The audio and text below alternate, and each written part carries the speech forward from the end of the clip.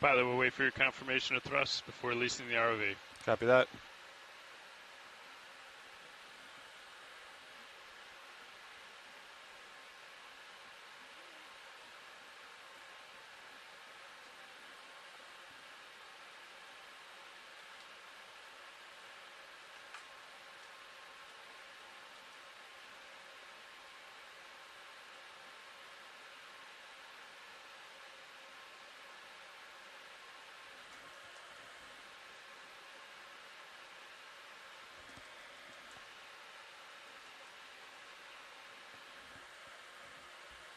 Pilot has control. Pull the pin.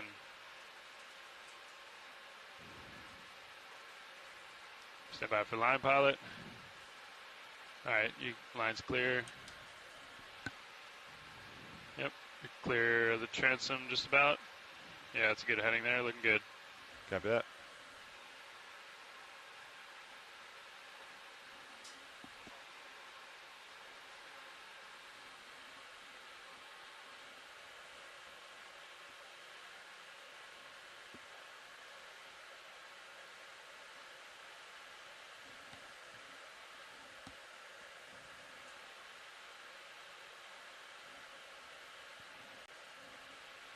Yeah, that looks great, pilot. I think you go ahead and lock in auto head.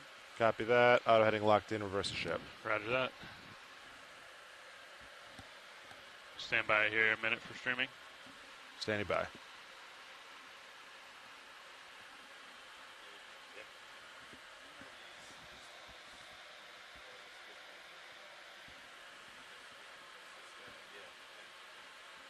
Ooh, nice.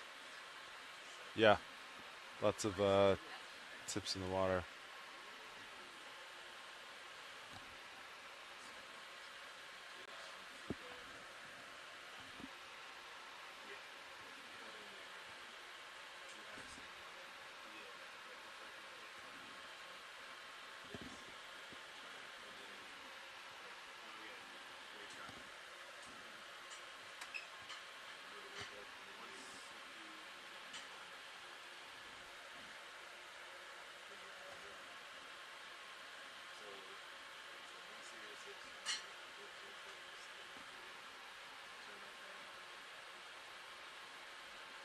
Okay, deck. Streaming looks good. Let's launch Sirius.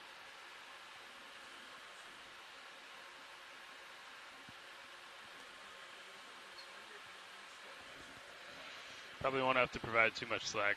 Yeah, I today, haven't touched thrusters yet. Great. This is it, just naturally. Okay. Yeah, let's keep it here then. Are there three now? 1, 2, and then 1, 6. Yeah, there you go. What a day. Whoop. Spoke too soon. Yeah, copy that, pilot.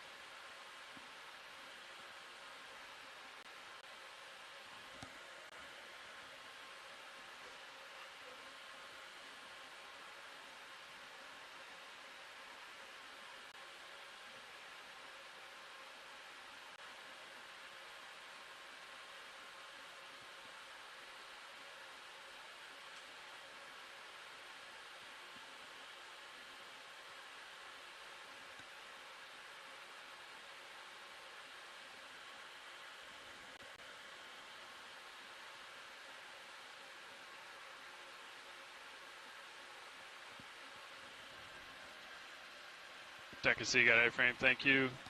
Wrap 0. Winch 0 the counter. Counter 0. Copy, thank you, winch.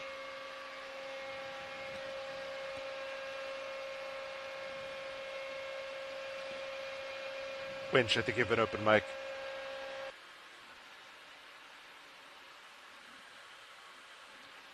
Pilot, are you ready to descend? Yes, sir. Pilot's ready. Roger, let's go down to 50 meters and hold at 15 meters a minute. Winch will do the same. Copy that.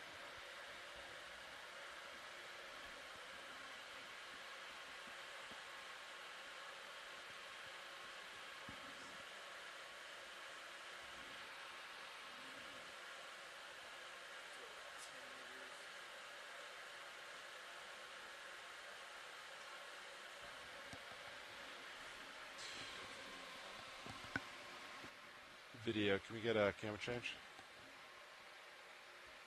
Thanks.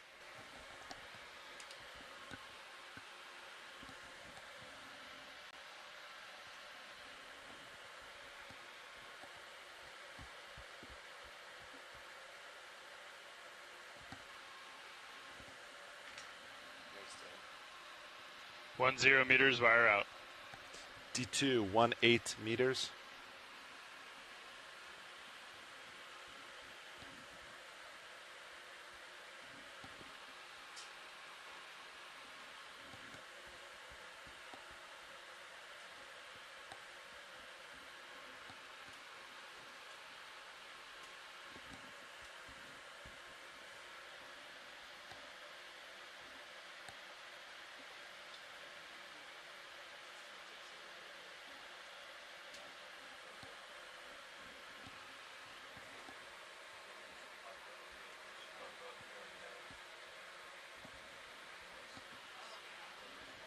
Two 0 meters, wire out.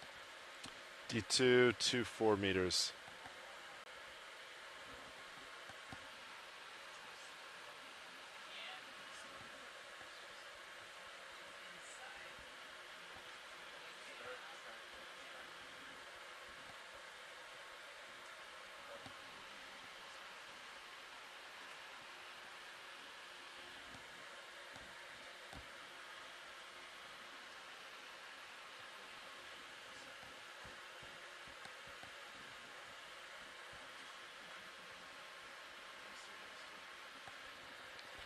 Dive soup, ROV nav.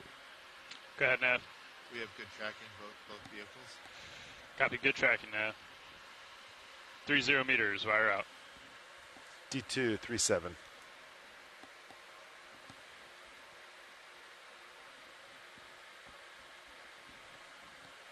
Copy, pilot.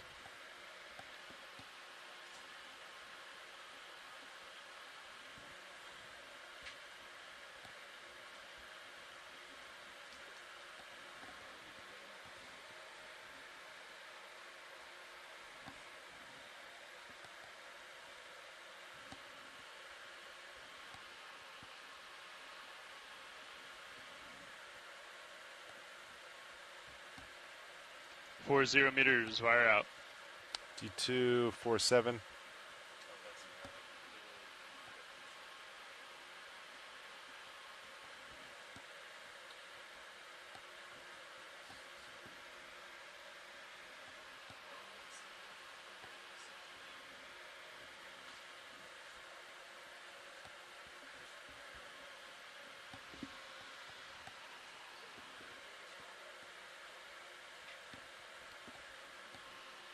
D2 stopping just below 50 meters. Copy that, D2 holding at 50.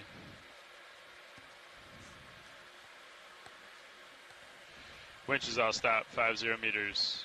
Winch, dive super. Go ahead, Dive Super. We pass control to the control room, please. Control passed. Control room confirms control of the winch. Copy, co-pilot. Nav, dive super. Go dive soup.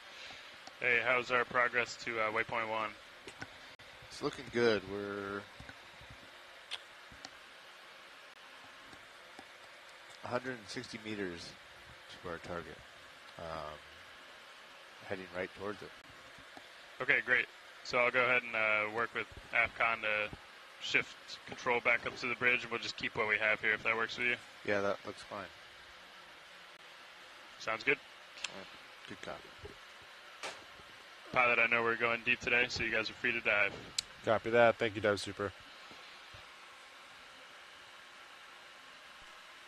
All right, John. I'm getting my Z-bias ready to go. You see any reason not to start going down? All right, Delta 5. I am disengaging auto depth. Z-bias is in. Starting to head down. Maintaining a little forward way. Let's do it.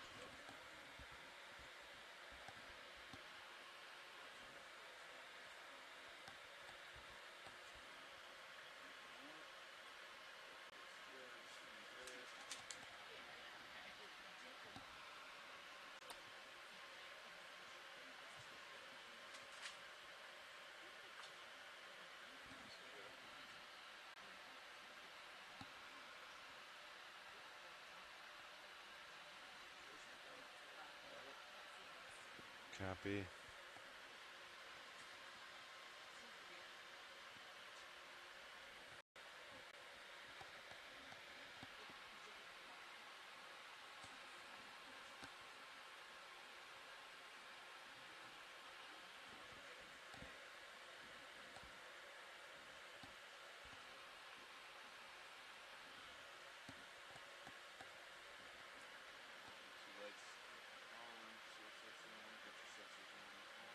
Nice. I had to Nav dive super. blue view, but Go it's ahead, fine Dive now. Soup. Hey, we have How's that pass running? control up to the up to the bridge. So they're going to maintain what we have back here. So I'd like to pass comms back to you, so we can make our way to waypoint 1. Nav has comms. Roger, nav has comms. Nice work, Nav.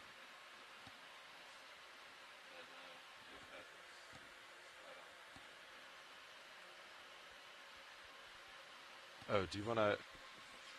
Is your sonar? Did it turn on? It's okay. Oh, let me... Oh, yeah. Okay.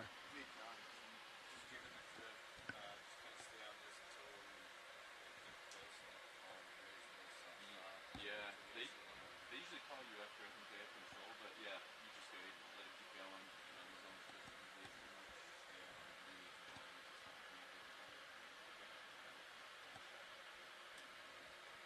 Got an excessive amount of marine debris. Yeah. A lot of stuff in the water, huh?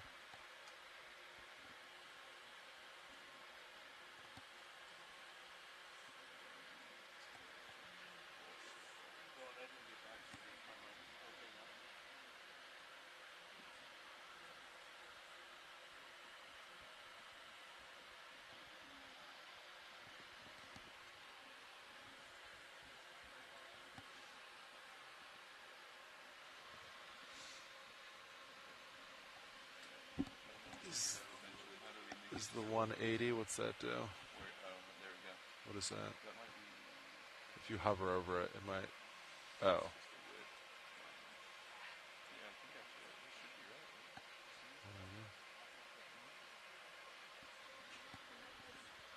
Huh.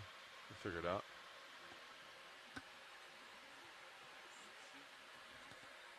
Yeah.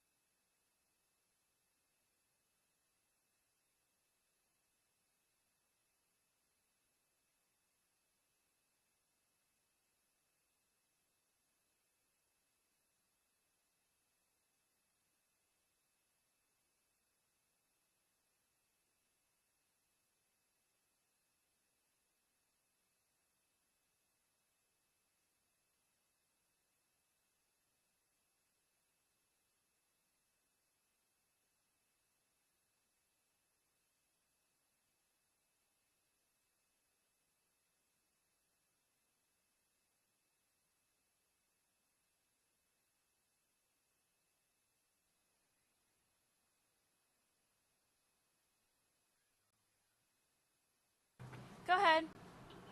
Yeah, if you're ready, could we come to a stop? Yep, coming to stop now. Do you want us to get an auto pause? Yes, please. Okay. Sounds good.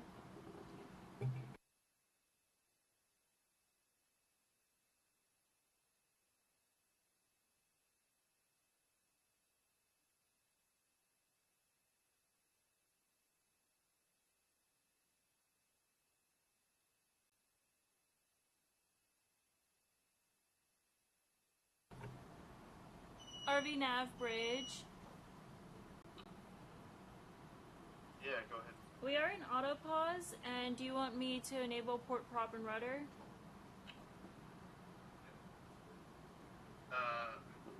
Yes, that would be great. Alright, sounds good. Enabling now.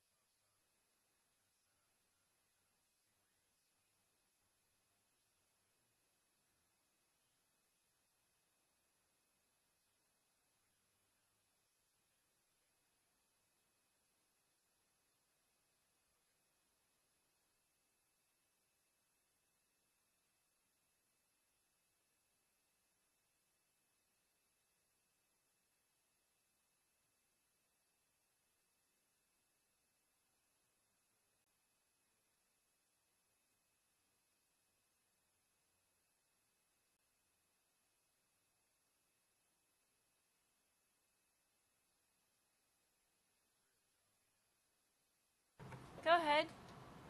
Yeah, are you ready for a move? Yes, we are. Okay, can I request a move at range 108 meters, bearing 031 at decimal 2 knots? Okay, just to confirm, I have range 108, bearing 031, decimal 2 knots. Good copy, all bridge. Thank you. Now, this is winch. Go ahead, Winch. Everything's looking good down here. I'm going off comms. Copy that.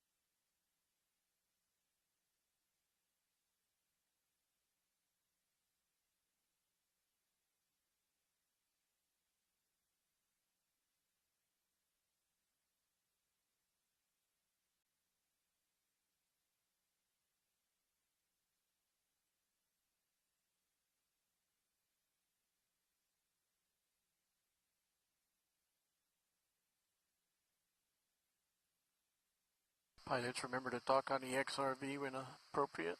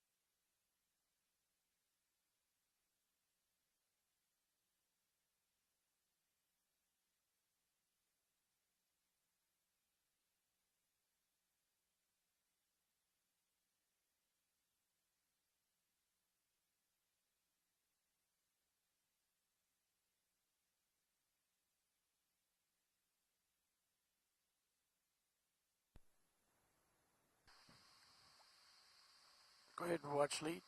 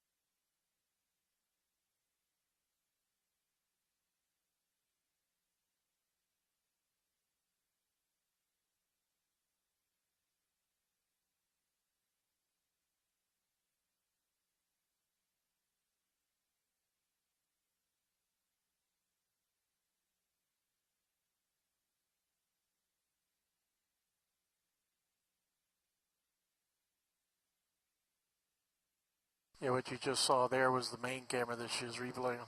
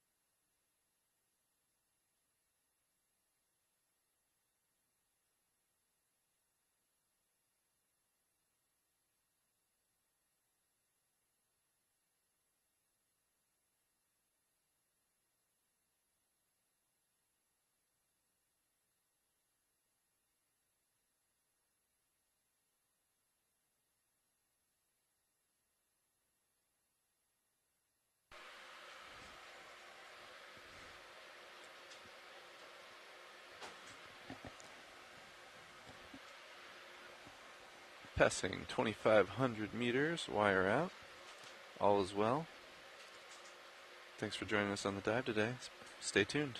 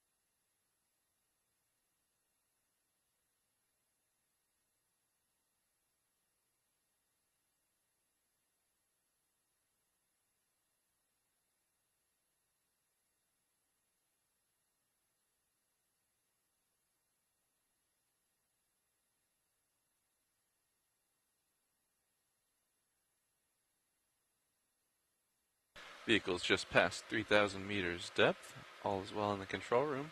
Thanks for joining us on a dive today. Please stay tuned.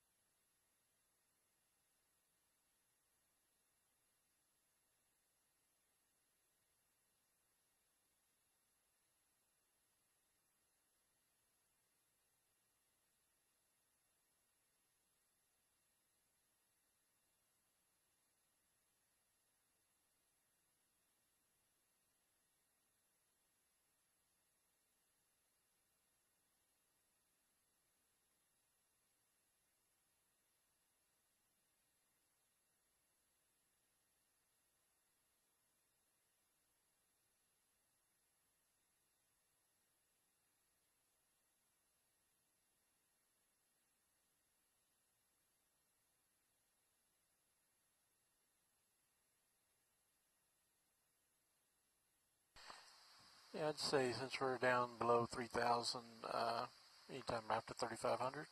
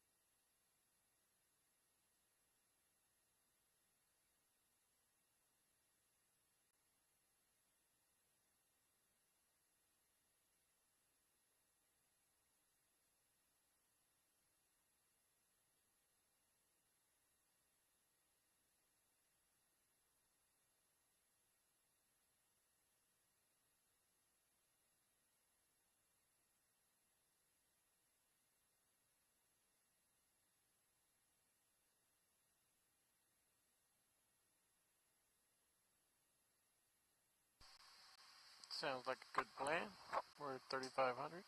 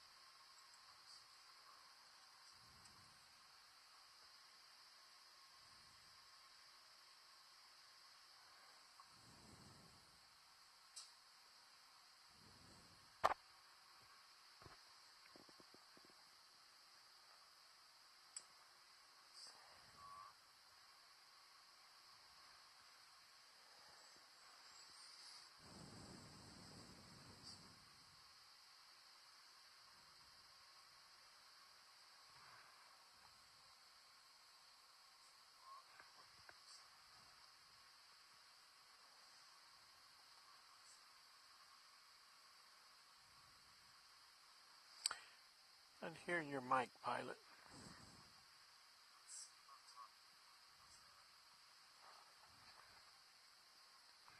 You're there, but just low.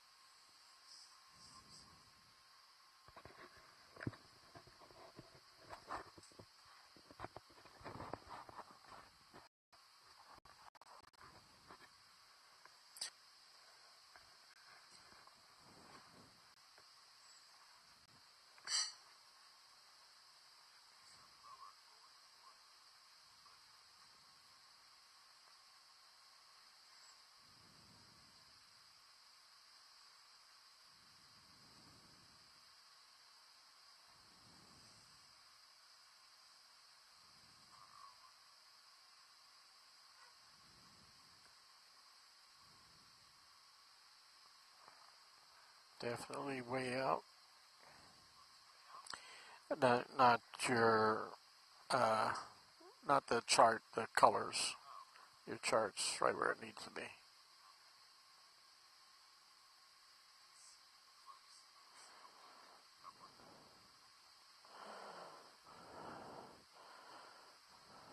You talking to video or? It looks square on the chart to me.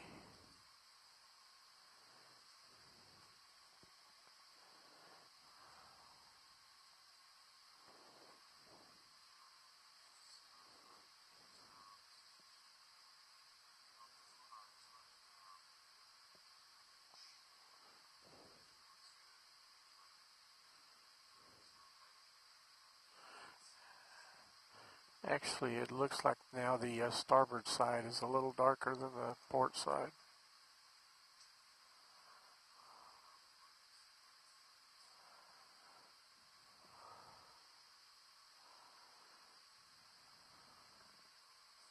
It's dipping. The levels came down. It's getting more centered. Yep.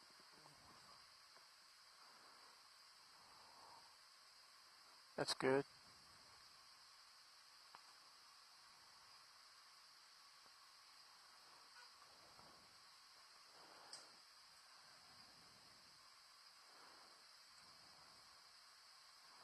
Okay, capping the camera, checking the blacks.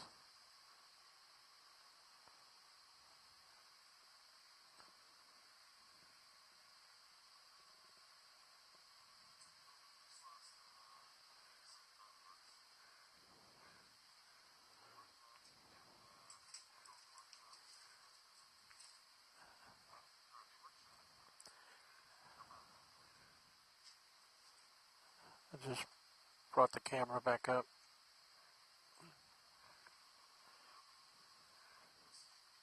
Okay. Copy.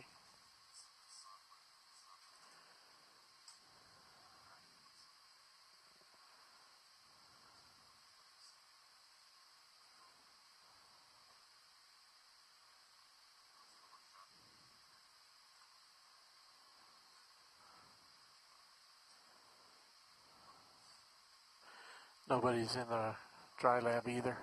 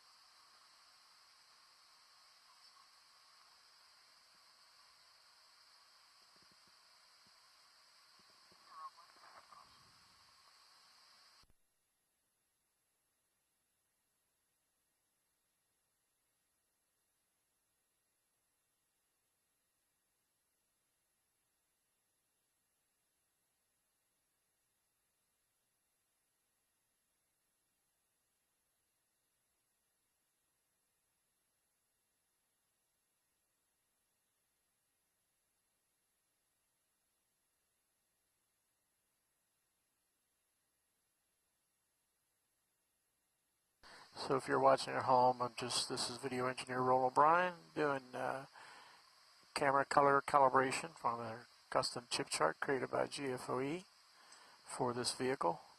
And if you're looking at the lower left of stream 3 quad split, you'll see an X pattern as well as a vertical line of dots. This is the waveform and vector scope that I'm using to calibrate the camera. Right across the bottom is what causes that X pattern, and it's also the dots on the lines on the right. The top of the X cross is what we call the gains or the whites. The bottom of the Thanks for joining us. cross This is the Global is Foundation on the for bottom Ocean right. Exploration, broadcasting to you live from the Pacific Ocean, just west of the International Date Line, in the control room aboard the Okeanos Explorer. Vehicles are descending today on a cinder cone feature. Expected depth 4,000 meters. Just past 4,000, descending to 4,400 meters depth. Thanks for joining us. Stay tuned.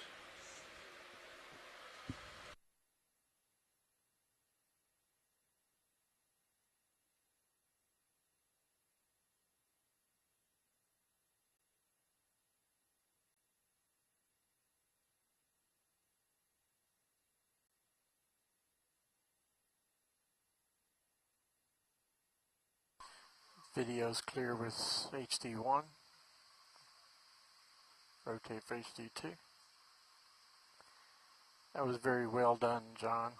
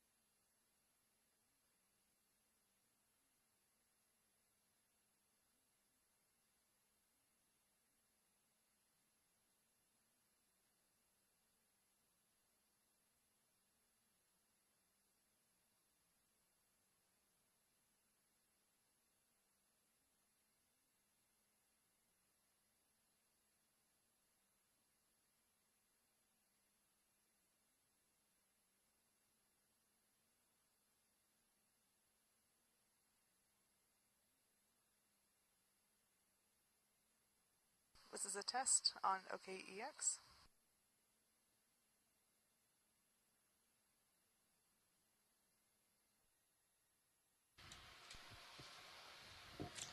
Aloha mai ka ko, mai ka wawa kua I ka hopoa kanaloa. O ka ia ka wa Okeanos Explorer I kona hua ka I kupaia na hala I moana nui a kea. Good morning. Good afternoon. Good evening. Depending on your time zone. Yep. Today we are doing a really deep dive compared to some of the ones we've been doing lately. We're diving on a recently mapped, I think, submerged volcanic feature that I've been calling a volcanic dome, for lack of a better term. I think someone called it a pancake volcano the other day. Yeah, also a fantastic word. Brian, do you want to go through the plan for today? Sure.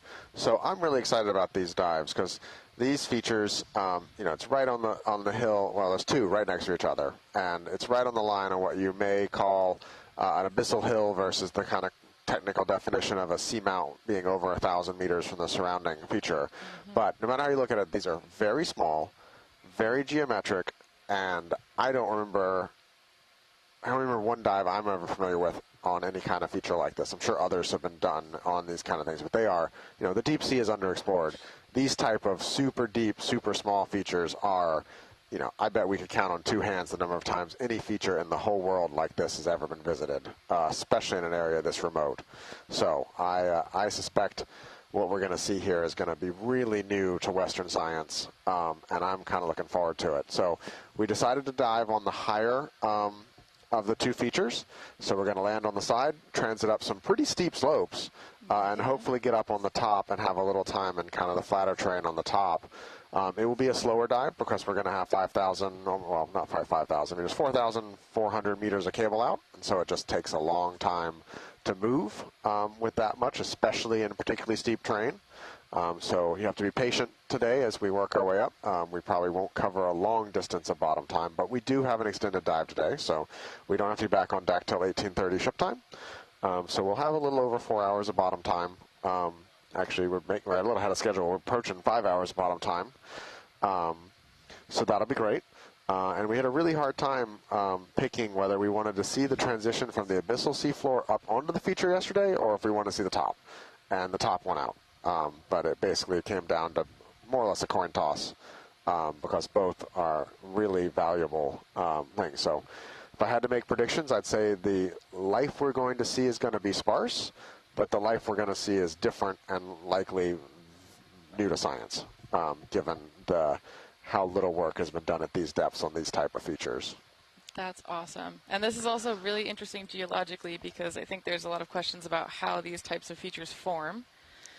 So getting a good look at the substrate here, looking at the larger geologic formations that we see that can tell us something about its history as a pancake volcano and what that means in the deep sea will be really helpful.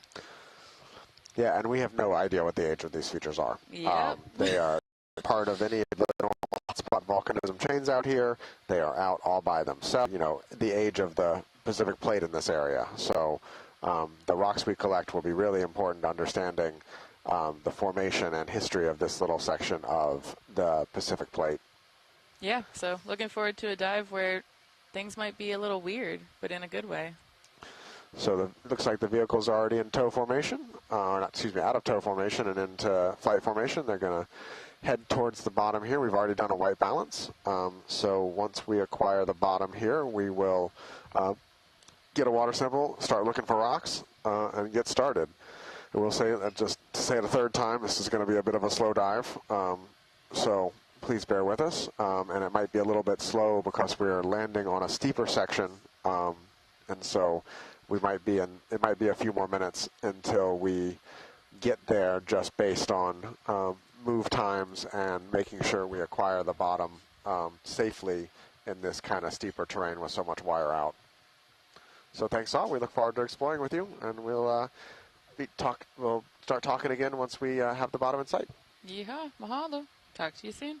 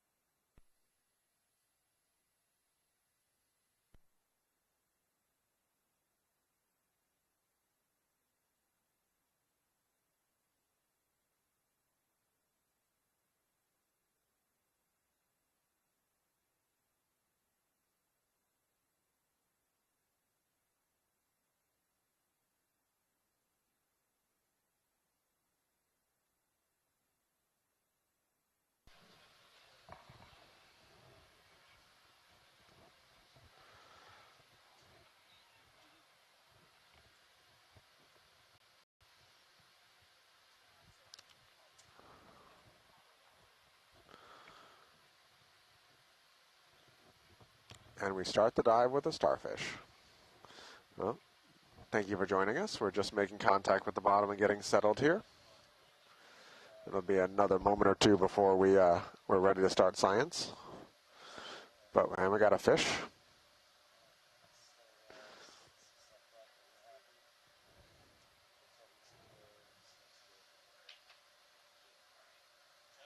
And we got some feeding traces. So already off to a auspicious start. Yeah, Chris, we'll go get it. All right, Roland. I'm on EXOV now. Copy, pilot.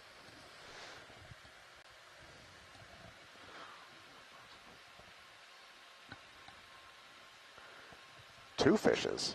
Wow. That's more fish than I would have expected already. No, I think that sounds great.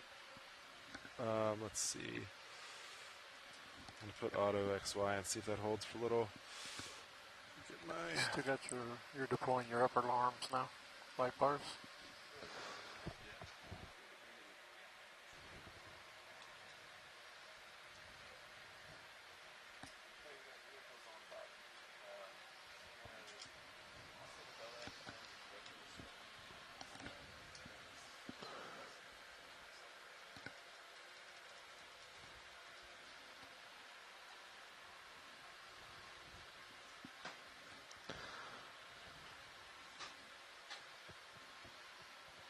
Oh, so Seastar looks good.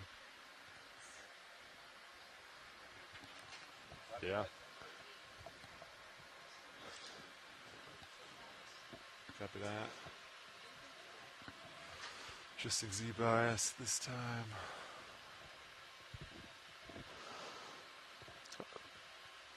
I'm amazed by how much of these black... Ooh, and a coral. Wow. This is a lot of life for that whole of like 5 square meters we looked at this depth. So these black kind of lines all over the rocks here are, we think, are some type of feeding trace. Okay. So that would be some kind of detritivore or moving across the sediment and slipping up. And Nav, if what you it could just help me finds. keep an eye on swing arms. It'd be interesting to see if we can locate the individual making those traces. We can. Oh, it's pointed down right now? Yeah. I can steer it up for you. Sure. Hey, Washley, we're on bottom, our lights are out, and so we are ready. We landed in a pretty steep area. I can do some side-to-sides, but... Yep. All right. Yeah, pretty much. So let's look at the coral bottom right first. Yep.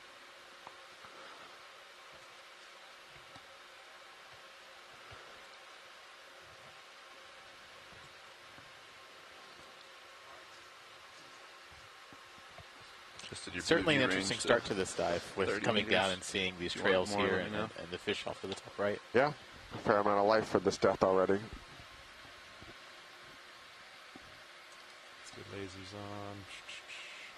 All right, Biddy, you want to come on in? Well, whatever was crawling around certainly lasers, covered some tracks.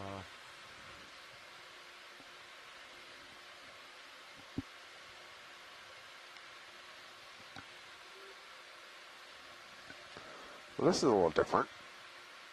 Polyps are huge.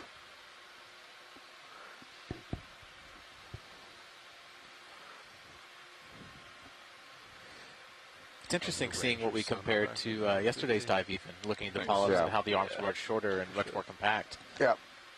Got the uppers fully out and just a little back. We'll just keep an eye on those if you get close to the wall. I think we'd like to collect this, please. Sure. Let's see. Go full screen. Full screen. Fill the specimen. Copy that. We'll get the specimen shot. We'll go.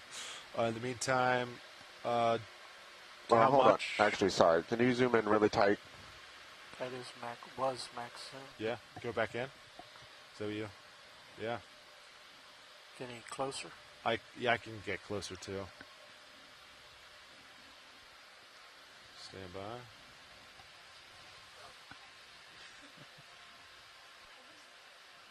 Go eat lunch.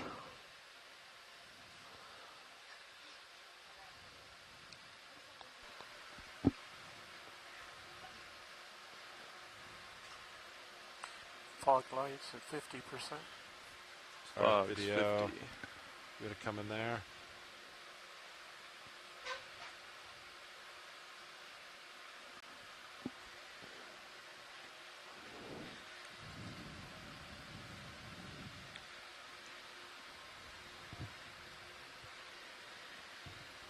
Let's take fogs to 100. 100. If you hear heavy breathing, it's because I ran up here from lunch to look at this. This is very cool. Did we get an ID? We're working on it. Okay. So it looks like Romilogorgia militaris in some ways, but yeah, do you want to get just like a 5-meter move on Sirius, just to read my mind? But that was the debate we're having, is whether that is found down here and or not. 5. Just do 5 for now. Yeah. Wow. Let's get some motion going. It'll take us a few minutes to feel that. Yeah, then we can get kind of an eye on, see the delay. Yeah, we'd like to take a clip of this, please. Yeah. Do you know how much you'd like? Kind of like maybe half or? Yeah. Okay. Sounds good. Full wow. Specimen. Tilt up. Straight.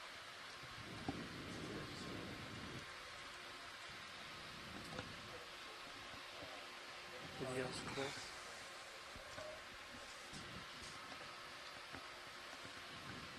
I didn't expect to see corals from down here. Yep, they exist, but they're kind of on the sparse side at this depth. So John, I'm gonna, because it's so steep, I'll probably have to lift off for the box. I'll snip it, get a good grip. I'll lift off. I'll see if autos hold. If not, we'll go from there. And then just keep an eye as we get 5 meters closer. Are you okay now? Yeah. Okay. And then just keep a screen up of the Sirius view somewhere.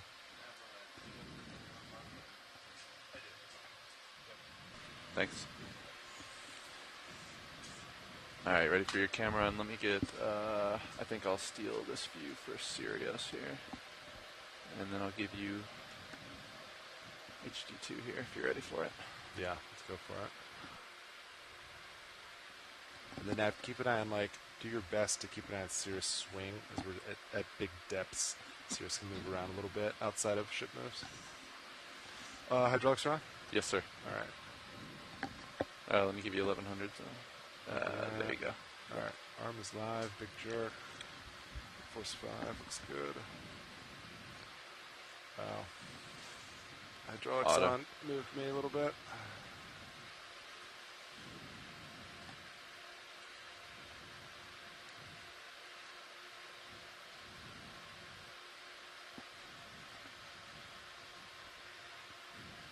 Oh, do you want to draw it into while we're here? I guess? Sure. Should do just a little snug there. Yep.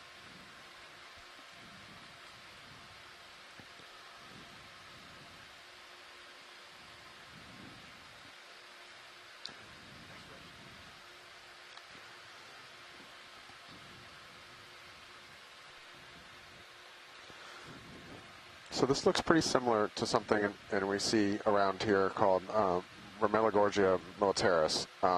But these polyps to me look much larger than what we see in that group. And it's a monotypic genus that was only described relatively recently in 2021. Wow. Really auspicious start to this dive. Let me know if you're feeling tug at all, pilot. I can come down a little. Just trying to keep a healthy delta with the heave. I think it's just the smooth surface of the wall. Okay. You might have to nuzzle against it with a little forward. Yeah. See if that holds there. Nice.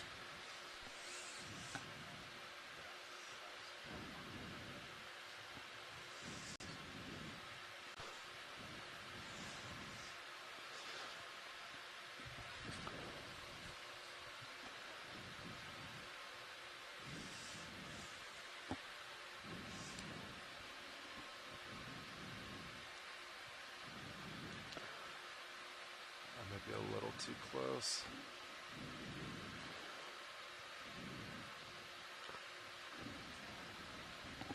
Do this instead.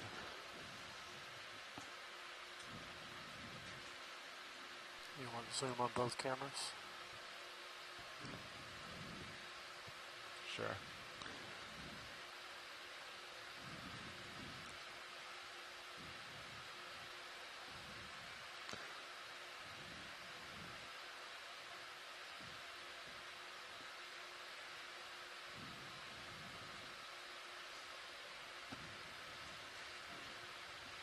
Okay, zoom out.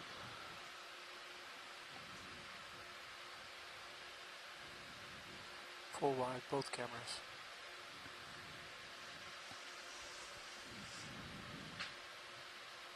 Is that good, watch lead? About Yep, half? that's perfect. Great. Which box are you thinking you're going to like this I might go starboard, just to, it's a smaller piece. Yeah. So I can... Looks like a swimming polychaete left the colony as well that we disturbed. I didn't see exactly where it came from, but... Wow, cool. So I'm going to hold that there. Roger that. Box is prepped, waiting for your drawer command. Sirius looks good, nice and steady. Good. Yeah, I think we might be moving just a little bit. Hard to say.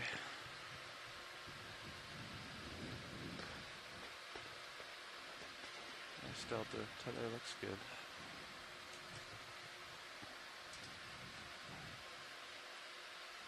Let me give that a second. Roger.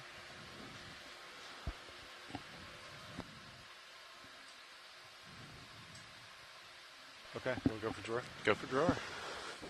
In work. Oops. Yep, there we go.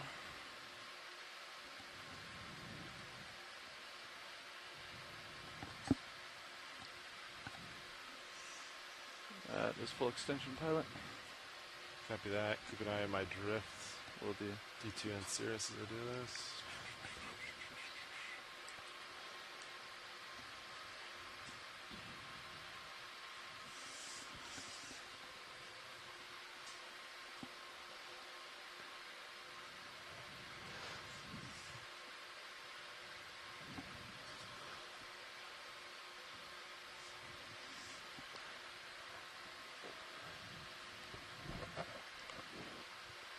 Pilot's going for the hardest box. Yeah. Just to start off the day with a challenge. Just want to sprinkle in some extra sparkle, I guess.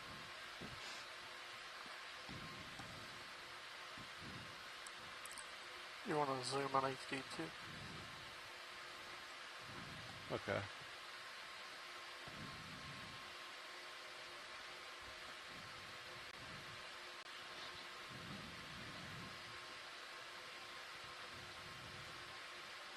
Still hung up on the claw.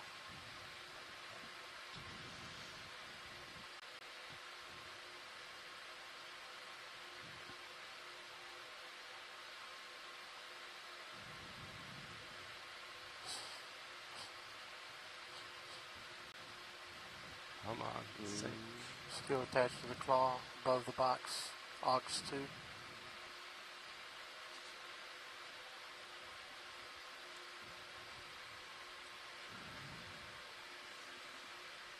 Vehicles look good. Doing good pilot.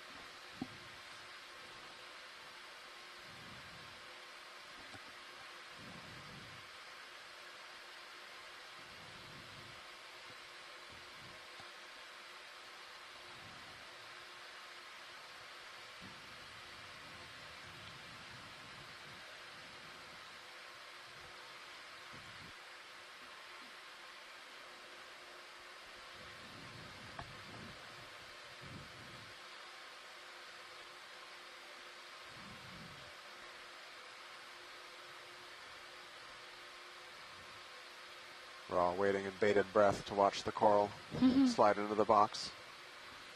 Right, looks like it might have detached from the claw. Nothing like the fine motor control of a ROV manipulator arm. Yeah, the manipulator arms are really impressive pieces of engineering. Yeah. Because they're force feedback too, so we have a little miniature arm up here in the control room the pilot's actually manipulating and can feel when it's pushing on things on the seafloor in the little mini arm up here in the control room. Yeah, we joke about Science Poke, but actually we do have a lot of information from those because of that feedback, in addition to the visuals. Nicely done. All right. All right, go for that. I have to admit I don't see it, but I'm assuming it's in there. I did. That's all right. Okay. Thanks. Awesome. So that was O1B and starboard outboard biobox. Yep.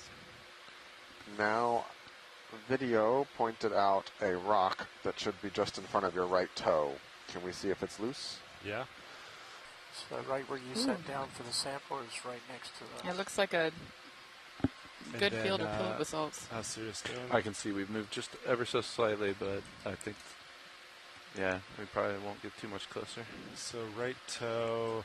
Just forward of your right toe. Even with the lasers coming center. Val heard the rock. Hi, Val. Val Finlayson is a shoreside scientist, geologist who has been doing lots of work on trying to age these seamount features. Looks possibly cemented. So these rocks will be really helpful for that. Assuming that that is not encrusted. We shall see. Video, you want to snap? Lasers on. Yeah, that looks encrusted to me. That's stuck. Yep. Copy that. All right. And then just to the top left from the coral we sampled, there was something white on the rock I'd like to look at. Next. Right on the rock, you got it. Are you sure it's stuck? It looks like that cruise all the way around it. It looks cemented to me. It looks pretty cemented, most likely to me too. And that little bright color thing right there. Is it center? Top left. The bright white top left. Different. Got it. Little white guy.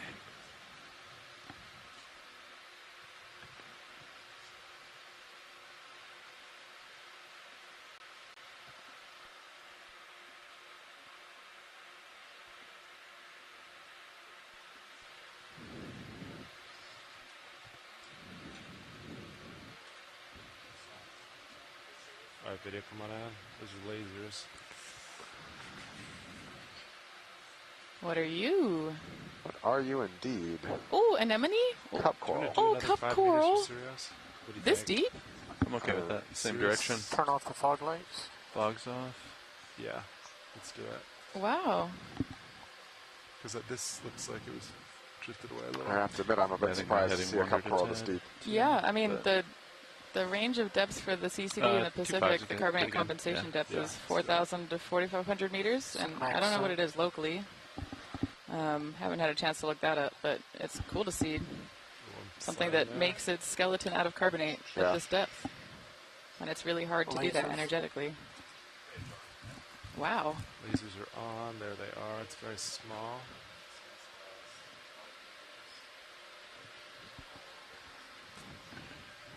Are you good with that, science? Yeah, but I think the next thing we want to look at is to the left.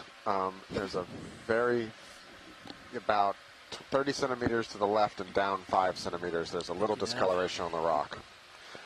Gray patch to the lower left. Yeah, it's like that white speck below that large leftmost pillow on this ridge. Right. Yep. Left lasers over it now. Yeah, yep. Now it's kind of dead center. Yeah, let me just turn a little bit. Sweet.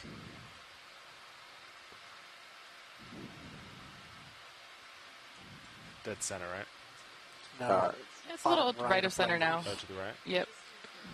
Right between lasers below. Now it's center. Nice. Copy.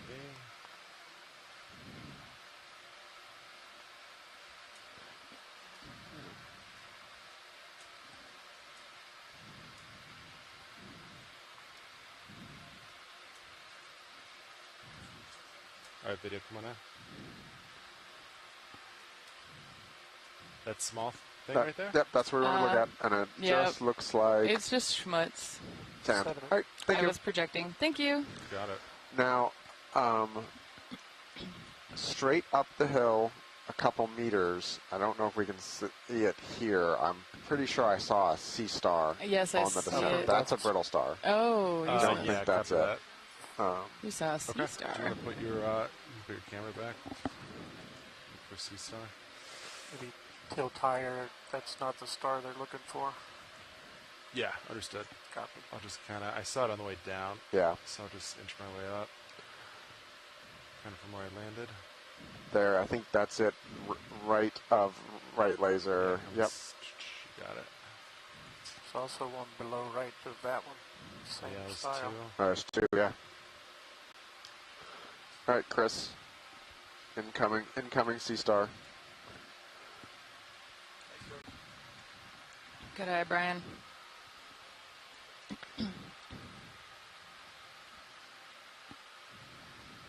All right, video, come on in. Very small. Oh, yeah. Oops, slide there. Sorry, video. Come partial. Partial. I didn't tug you, did I? No, I think it was just me sliding on the right. Video, come wide. I'll get like right on top of it. I have a little bit of tilt left.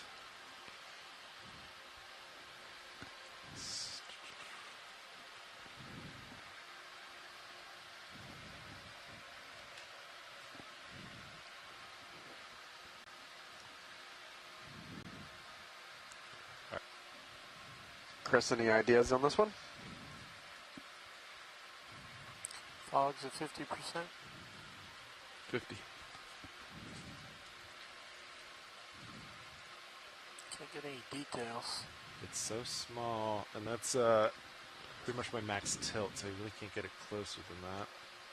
It's all right. I think this is a good look for trying to figure out what it is. Just waiting on Fog's to 100. 100. If we can get it to a good ID. Yep, that didn't help. Bring them back to 50. Chris Ma says it's a porcelain asteroid, but it's tiny.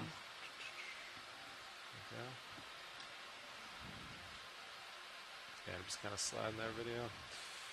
Sure you saw that? I think that might be another one bottom right, too. Yeah, I think that's probably the same thing, Sean. If the bottom right's easier landing spot for you. Try for that one.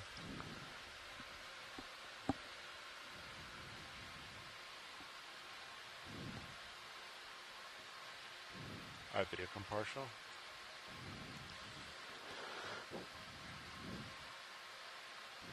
Partial.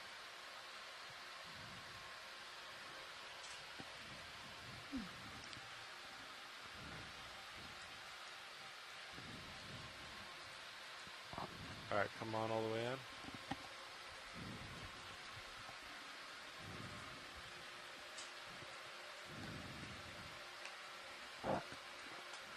This one's even smaller. It is.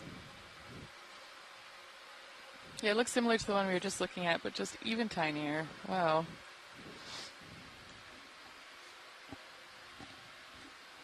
So you're centered up nicely, actually, right? Yeah. 30 degrees. Agreed. Just hold here for a moment, if you would. Yeah.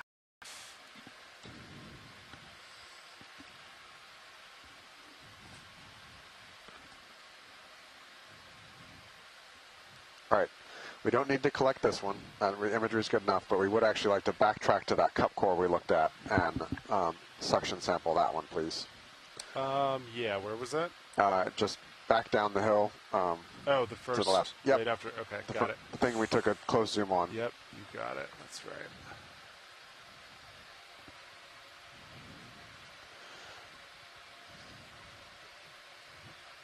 Bottom left, that's the one.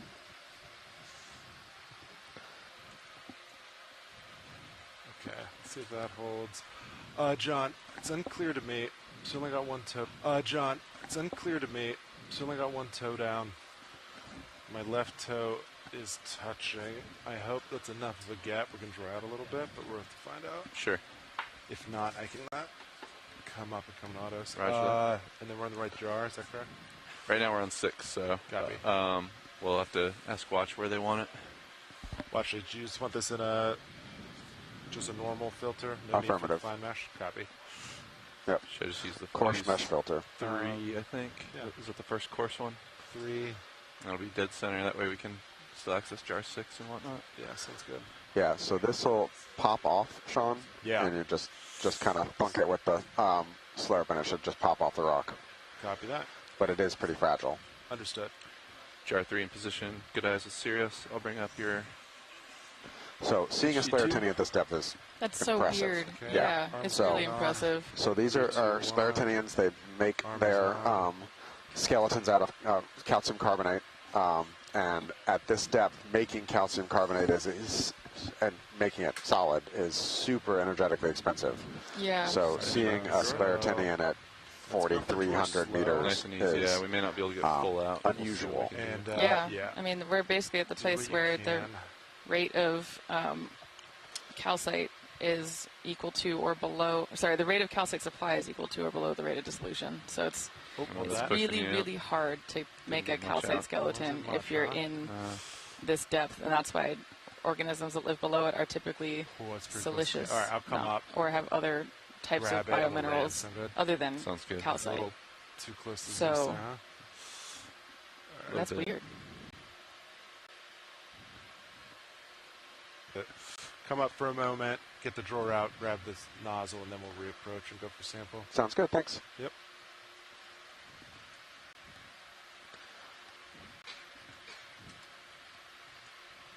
Sirius good. Delta Z good. Yep. Copy. Tether's great.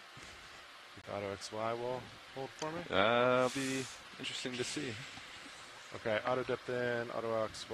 All right, let's go for drawer now. Drawer coming out. Nice and slow.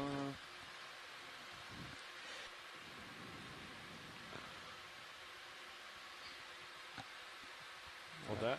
It's holding. Force 5.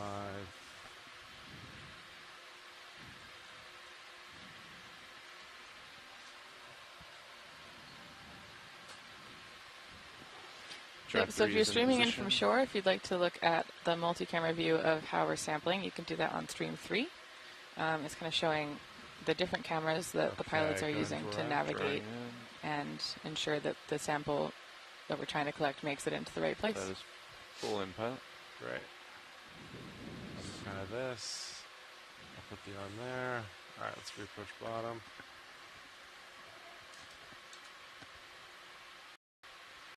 Yeah. Position. You know it. Looking good.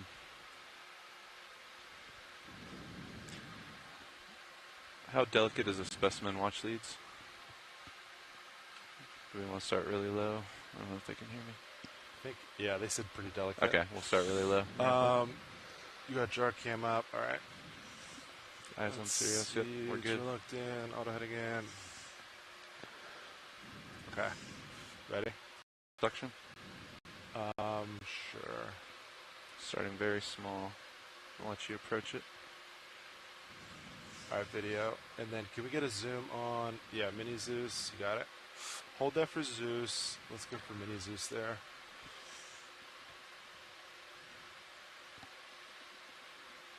Partial. That's good there. All right, a little more on the Zeus. All right, hold that. All right, John, you ready for suction? Ready for suction. All right. Starting small.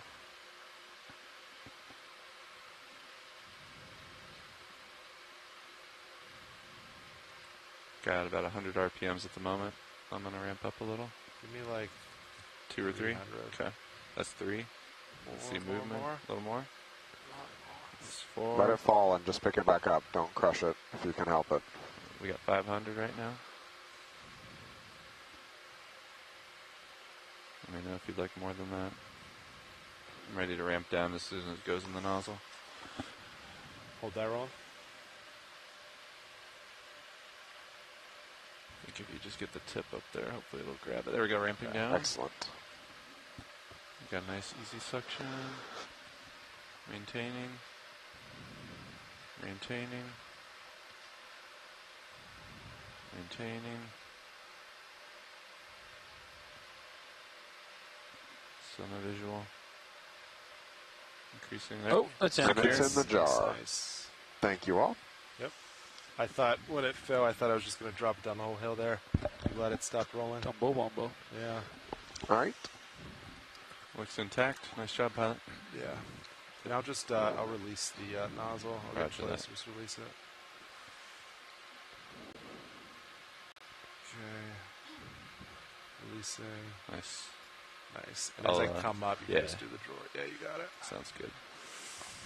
Very nice. All right. I think that's everything we saw in the immediate field. If we want to get Sirius moving, and then while we're waiting for tether, can we do a water sample? Yeah, sounds great. All right. I'm going to go to lunch. Yep. Sounds good. We'll do a Have quick fun. change, too, and all sounds good. I'll let you come up and we'll jostle the drawer a bit. Yeah. I guess we might as well. Which jar was that? Jar 3. Jar 3. And arm hydraulics still on over there, it looks like. Okay. Let's. And that was O2 Bravo and jar 3, yeah? Arm is off. I guess this would be a good time to switch, but if no one's here, we'll keep going. All right. Yeah, Nav can let us know when he's ready. I'll come up a little bit. Oh, Bobby's here.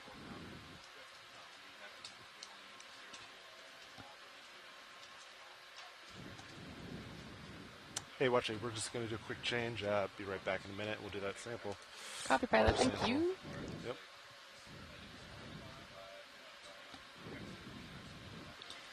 Okay, so the pilots are switching out. And then we will do a water sample.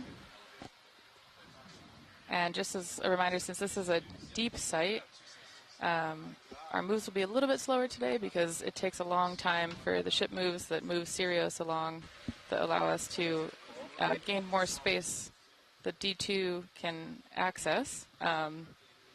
Those ship moves take a long time to translate down the 4,300 plus meters of cable that we have out right now. So today will be a little bit of a slower dive, but it doesn't mean it will be less exciting because we've already found some really interesting and kind of weird organisms for this depth. And yeah, looking forward to seeing more beyond this field of view that we've had since we hit bottom at about 11 HST half an hour ago. If we've already found this much here, it's going to be an interesting dive.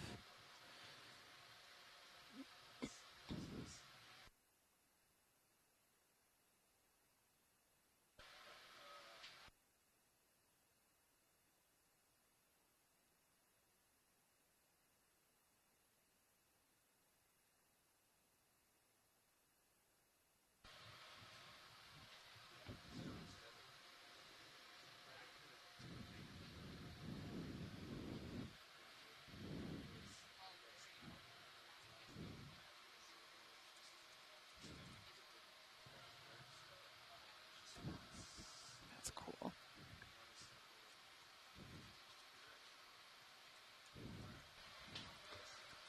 You guys want a little move? Or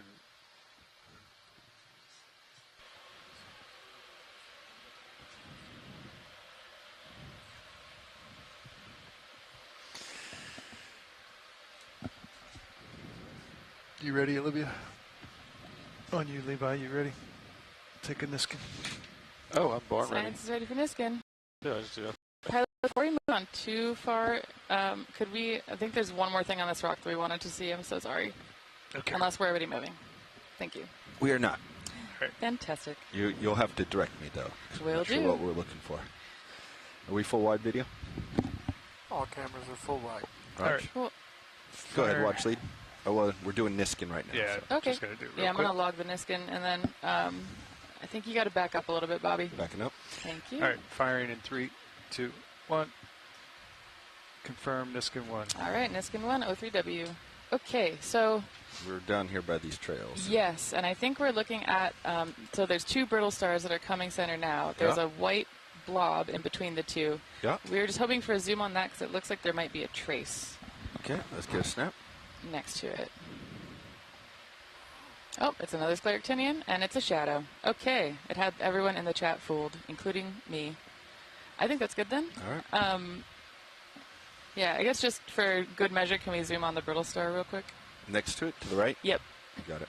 Just to confirm Just give what just it an ID is. snap, please. Yep. This is an ophiuroid brittle star. See if Chris Ma can give us a nice ID. He's one of the researchers at the Smithsonian, and I would say world's expert on echinoderms. 025. Last moves were called Oh, in. actually, it looks like this one has a trace on it. It's your sonar, right? You lined up with it? Okay. Looks like it. All right, you want it 5 or 10? Could we get in for a little bit of a closer video then? Yeah, Bobby? let's come out. Thank you. Partial. Up there. And help him hop up. It's going to be a while before the move gets there. Oh. Yeah. Sonar's Sorry, Anna. fit today. Ask it again. What is a trace? Yeah, so what we're looking for is these darker lines that are on the rocks that are kind of squiggly, that look a little bit more biological in nature. Might be indicators of organisms feeding on this detritus that's over it. And so what I was looking for is wondering whether this brittle star is making this feeding trace through the detritus. And that's super important to be able to look at because it tells us what might be making those traces when we don't see the animal. And it also tells us what the animal's diet and lifestyle, I guess, is. Okay. So it's like trophic level. It's great information. Yeah, and pilots, it sounds like this one is going to be a priority for collecting if you are willing to make another collection at this site. Collect, okay.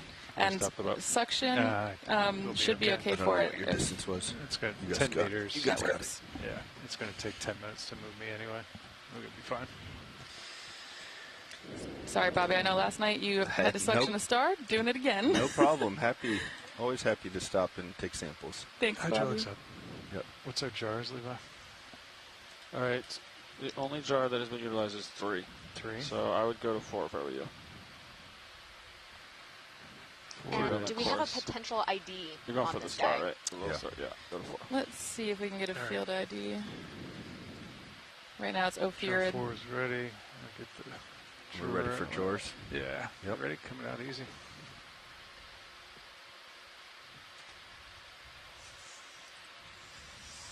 It's all the way.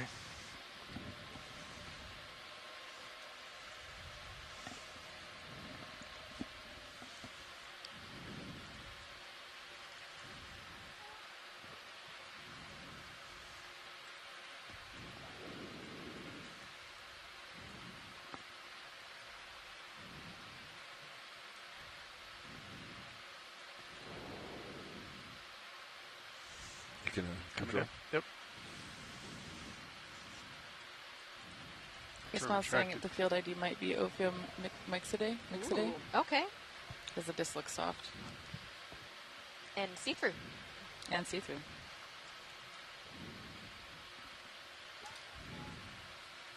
Move is complete. Thank you, Bridge.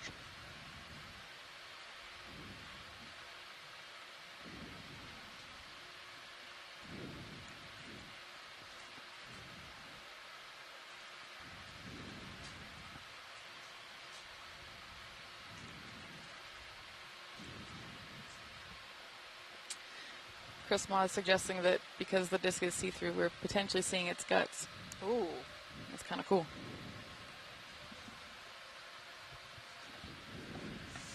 You see quite a few of those trails around. Yeah. Some of them are massive, so I'm thinking... Just come in. Unless there's a massive star of the same variety. I don't know if it's making that. Some of those trails are as big as the star. Yeah. Oh, look, they're like Co-pilot, whenever. Ridged. Such is on, that's 400. It's getting back to the Roomba path. Yeah. Oh. There's a whole area of study that's about traces. Yeah. Okay. I think in the modern it's called Lebenspuren. Oh my goodness. Life traces.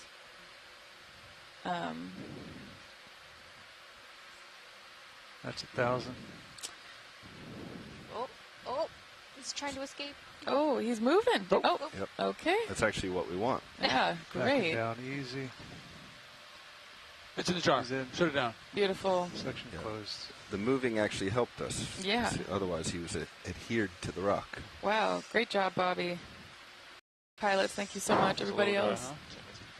All right. That was 04 Bravo in section canister 4. Canister 4, correct. All right, thank you. Go for George whenever. Drawer coming out. Its movement was its undoing, says Chris Ma. Oh, so Sorry, sad. buddy, but thank you for your contribution to science. Being able to sample an organism in situ when we see what it's doing in terms of its feeding ecology is so, so helpful for knowing more about the deep sea in general, but especially about what they are doing down here in this deep, kind of weird environment. It's not fully retracting all the way. Just trying to get it jostled. All right, that looks pretty good. All right. Eye jogs off. Valpac secure.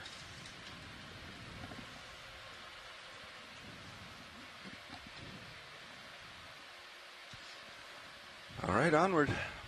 Awesome. And Chris Ma is saying that he bets that that's a new species or genus. So thank you, pilot. On the right-hand side. Probably not. There's another star here. Oh yeah, I think called this it is 4 the minutes one ago. we were zooming on before. Roger. We were not entirely sure about what it is. Get you a real nice close look. Alrighty. Oh, maybe this one's different. Don't listen to me. This one's You definitely would mark that as a swimmer, Levi. Looks a little Jog chubby. It does look I chubby. don't know. It's kind of down there. I don't think it's going to come out. I don't Go think ahead. it's Go ahead, come Roland. out. Okay. Oh, it is chubby. Oh, it's so chubby. Okay. Very different from the other one. Yeah, it's not as fuzzy. No. Huh. It's too much. Yep. It's got, is that nice pillow basalt underneath it?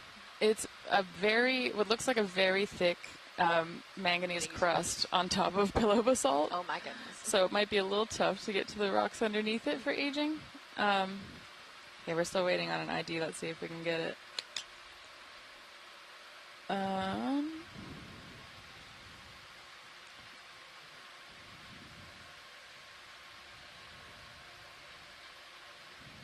Great view of star, though. Great texture on it as well. Yeah. And then Chris Ma takes a while to get back to you. That's suspicious. Video's Oh, clear. okay. This actually is a larger Ahu Astra, the GFOE star. Wow, that is massive. That is huge. Okay. Thank you. I think we're good. Then. It's like Seastar Mountain. Yeah, no kidding. All I've seen is Seastar so far. Yeah, and cup corals, which are so weird. And there's another of that coral that we saw at the beginning of the dive that stumped everybody. I think it was Remula gorgia, potentially. Could we zoom that whip coral before we start moving if we have time? Let's get a quick snap video because I got to move on. Yep. Okay. All right, cool. That looks similar. I think that's good. Thanks, Bobby. All right. Thank you.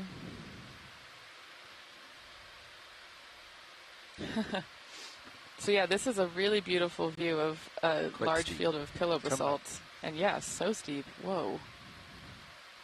Thank you again, pilots, for maneuvering Well, give us a through side to this. side to see how steep it is. Yeah, that's what I was working on. Thank you. It's a sponge. Wow. Yeah. That is incredibly steep.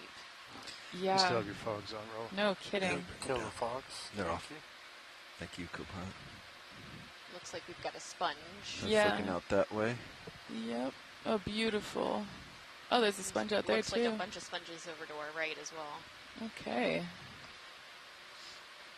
Oh, I love the cinematic geology shots. Thank you. This is super helpful. Oh, and a slump feature. Maybe? Yeah, that looks like a slump that then got encrusted.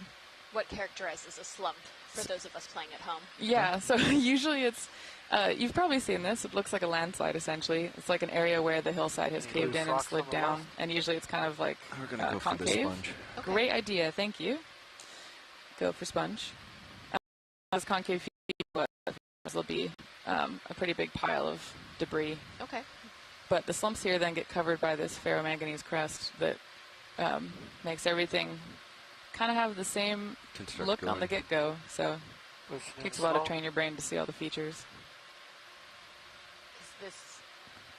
Is this all purple I'm wondering that. or blue? Earlier when we were further away from the coral that we collected, it looked this color too. So I'm wondering if it's white and it's just something about Sorry, Roland, I stopped too early. I'm going to settle up. the way our light is refracting through the water. So it looks like a glass sponge. And of course I can't remember the name. I'm wondering Pharea, maybe? Or Phareid? It doesn't look like the other ones. This one has Ready a for more? center. It A does. center stalk. And Chris Kelly is saying this is unknown if it's possible to collect it. Pilots, do you think we could double this in the starboard outer just to make sure we have enough room? Yeah, I think we could probably do that. Sweet. Since we know the coral and the sponge won't eat each other. What time that moves, that Levi? I think that might be I think that's, so yeah. Awesome. Like the 10-meter move ended at This is gorgeous. ship ended 6 minutes ago. Yeah, I'm a little bit at loss we of should what have it might plenty of be. time. So Chris Kelly says it looks like it's some type of corbitellinae, but it is unknown. And Yeah, everything looks good. I agree. I got your view so it's right a type here. of glass You wanna sponge. take mini Zeus? Yeah, I'll wait till he gets settled in. I got me up here as well. Oh, you going Yeah. for a grab? Go ahead, Warren. Go for a grab. Yeah, Laser's clear. sounds like they want to sample. Yes, we would like to sample. I'm getting kind of gelatinous, kind of crumbly vibes out of it right now. Yup.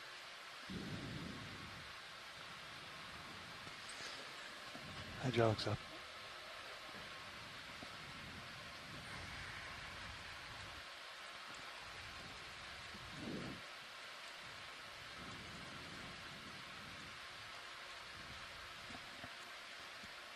Okay, let's get full screen. Can't really draw out here either.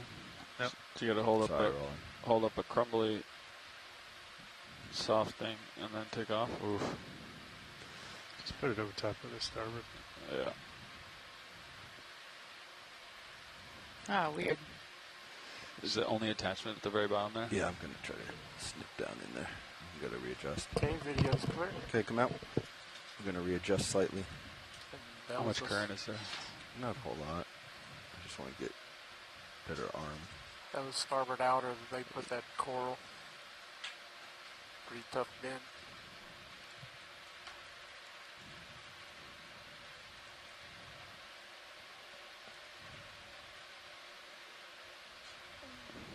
CO6 totally fine. Tilt this 20. Yep. Well, it looks like less than 20, doesn't it? Huh. It does, but it's been doing that since. I wonder if shakedown. it's just the. That's going to be tricky. Let's see. Try it right here. Yeah, I think you can get in there.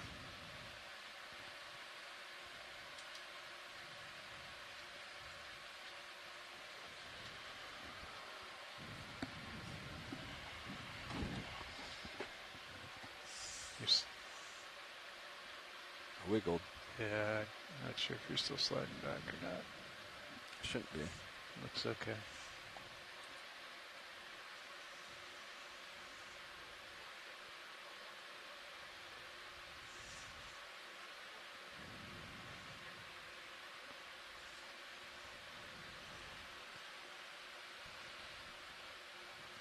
Let's come partial, please.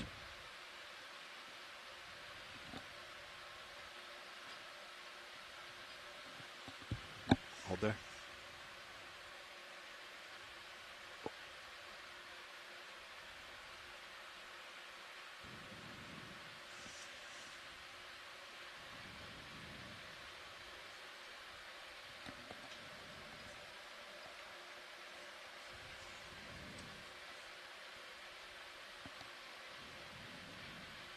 Do you want me to watch your feedback numbers? No. Are you going to grip lock a cradle?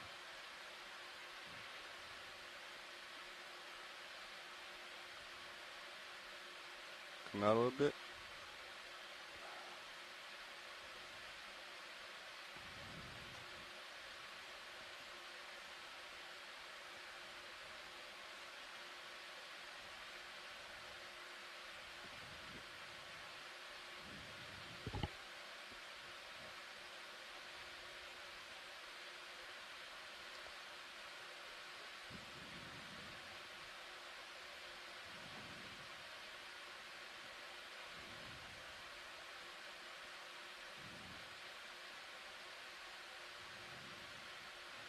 Just slowly opening still.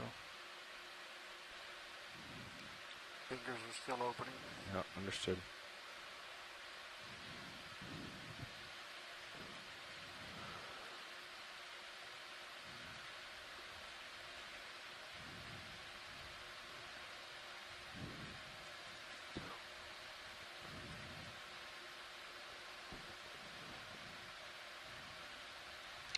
I wonder if you could just present it to the suction sampler.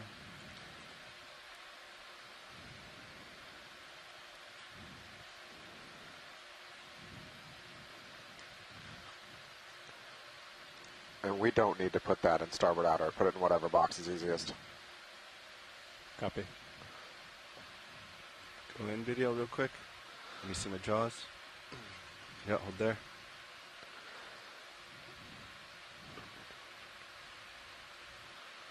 Okay. Come out.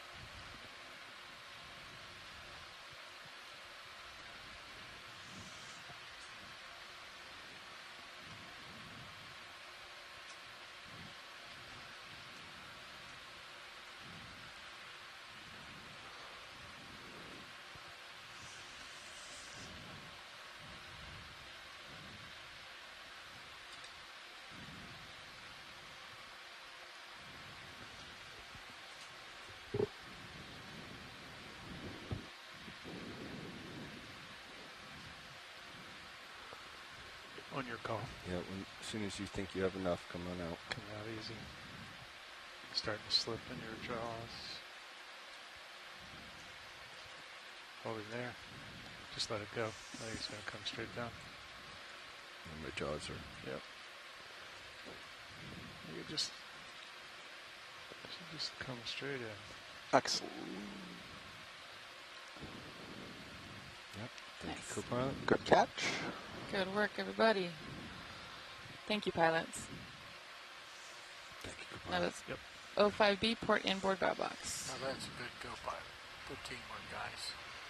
And Shoreside is echoing their thanks as well for the really wonderful collection. 05B.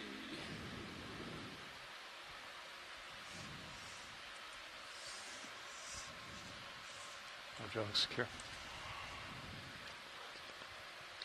That was port.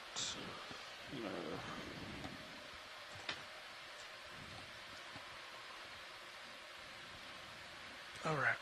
Probably could have just squished it, but... Nah, that's perfect. You kept it intact. That's exactly what you needed to do. We appreciate your effort. Yes, thank you. Wow. Thankfully, thankfully I don't think it was going too far. But you saved me trouble of having to retrieve it. Appreciate it. That's perfect. I wish these jaws had position control. Yep. I thought I had it, but it was slowly opening. All right, onward. All right, Liver. What do you think? Another 10? Sure. All right, let's do it. Okay. And pilots, if we see any slumps or anything that looks like there might be some loose rocks around, would be great. Bridge RV nav. Yeah, would make a move, same as last. Nice. 10 meters, bearing here. 025 degrees, speed decimal 2. Good copy, 2155. Okay. Carbonate, maybe? No. Most don't definitely know. not. Yeah, I think not, but What do you see that's carbonate?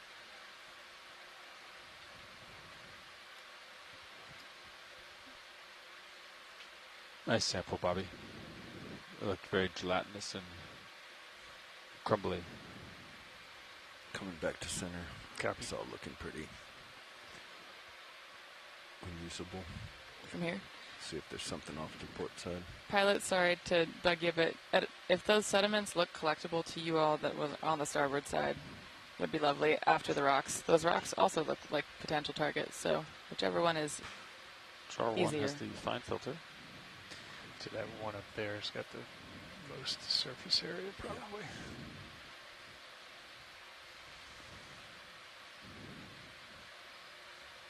Wow. Probably keep this move going, Bobby. Yeah. I'm not seeing anything on rocks.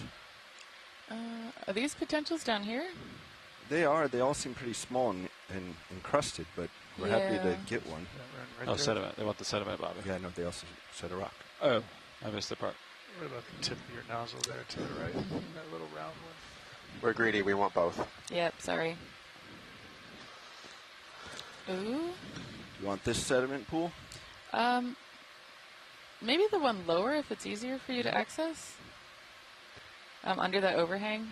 Yeah, under the overhang is never going to be easier. Okay, never mind. Then let's do. We can try under the We overhang. can try it, but Okay. Which one has better sediment? yeah, we got to get the better sediment. Yeah, pick the one you want. Under the overhang has good sediment. Okay. Yep. So these are all and there are loose. loose rocks.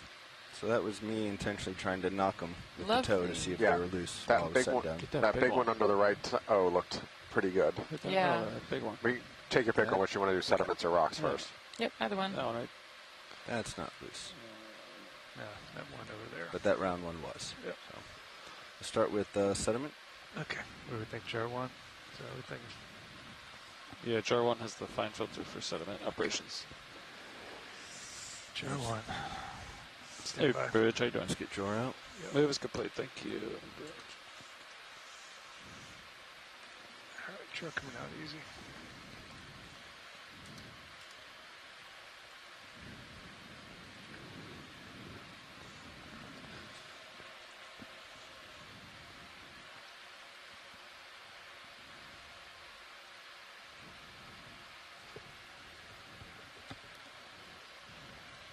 Do you want me to pull you back?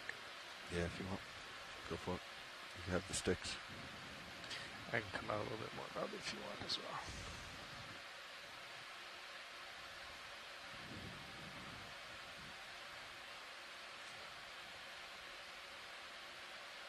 Go ahead, Jor. Coming in. Wow, look at that crack in the crust. Yeah. That's crazy. You driving me down, Levi, or am I Got taking you. it? I got you. All right. Take the box if you want it. Okay. Another coral.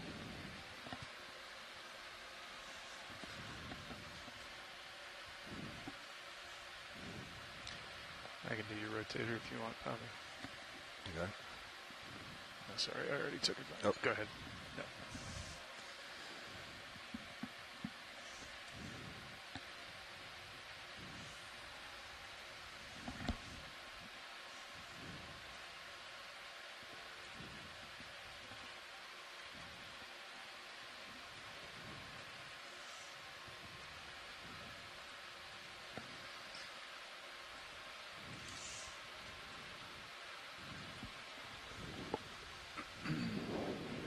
Let's go partial HD2, please.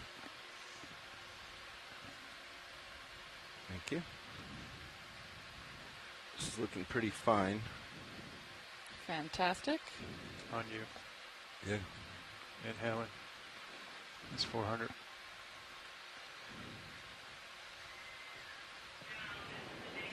Come up. HD2. Tell me up. Come up.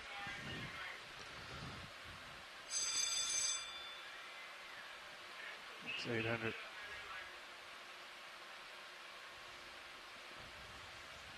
So I was just looking at the OBIS, or the Ocean Biogeographical Information System, This which pulse is nice and big, all the way up. collects observations from organisms all around the world, and the deepest, they don't have any records of Romilla gorgia below 4,000 meters. Command and then enable disable to like pulse it too, Chris. They get still the same. Yeah, and Val was just saying that it's coming in. she's not really aware of any hard rock coming samples from one of these type of very deep submerged pancake volcano Wiggle it features. more. So I think I see a layer filling up at the bottom. I hope. there's a reason we're an hour in and we are haven't moved. 7 samples deep. Have not moved. Big chunk coming in. Ooh yeah, looks clay rich. He's getting a lot of stuff in the jar. Oh, lovely. Look at that jar. It's More just dirt. solid. More dirt to play with. Thank you all. All right. That's actually really helpful for How are characterizing we gonna clean this out, Bobby? the You tell me when geochemical you're done, environment Bobby, here. on clear section. It's up to watch leads. Well, we can't see anything. The jar's completely Yeah. Cannot see, but have a feeling you probably are good. full. All right, section I disabled. mean, we have a fair amount. We'll just probably blow that out. Yep. If These we're are good, really then we'll just clay blow this rich. So they're probably just, yep, Might look at have that. to tap it. I don't know how heavy it's in there. Thank you. So gonna blow it out here, blow it after you take off. Well, I want to see Well, if you there can was a tap rock it. here that I realized we probably should have gone rock see. first, but See if it'll come loose. Let's see what happens. You want to blow it? Yep. All right. I'll give it taps if we need. Okay. Coming out. Point it up. That's full exhale. Hell yeah. It's like a vent. It's like a vent. D2 vent type situation. There you go. Just clean off the rocks. Yep. You try to blow the smoke out of here. Yeah. Shoreside is laughing in the chat. We're gonna clean all the smoke, all the dust out here. Great work, gang. Using the very expensive ROV as a full exhale on. snow blower. Leaf blower? Yeah, I think we're ready to come up. You happy with Put that? it away. Sure, just let it go and it sucks in. Just what Sean just did. From way out there? Oh, he brought it in a little bit. But I mean, not without draw out? Correct. Okay, we'll try it. And then you can just grab the rock. Yep. Yeah, right I'm there. okay with that. You just let it go right there. Yeah. And then once you draw out in a little bit, it wiggles back in. Yep. Understood. Yep. All right, now we got to find the rock. Yep. Set me down Look on through it. the haze. Maybe have to back up a little bit. Understood. I believe it was the rock that was that you poked. I don't think that helps at all, though. It's right there. Give me some exhale. Oh, you actually broke a chunk off. Exhale. Oh, no way. Yeah. Let's try to clean it. Try to clean it out a little bit. That's 100% exhale.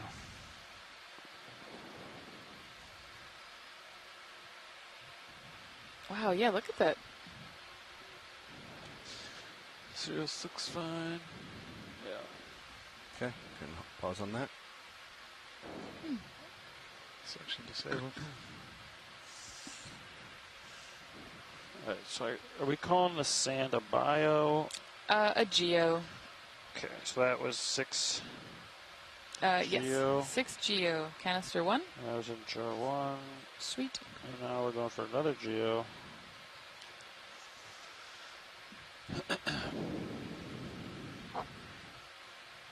Starboard. It's a little thin. Watch leads. Do we still want it? Shoreside, you want to take a look at this, Val? Let's see what Val thinks. And get your fogs up. That's not going to help. Thinking we might get an answer that we might want a thicker one. Quick spin. Could we give her a little twirl? Yeah, we can go in, roll, and see what you can do. This is my favorite game, peering through the mist to find things. I can exhale again. Full frame. Yeah, Full frame the rock, please. Not the, that look view. Thank you. We'll have to clear out of here to get a... Now. 6.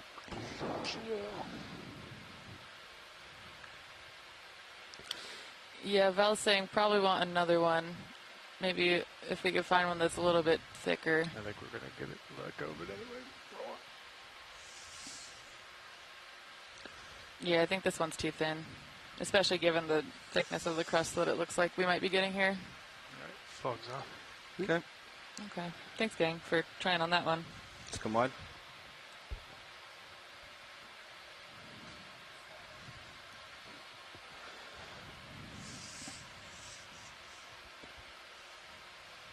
There's another crack on the crust. Wow. Yeah, I think we can find you a better rock. I believe. Maybe I heard in the chat there might have been one in near that original sediment pool that you were looking at. I think we're probably better off moving to a different depression and with better visibility. Yep. Agreed. We'll find you a better one nearby. Thank you. Yeah, I think that port side that you were headed towards had a lot larger angular.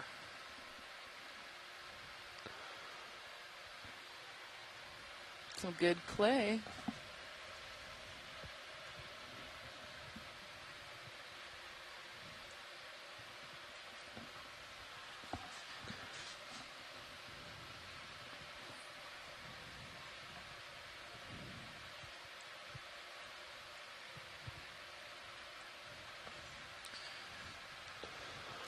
Oh, more of those traces. Hydraulics secure.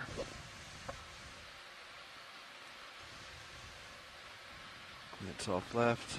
Wow. What is shimmering in the water column center left? Eel Kind of in the... fish. Go ahead. Left of the whip. Snap.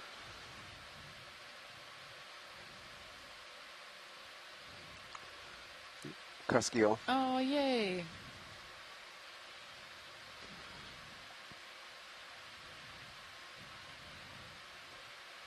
Nice shot for that far out. Yeah, that's really awesome. All right, thank you. Can we look at whip coral? Is that in range? Yep.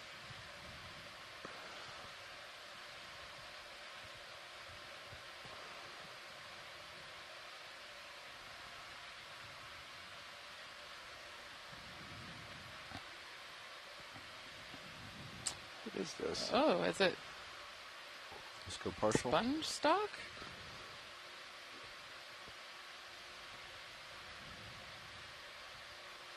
I think it's marine debris. Back. Just partial rolling. I want to go down the length of it. I think they want to see the fibers to determine if it's coral or sponge. We want to see the whole thing.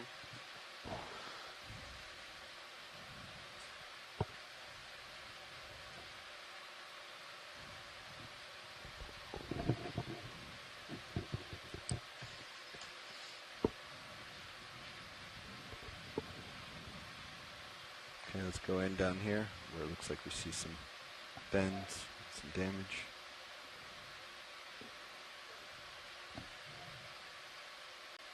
Yeah, sponge stock. Wow, that's a really Big long, sponge, big sponge. for this depth. Cool. Interesting. Well, we shall see what we shall see if we find where let's leave it. similar Yeah. organisms might come for. Seeing all these feeding traces, I'm expecting to find some Yoda worms or something. What is a Yoda worm? Just sliding off the type report. of worm that you see. Yeah, It's an I was acorn gonna worm look here that real you quick. see on If you're comfortable eating with me being over sediment Yep. and about the right size for those. I don't know what. Some orange rocks on the right. Look like it's cracked open.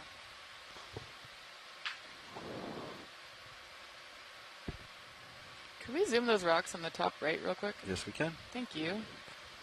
I'm not seeing any other, candidates in this area. Nothing's jumping out at me as a rock would help. Yeah. Is that a Seastar? Yeah. Dark red color? Yeah, we'll go look at that next.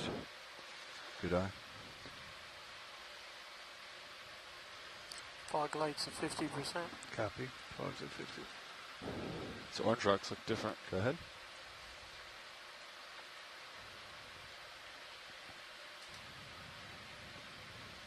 Iron, Max zoom. iron ferrite. What? Huh. Is it like oxidation on the crust, or is that a fracture face and we're seeing inside? Huh, I'm wondering.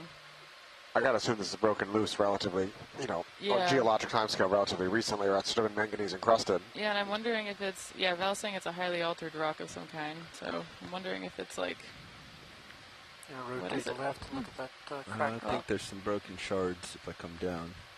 You can come out while I come down. Pulling out slow. There it is. That's what I was looking for. Oh My yeah, over the canvas. holothurian on it. Nice. Yeah, the crust on that looks really thin and broken. I'm guessing. Oh, sorry. Go ahead. I was just Why saying, isn't this real bright? yeah, take a tight look.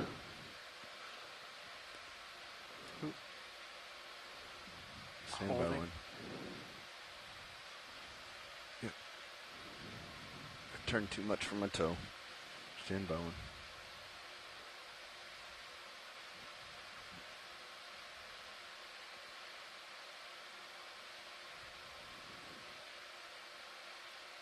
That's weird.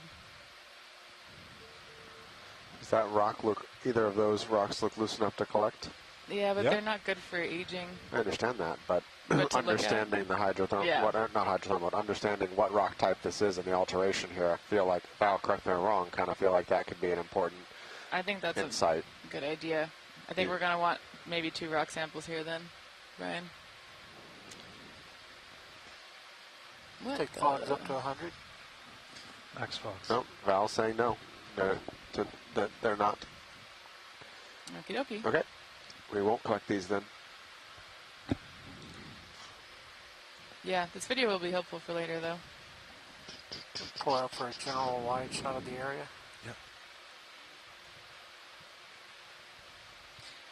There might be some interesting ones to port pilots. Okay. Holding this shot. Hopefully not a part of the same unit that is altered. We'll see. Full wide. Video's clear. So there's fragments of that kind of scattered all around.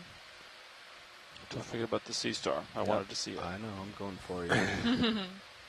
It's all about what you want, Levi. That's correct. Yep. That is correct. Ooh, slime star. Slime star. Slime star. Slime star. They're going to like it.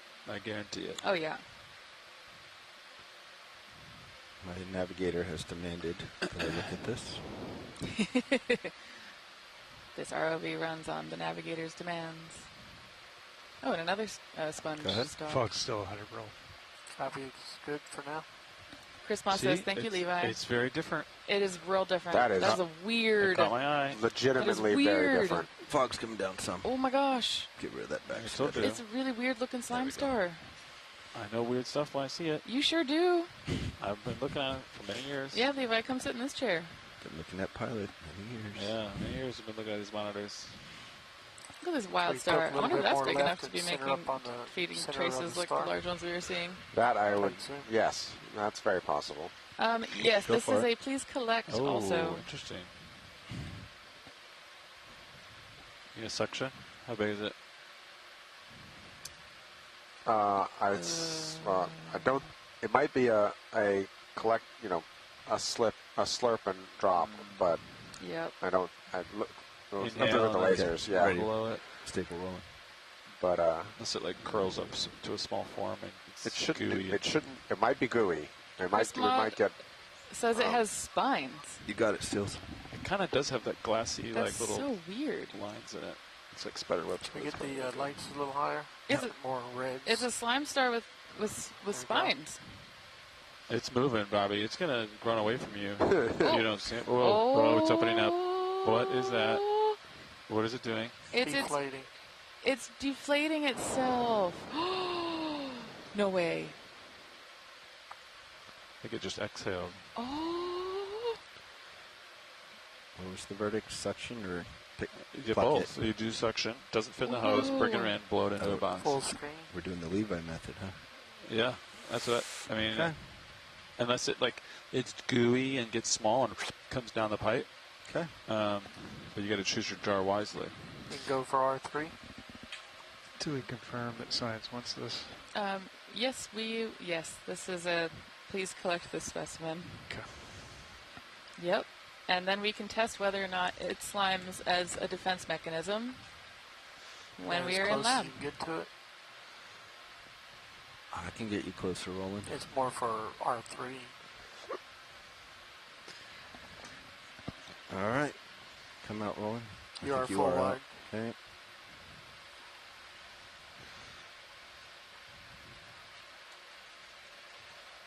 I don't think Sirius is moving anywhere, right, Chris? No. That move stopped You're a hitting while right ago. there in between your toes. There's a proud rock that he's sitting on. You can't get any closer. 17 minutes ago that move ended. So That's the best I can do.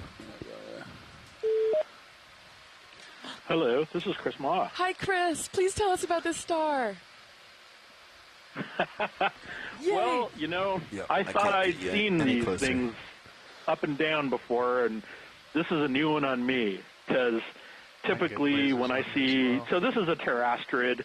Pterosterids all are characterized by having what's called a superdorsal membrane, which is like a tent or a covering over the surface of the animal itself.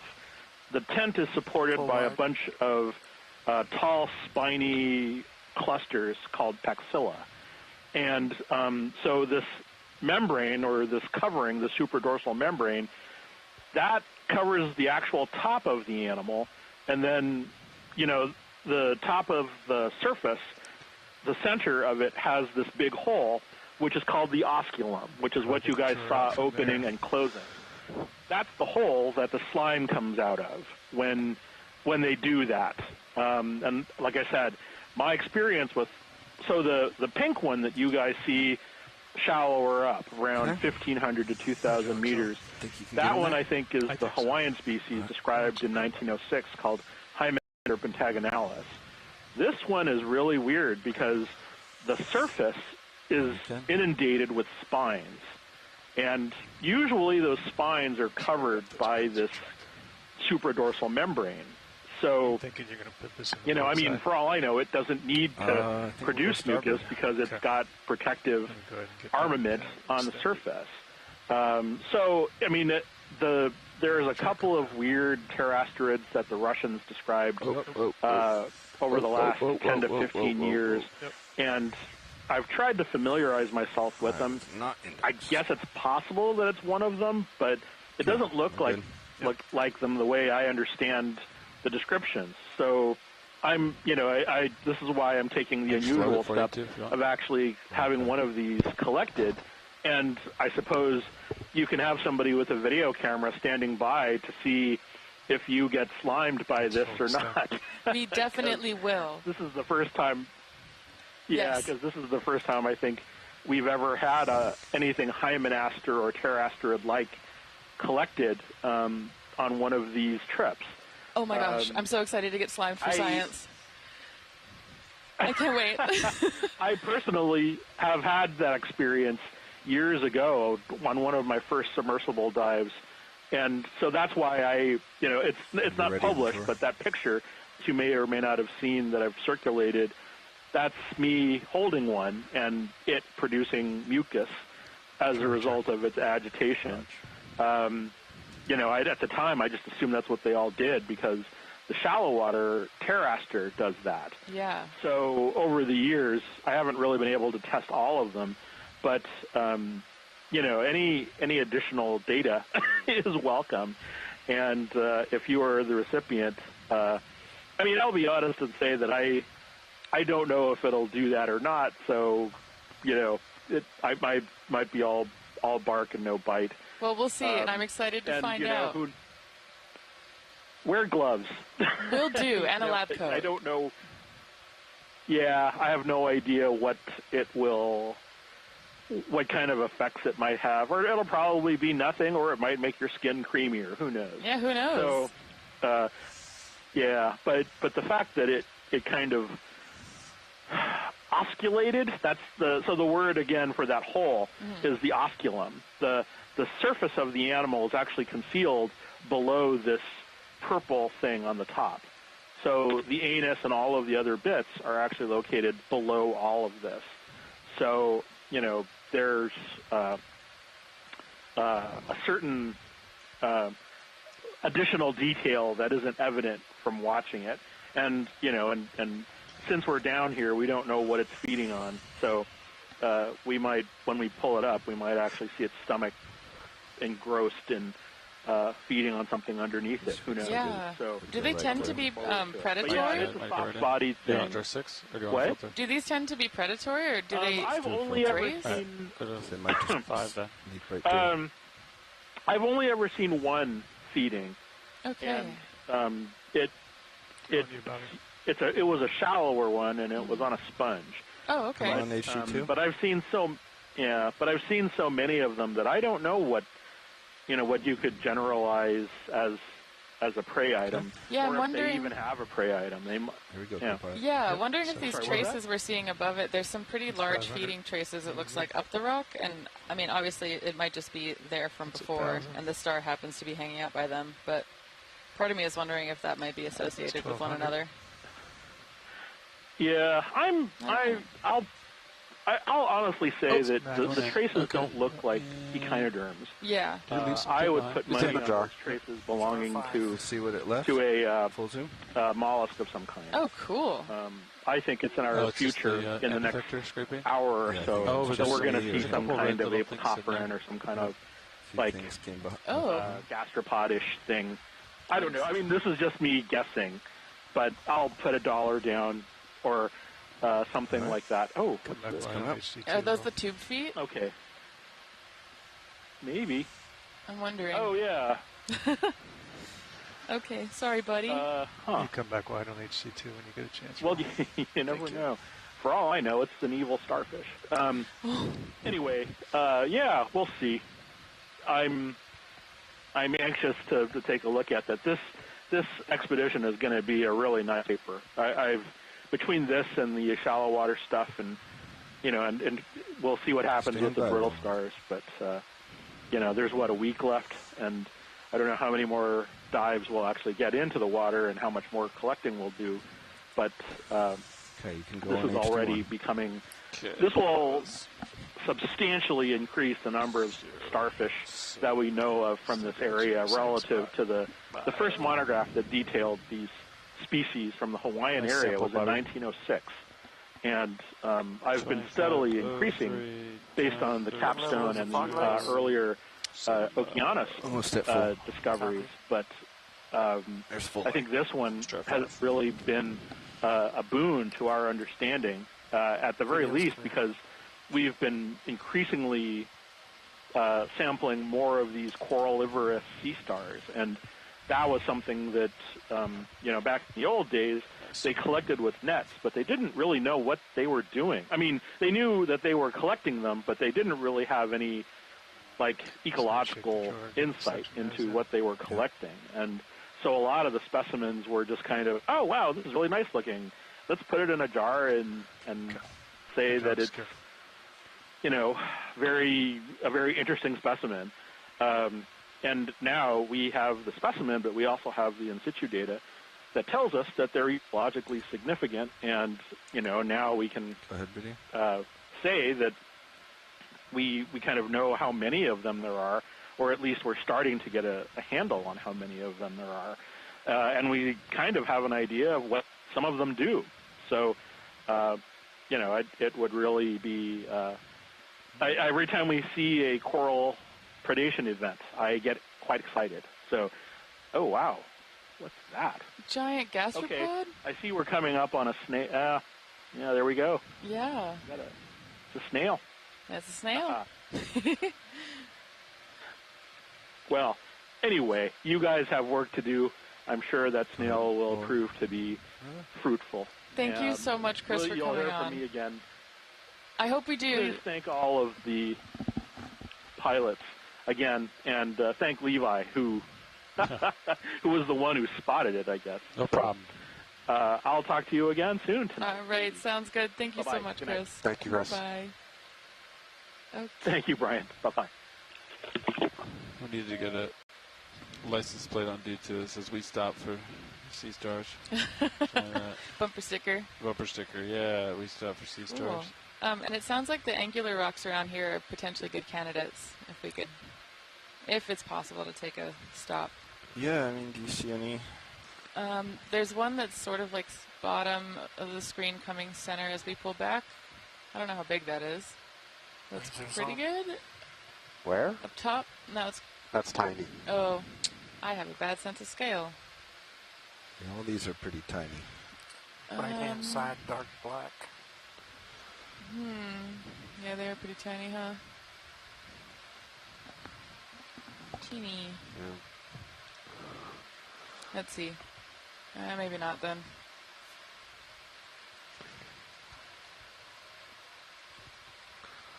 I'm taking a look. That's like tube features. That's cool.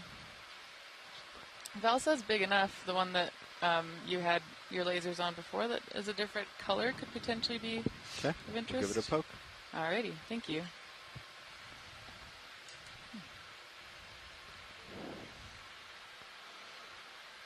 It's a good view of an inside of a pillow.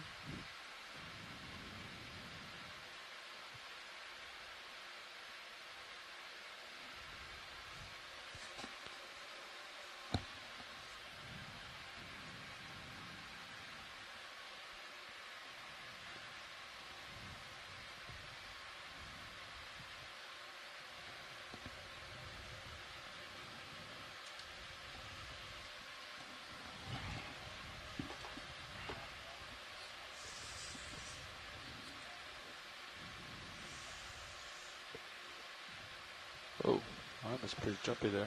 Yeah, I see what you're talking about. Sure was. Elbow up and down cylinder. Seemed a little bit not smooth to me. Yeah. Good. Or was it shoulder elevation? Looked like it was shoulder, maybe. Just because it was just bouncing vertically. Okay. I can put fogs on if you want it, Bobby. Sure. That's 80%. How many RPMs do you have right now? Max. Okay. That's it. It's kind of small.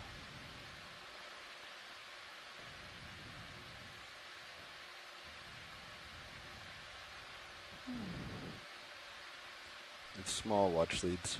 Val, your call. Val's saying there's some to the left that might be better candidates. Okay. Yes. What about that one just left of the jaws right now? Is it The cemented? angular one?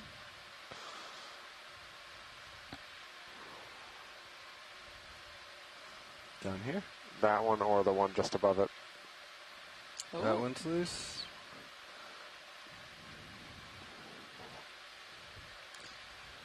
That's loose. That one That's looks the loose. best to me. Okay. You pick that one up and hold it up for a second. You got it. Val says the first one. Just hold on. Okay, let's There's see. a delay too, so. True.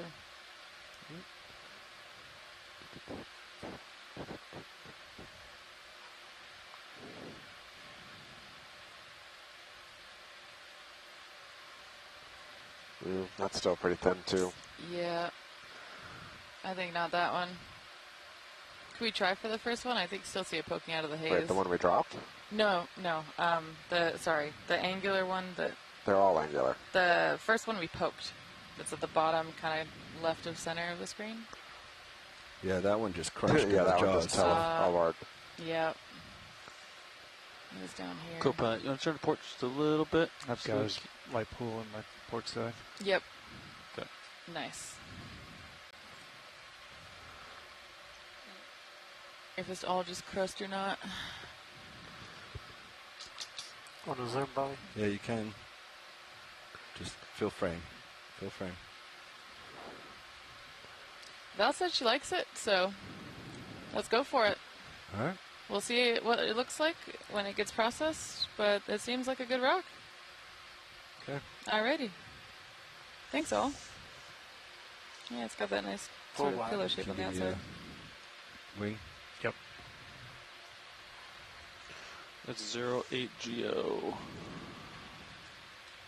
All right, good rock, everybody. Thank you. I can come all the way. Just leave it there. It's up to you. That's fine.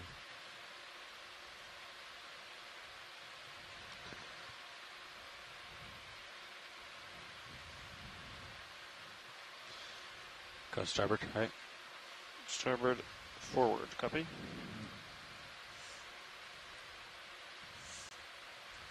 Nice. 22:30. Scared. Fantastic. Thank you so much, pilots. Yeah, you're welcome. It's rock o'clock. Just in my port light pool. Wow, these features are so cool. It really kind of does look like... Have you ever made a sandcastle where the sand is really fine and it you can let it fall out of your hand and it builds up into a pile? Yeah, it definitely kind of has that texture to it. I hadn't made that connection, but now that you say it, I absolutely see it. It looks Yeah. like a drip sandcastle. Yeah. That's cool. We're still seeing those pillow features, but they seem really delicate. That's really pretty. This is Seastar City. You see a few potentially more little white ones over there. All right. Hour and a half in. We've looked at 8 samples. This has been eventful. Well, this is, when we go to places that have never been imaged before and depths that get so little work, I don't have the... Get another 10, Levi? I don't have my statistics right in front of me, but myself, some colleagues at Scripps and at the Ocean Discovery League have been amassing a giant data set of all the deep sea camera deployments on submersibles and ROVs, and we've got about 65,000 records at this point, and it just falls off so quickly with depth.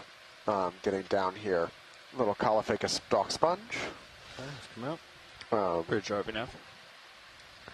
And so there's very, very little work down here. 10 meters, bearing 025 degrees. Speed decimal 2, please. Good copy. And actually, we have a paper coming out next week in Science Advances that details a lot of that work from that data set. Woohoo! Yeah, I got to sneak a peek at the proofs, and the figures look awesome, so I'm excited to read it in full.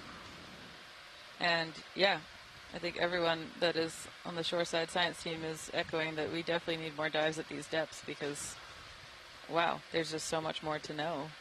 on the biology side, on the geology side.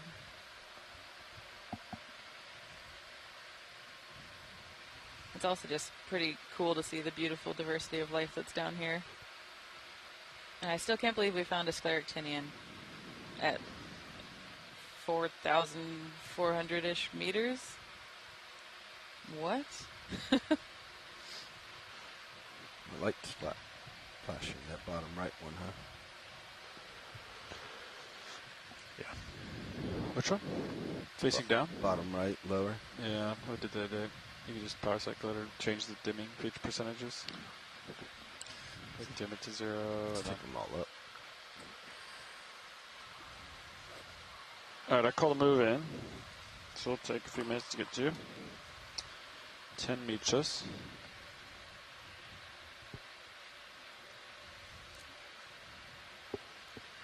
There's another large sponge stock. Ron, can you check Sirius focus? Maybe it's just my eyeballs, but it's blurry. Right? Is it blurry to you too, Chris? Yep.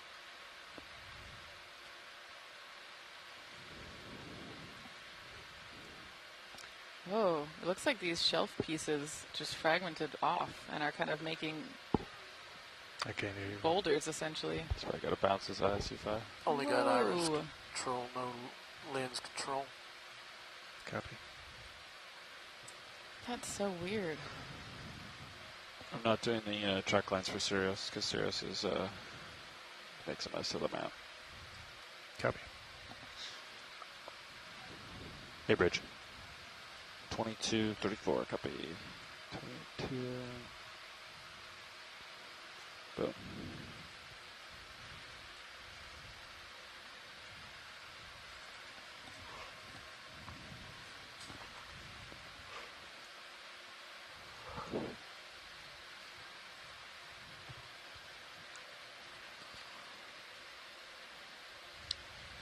Can I check?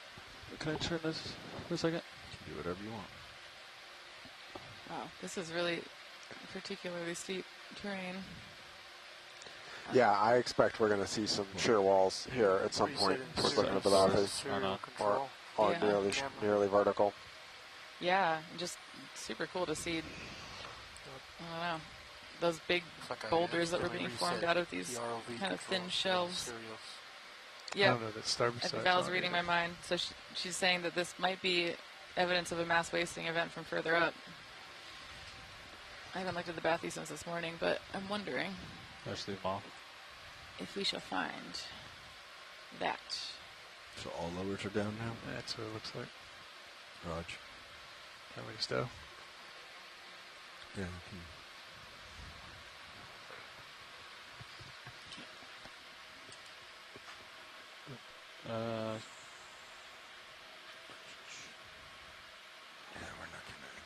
Oh, I see what you're saying. Copy. I'm with you. Thanks.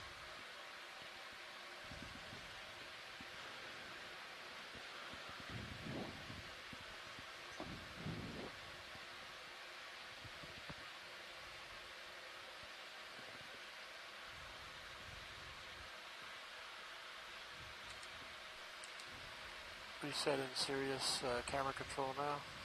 Copy.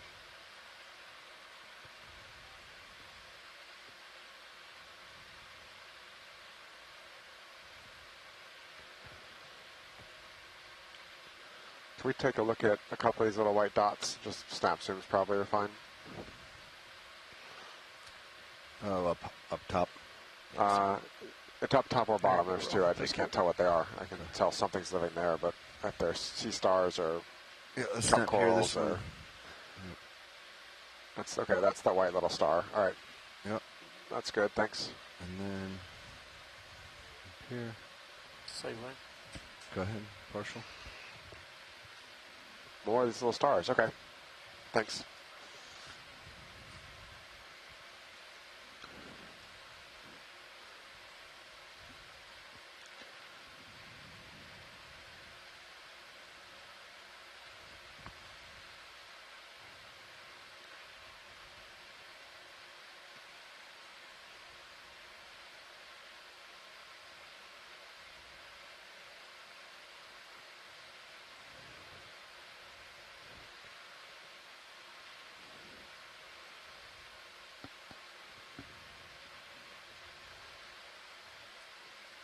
Looks like another Caulophacus stalk sponge there in the center.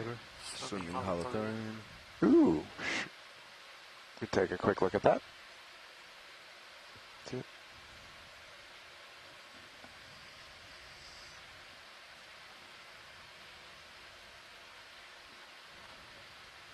Go ahead, Roland. Ready when you are? Yep, partial. Just floating through the water, digesting its sediment. Well, more accurately, all the things living in the sediment.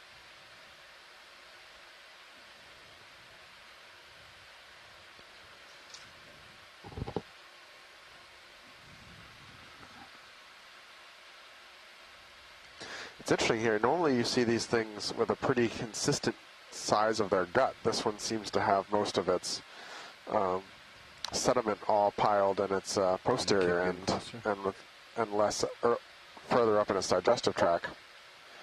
We would venture to guess it would be due for a trip to the seafloor soon.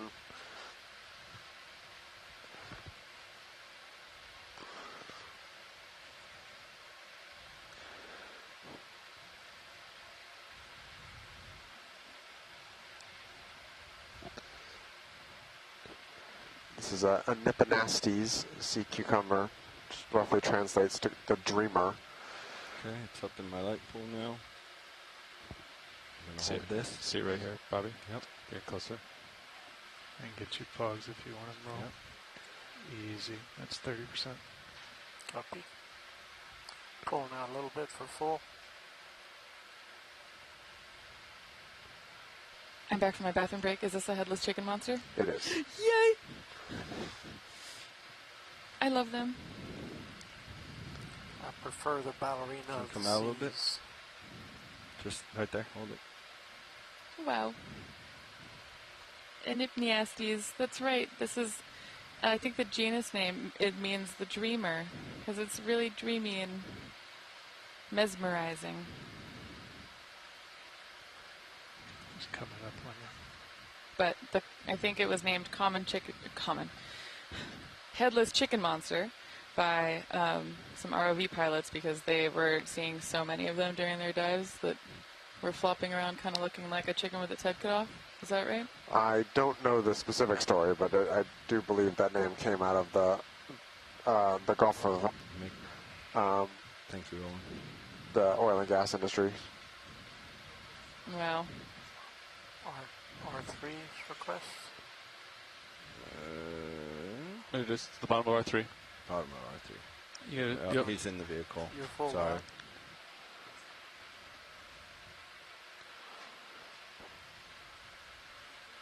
Sorry, Stills.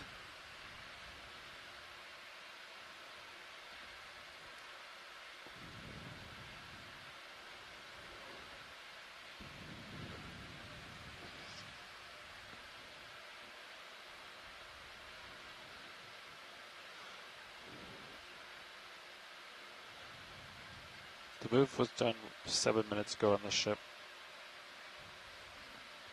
Not sure if he moved yet. Top right. Yep. Do you have the...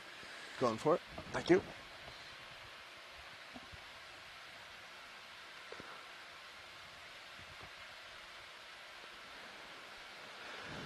Ooh.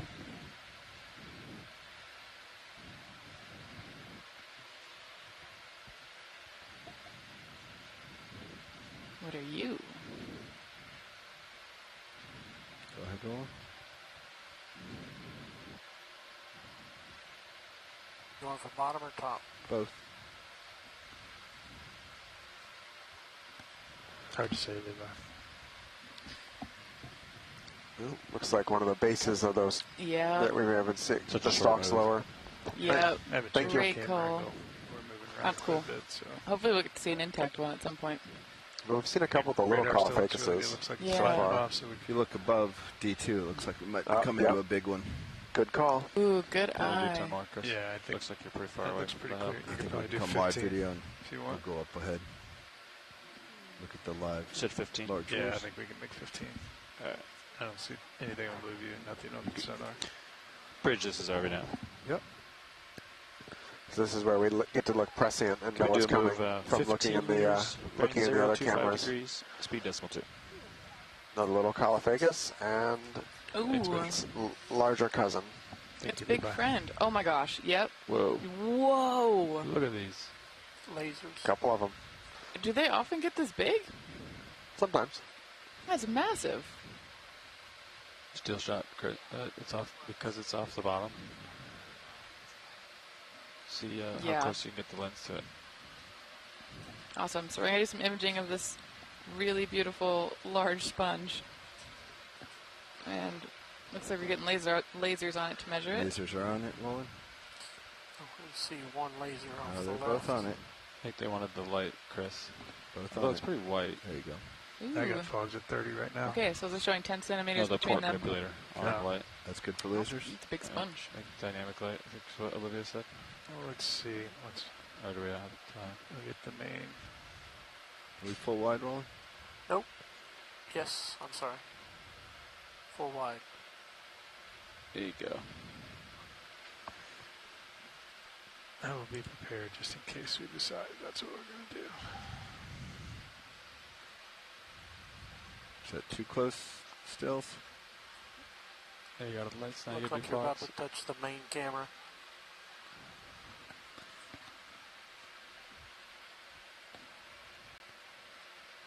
That's fogs at 80.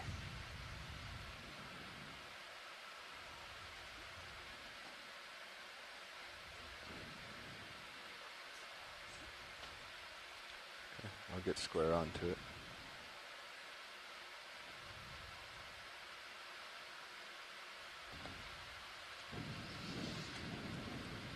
Awesome.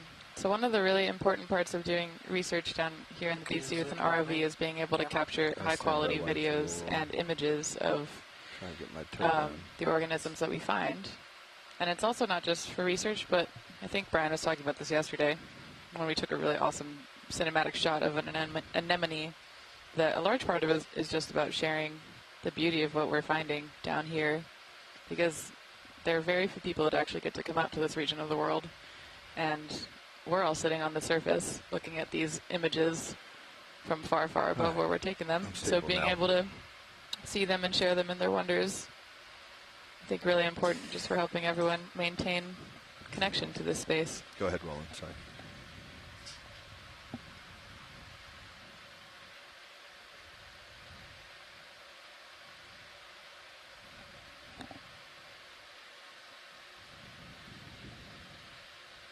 Do we still want some arm lighting?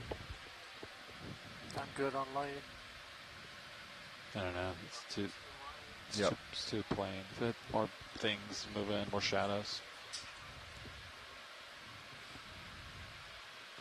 All right, if we're clear, we'll move on. Center up on main camera. Stills, are you clear? Okay. Hey, Bridge. Move is complete. Copy. Center focus.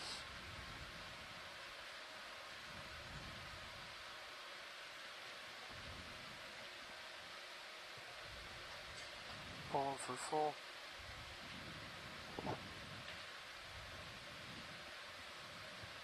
Tilting you down.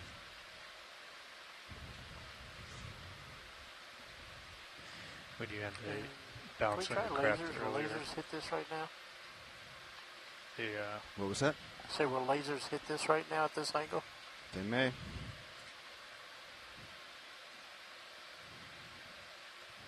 There we go. Good. Lasers clear. You're full wide. You clear? Yep. You referring to the shoulder bounce? You want Yeah. pirouette as you go away. Hydraulics are all the way down, not all the way up. Roger. Clear the fogs when you're ready, roll. Yeah, stand by. We're doing a pirouette as he goes. Yep.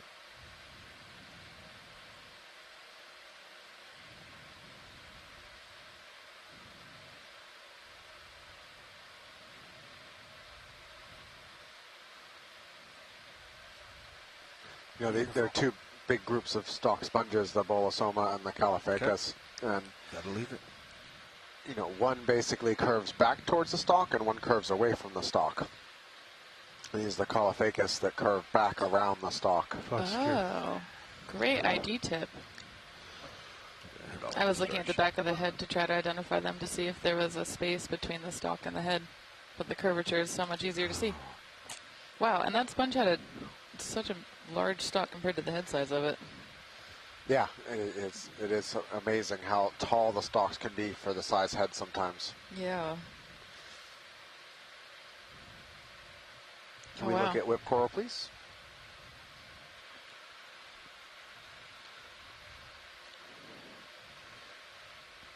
Did you guys change any light intensities? No. Okay.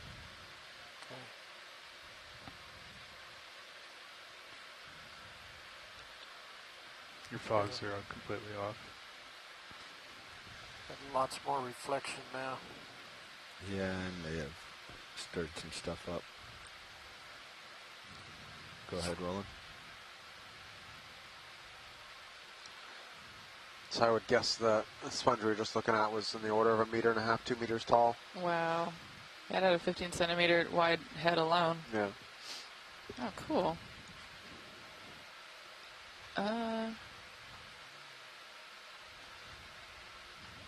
There's one. There's a node. Ah. So this is a bamboo coral.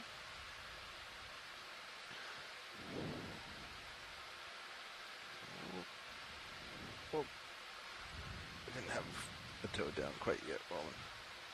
You were floating so perfectly. Okay, now I'm settled. We can get you some fogs. Let's just go in with this. I think we got too much debris for fogs. Understood. Center up, I'll max out the zoom. Yep, working on it.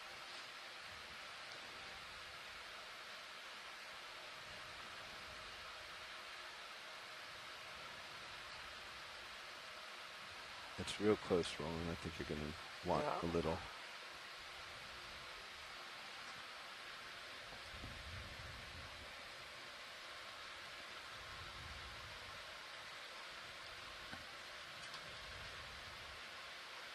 You can see the pinnate arms here on the thing. One of the defining characteristics of Octocoralia, which is most of the corals we're seeing down here, except for that one really strange sclerotinian. Yep.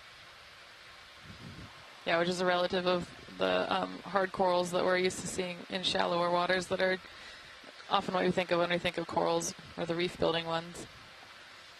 Oh, look at this. So beautiful. And,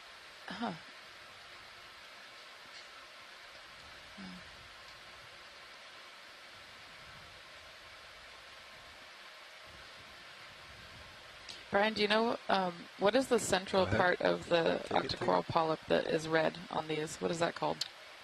I mean, it's digestive tract, basically. Yeah. There you go. Nice. It's really visible on these polyps. That's cool. There it is. Oh, whoa.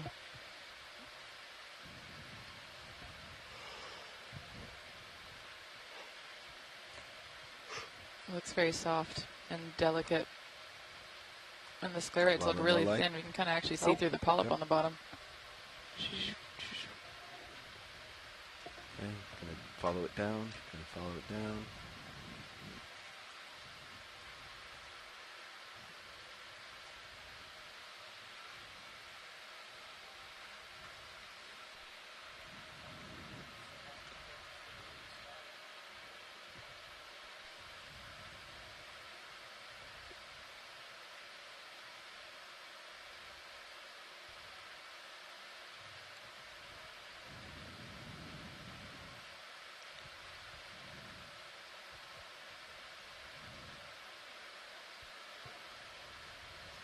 Yeah, a lot of times the bamboo corals have these big fleshy polyps, and this one has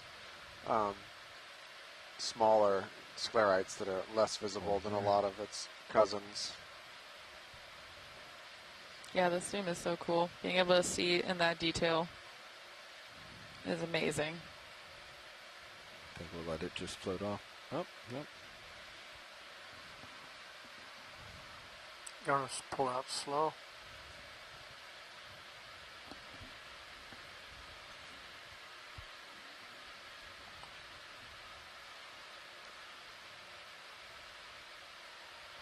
Nice job there, Roland.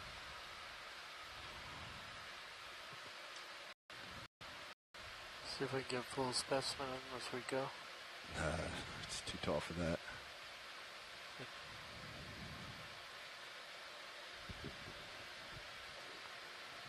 It's full screen, full wide. They're taking still shots, Bobby. Oh. Video's clear. It's probably good. Okay. Wow.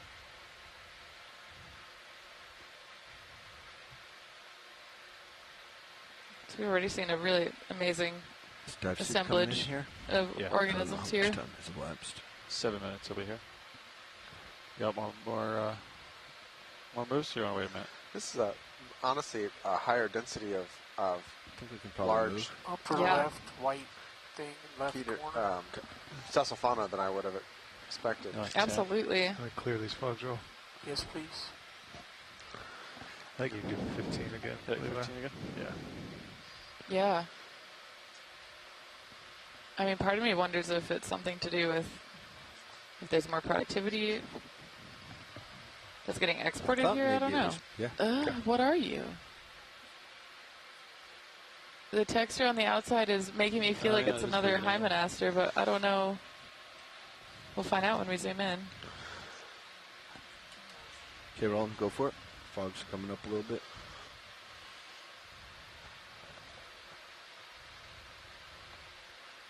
This is so big. I think is it a Hymenaster? Is it a slime star? Clear. But spiky? Filling the screen. It kind of wow. Focus down low, so get your full specimen and then let's go down.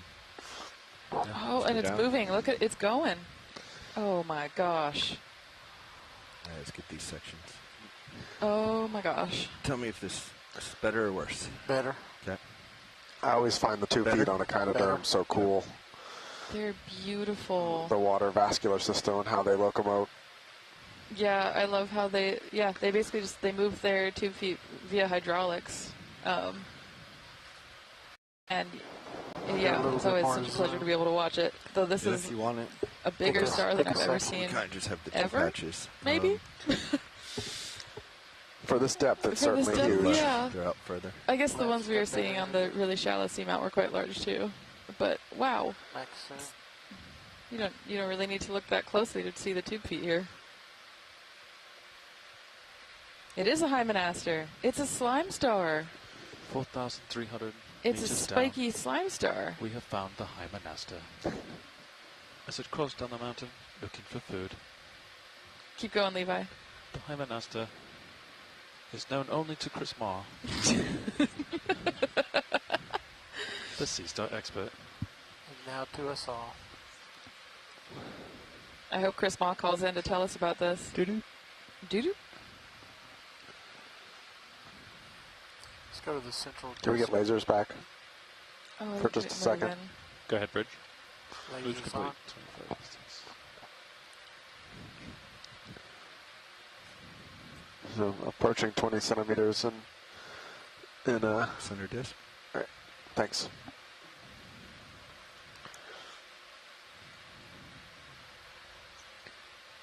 Chris Marr, the Seastar expert, identifies the Seastar with no problem. Now it's reality. How did you learn to do this accent? Keep going. It's David Attenborough, right?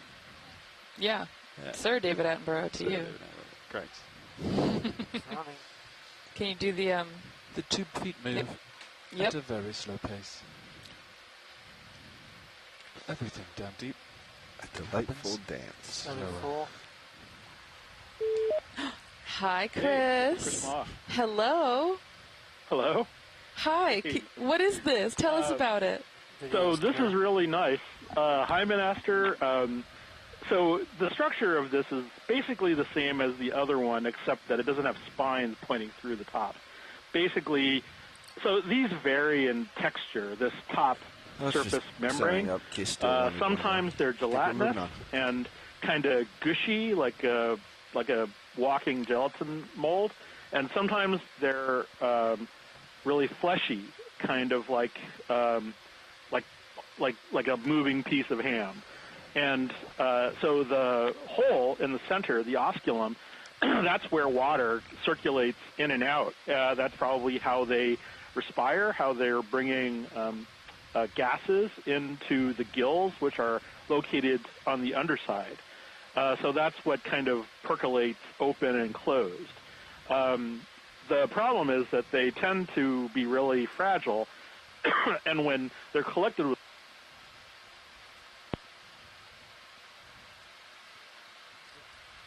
oh, the call may have dropped wrong. The call just dropped. I'm switching to the backup. Actually, can we look at the coral bottom left?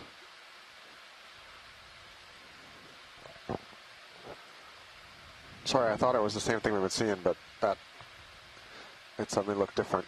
Oh, yeah. And sounds Just like a snap zoom should be fine. we might have lost Chris Ma, but we'll see if we can get him back on. Go ahead, Roland.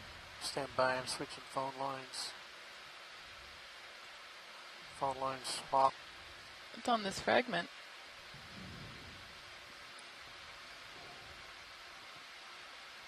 Watch leads, phone lines have been swapped. Your fogs are still at the 100% rolling. Keep it there for now. All right, that's all we need. Thank you. Is this the same Chrysogorgid from earlier? Or, I know, the stock, is this the same Chrysogorgid from earlier? Or, I know, the stock color looks different to me. And it looks a little different I'm wondering. to me.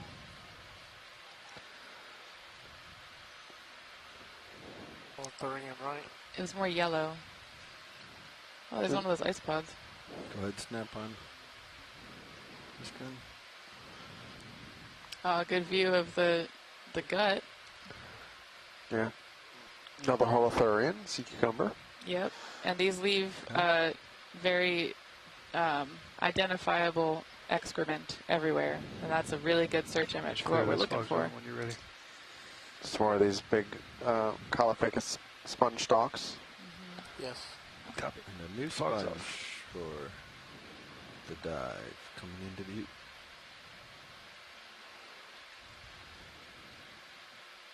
Or maybe not. Oh yeah, that's different. Oh, wow. Is this a farade? Okay, what is it? It's a glass sponge. Raj. Got that. R3 shot.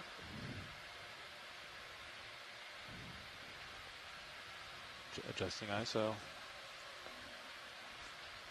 Take a shot. Focusing and shot.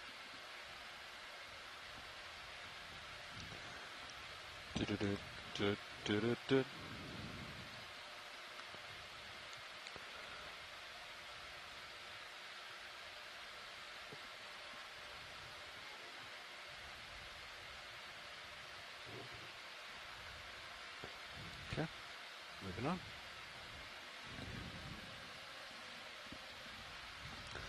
We're both trying to ID the sponge. Yeah, we got our heads down. Looking fine, Sorry. however it is. And first time we've ever seen it alive.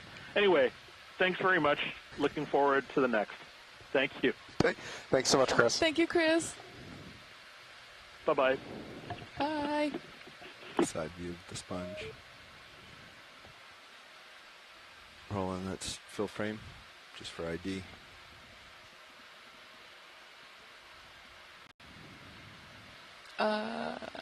Oh, cool. Yeah, really beautiful sponge here. I'm not 100% sure what it is yet. I head down trying to figure out what it is. But I think that's plenty good enough for an ID for later. Thank you. Yep.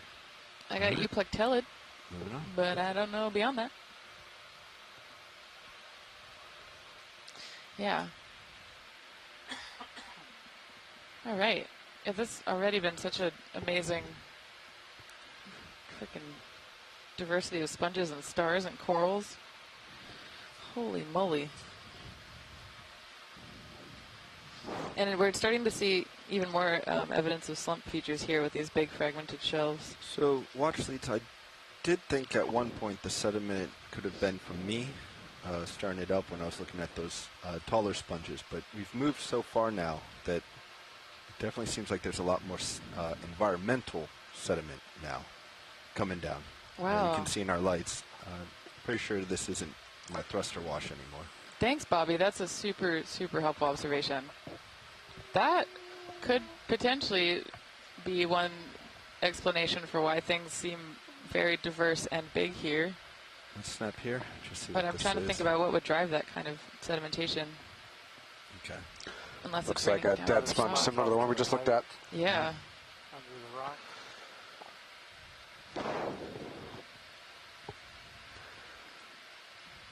And that last move in, Levi. All right, the last move ended 7 minutes ago. Like the ship stopped moving 7 minutes ago. Maybe Wow, 8 yeah, minutes look at ago. all this. Do another 15. Oh, Okay. whoa.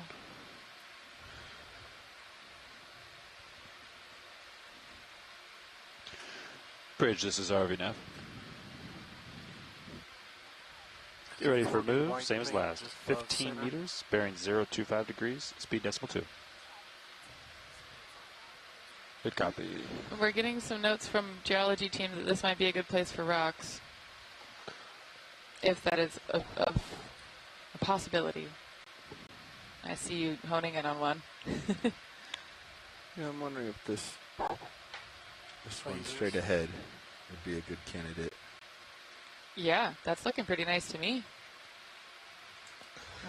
Maybe we can take a look.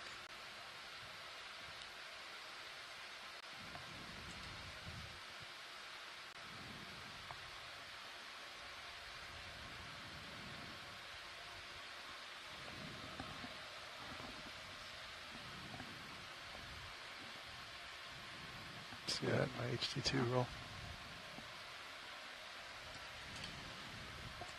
I mean, I'm going to lose it, but I would just want to let you know so when we move. Oh yeah, these look nice and angular all over.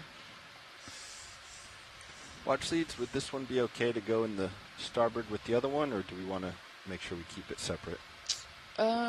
We just had the little one, right? Just the little one.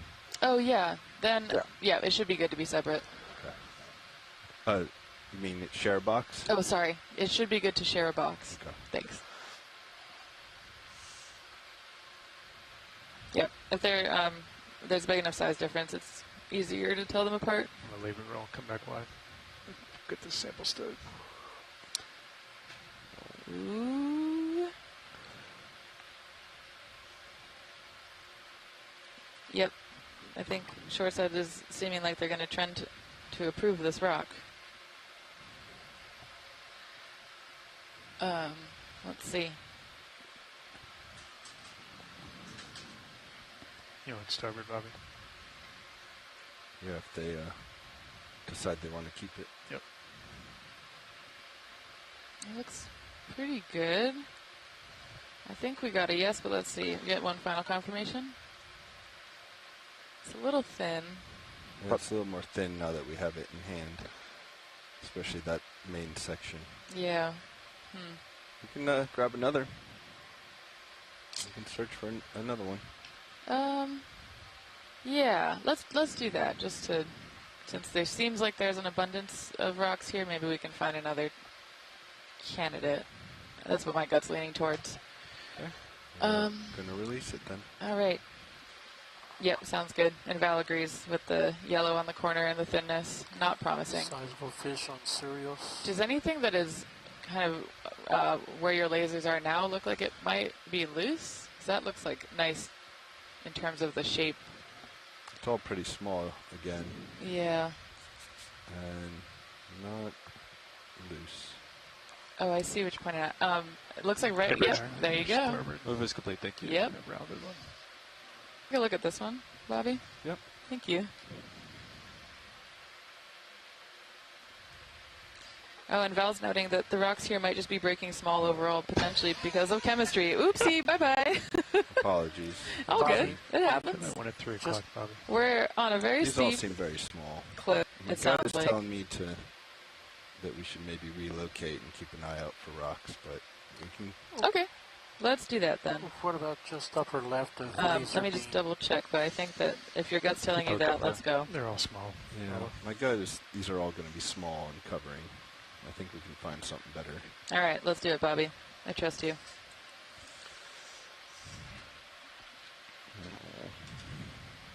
Yep, Val agrees. Even that round one that went downhill was... He was a little teeny. Yeah. It looks like... we can do better. Yeah. I think we're going to get a lot of slumps. We got a very pretty sea cucumber just off screen here. Goodbye. Looks like we got our first Bolosoma sponge of the dive. Oh, yeah. Oh, maybe I'm wrong. Actually, I might be wrong. Yeah.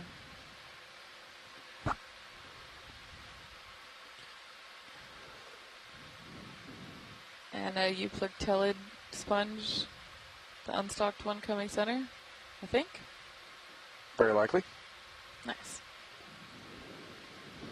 Was there a different sponge to look at? Sorry. Nope. Nope. I think we're good. I think that might be similar to what we sampled.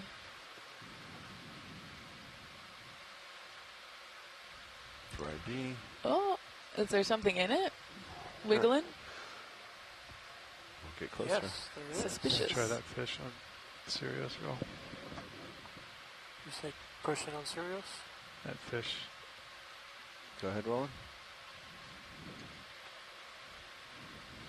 It's got a fish. Wow. That's a good fish house. Is it a cuskeel? I am not sure yet. We're getting closer.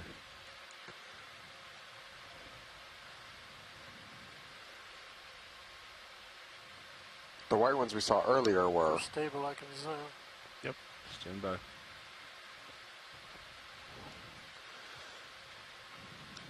in shallow water. Having a fish inside a vase-type sponge or a barrel sponge like this is super normal, but I don't really recall seeing a fish of this size hanging out in a sponge before in the deep sea.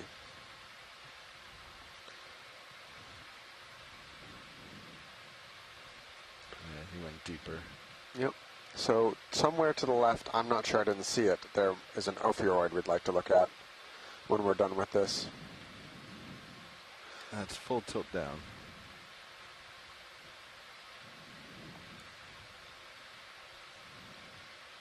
It's coming back out.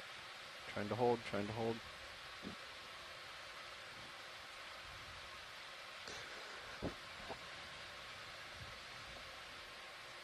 Let me know when you're clear, video. Clear. Okay. I think that's, even with the lasers just left of the sponge, if we could take a quick look at that. Oaf, please. Go ahead.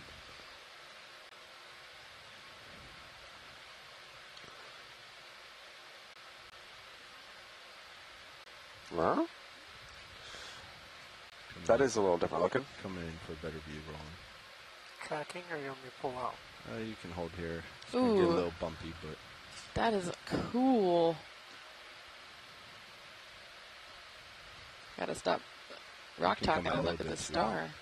Get everyone sick. Partial. Great seamount / dome volcano for Seastars. Okay. Go ahead. Or sorry, brittle stars and Seastars. Stars in general.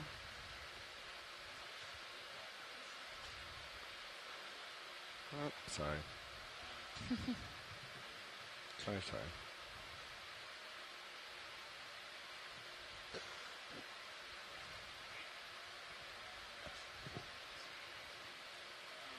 Go ahead.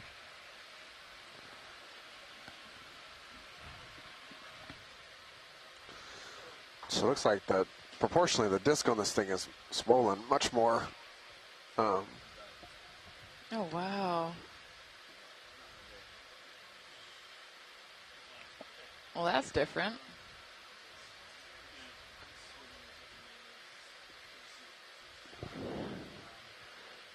Question in the control room is whether it's just swollen or if there's another something on top of the brittle star. I'm leaning towards swollen in some way, shape, or form, but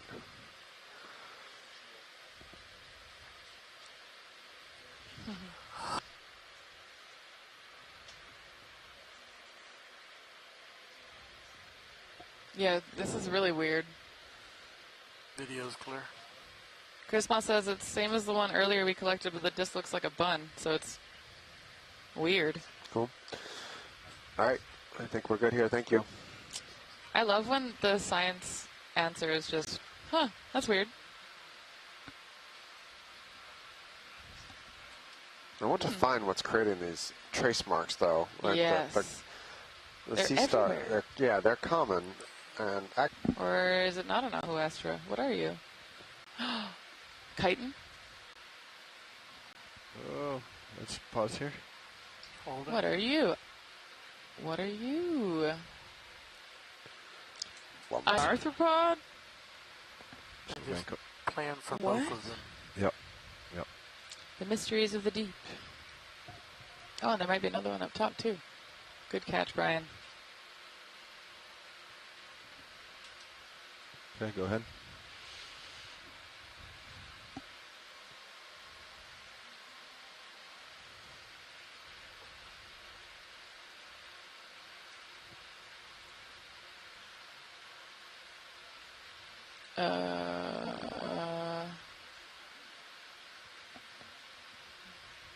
Is that even an animal? Yeah. What is this? What? Can we, like, blow at it a little, see if it moves? What is that? Oh, there's something underneath. Is it a hermit crab? It also might be trash. I really, Is at it this point, have no idea what we're looking at. It could be trash. Can we, if we zoom out for a second, there was something else on the other. Yeah, up top. Up top. There. Yep. Can we just do a snap zoom from here? Oh, right, that's a snail. Okay, that makes sense to my brain. And I wonder if the other one is a snail hiding under something. Huh. All right, so snail makes sense for what we're seeing here. Now can you go back to the other thing? It's eating an agglutinator. Did you see that? I think it's eating an animal that's encrusted to the rock that was sticking out its branches. Might have been a forearm. I can try to get closer to this. We lose our angles if we do that, though. How close can you get your AUG's camera? That, or maybe just take the slurp and blow a little water on it and see if it moves? Yeah. Yeah. I'd go for the closer shot. Because right now I'm leaning towards marine debris. Yeah. But like a styrofoam cup that's squished, maybe.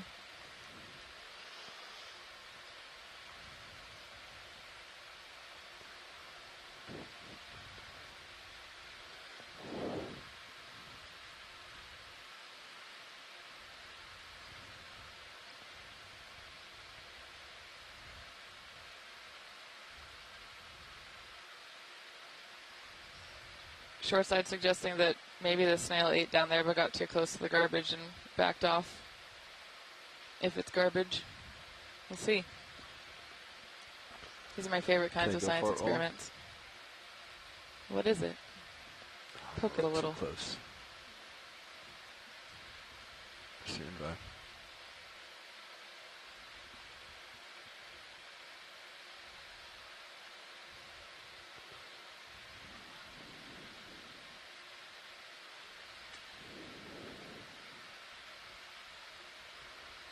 Trying to slide it over.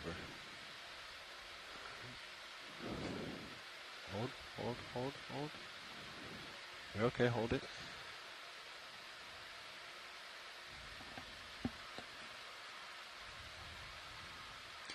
So we're all thinking pteropod shell? Yes. Oh my God. So we're all thinking this is garbage? Yeah, I'm thinking garbage. Okay. I'm thinking styrofoam. Smooshed. Right. Well, can we go back and look at the snail a little closer then? Yep. Video thinks shell. Oh, video thinks shell. Smush like broken shell, right? Yep. Yeah. All right. Well, let's look at the let's look at the snail.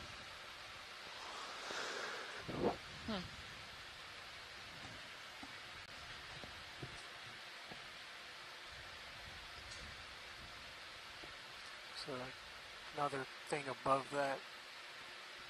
Yeah, we can get them both. Oh, really? That makes sense. Yeah, the captain's saying that he thinks it's the top of a gooseneck barnacle, which totally makes sense. A very dead one. Yeah, the lines are throwing us off. Okay, go ahead. And for this one, I think we got potential ideas, maybe being a gazelle snail. And yeah, it just ate that agglutinator. Did you see that? That's crazy. Is it sticking out on the right side, Roland? On the bottom? Yeah, so there's these organisms that live on the rocks and make shells out of sediment. Top left, I can see a couple of the antennae. And yeah, to the top right there, before we zoomed down, there was a shell there, and now it's gone. And so what I would guess is, I think that might be a benthic foram that it just ate. Yeah, so this is an interesting answer to the question we were having about seeing these clean pieces on the rock a lot during this dive. And I have to admit, I was expecting something bigger, and it looks like the snail just kind of rocks back and forth and cleans an area as it goes, so it's leaving a feeding trace much larger than its body. Wow. And if that is a benthic foram, I'm going to have to check, because the literature on what lives at these depths is not, as you can imagine, very well established for here. But if it is a benthic foram, that's actually a really big deal, because we don't have very many observations of other animals eating forams. Yeah. So that's so helpful if that's the case. Wow. Use the headset, Olivia. Don't look at the object Just talk on the party line. Just go on OKX. All right, I think we're good here. Thank you. This is likely a Gaza snail, sometimes called tumbling snails, because when they're disturbed, they do a very intense dance and swim through the water column while spinning. We've got something different here. Oh, wow. Oh, it's coming down low. Oh, and I think the blue squigglies next to it are snail poop. I saw that coming out of the shell as it was moving. But what is this, though? Yeah, this looks like a limpet. That was my first guess. Is it a limpet? Oh, whoa. Can we hop up there, Bobby, and get a little better angle? Yes, please.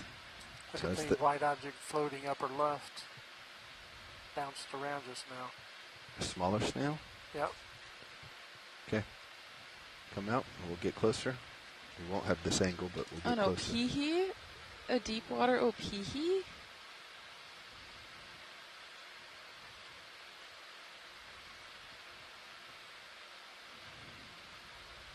Oh, look how extensive the traces are here.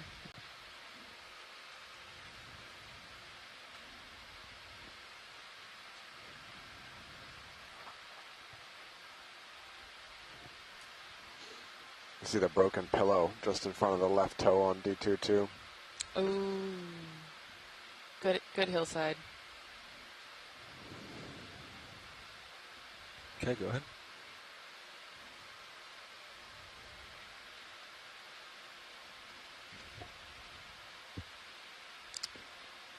That's a limpet.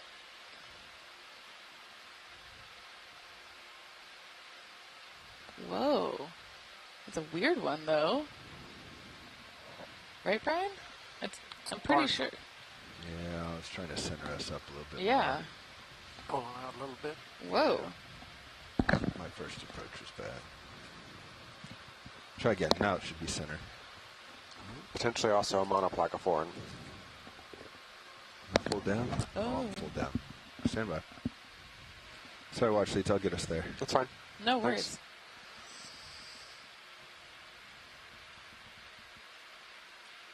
Go for it, roll.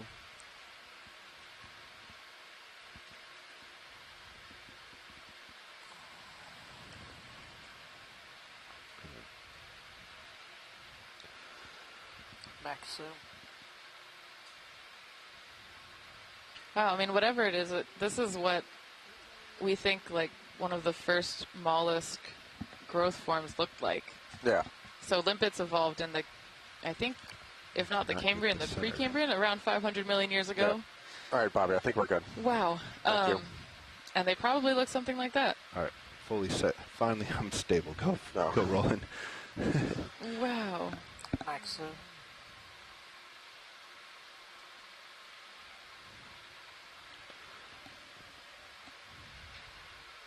Yeah, it's just real small.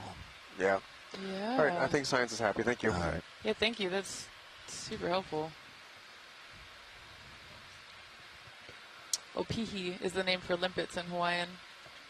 Yeah, and I don't know if you've ever heard anyone say, "Oh, you're such an opihi," and it means like, "Oh, you're like so clingy," and it's because limpets and opihi stick to rocks, and when people are opihiing you, they're sticking to you, real clingy.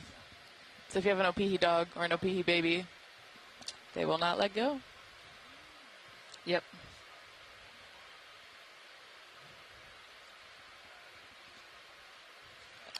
Yeah, Chris sent us a picture. Cool. Yeah. Monoplacophorn. Yeah, which is like, yeah, just like what we were saying, it's kind of a living fossil because I think it is one of the few, at least Neopilina. Oh my gosh, did a Hawaiian name that? Neopilina is one of the few representatives of monoplacophorans that are still extant, I think. Yeah, and they have that super ancestral, like, old mollusk body form. So cool. And the reason I was wondering if a Hawaiian name that is because pilina is also a Hawaiian word that means to be really close to. So it comes from pili grass, which you could weave really tight into thatched roofs. So when we talk about pilina, we sometimes use that to mean relationship. But you can also say that a person is pili or a dog is pili because they like to be right next to you. All right, probably I'll push So, I don't know. Might just be a coincidence, but that's cool. Catching up underneath me a little bit while we're looking at all that good stuff.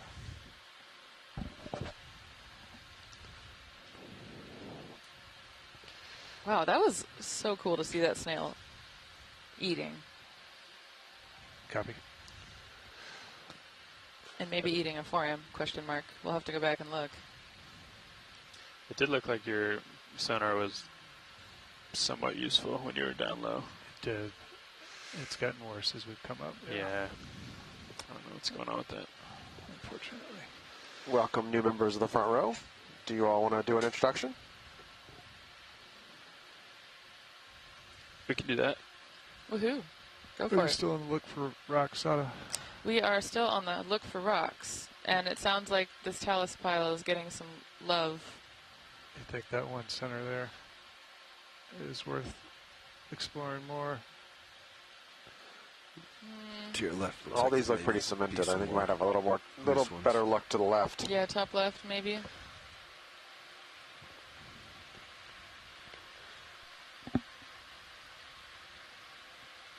Yeah, these look interesting. So I think everything we're going to get here is going to be small pilots because it looks like this rock is fragmenting tiny. Like it might be loose, just going off bottom center. Yep. So I think small rock is okay as long as it has a good shape. We're looking for something that is probably more rounded or thicker instead of something that's flat and like pancakey. This one coming on lasers, Bobby? Yeah, just to the right and down. That one? Yeah, might be loose. What about the one on lasers there, Sada? Let's take a look. Yeah. Okay. I think there's some candidates next to it too, so if that one doesn't work, Okay. you'll be in good position.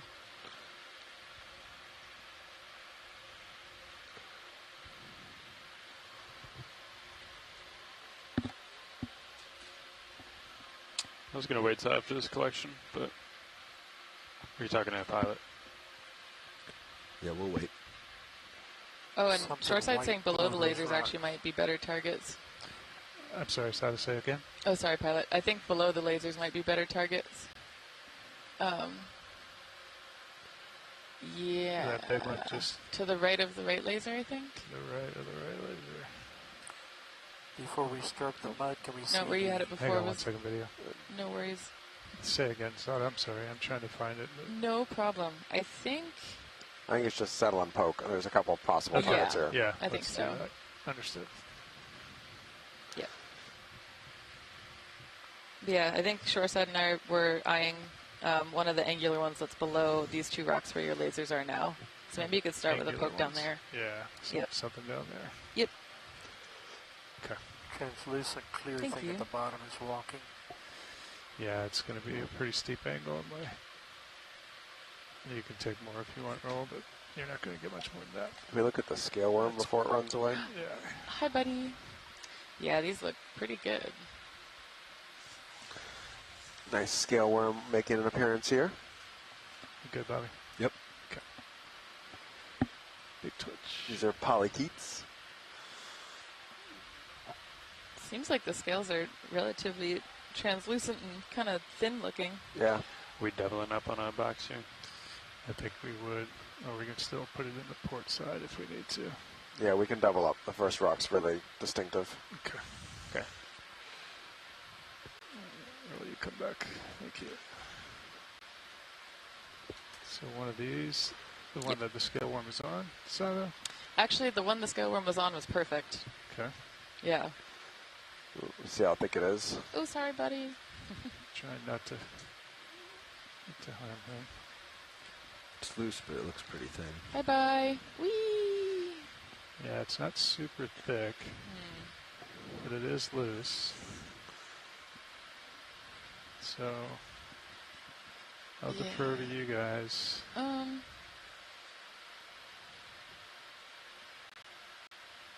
You know, yeah, I think it looks okay. Let's look okay with that. Yeah, let's take a look at it, if that's all right.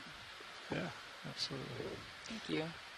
I don't think we have anything in the port box. We do not. No, port should be empty. All right. Well, you guys are happy to double up into the starboard, leave the port open? Yeah, I'm happy to. I think it sounds like getting a third rock will probably be a priority, so I think let's do it. Oh, yeah.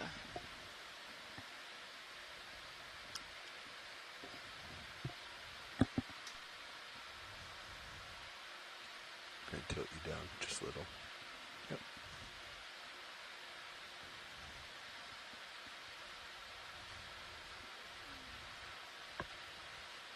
That looks pretty good to me. Can we give it a little twirl? Sure can. Thank you. Come and roll. Center camera up. These are all definitely going to be encrusted, but let's see. Oh yeah, look at the claw marks in the crust.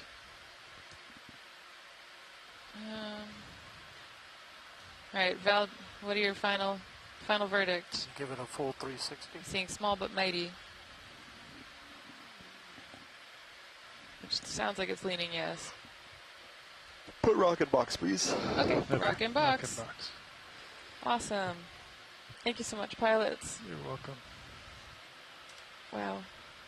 Winging in. Copy, coming in.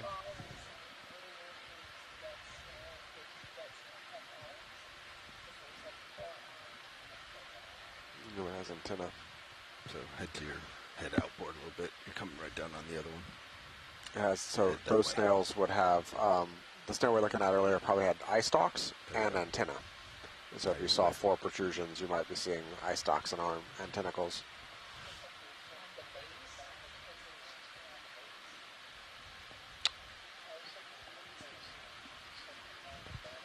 Oh, I think it was excreting. I think that was poop. Because I saw some similar looking traces up the rock but I don't know. Maybe not. Eric, take a look. Great, okay. Amazing rock. Thank you, pilots, so much for that awesome collection. Of course. Yay. And yeah, we're really excited about the rocks from here because I think there's really not been very much, if any, work done on features like these at these depths, and we haven't dated rocks from this region either, so that's going to be super helpful.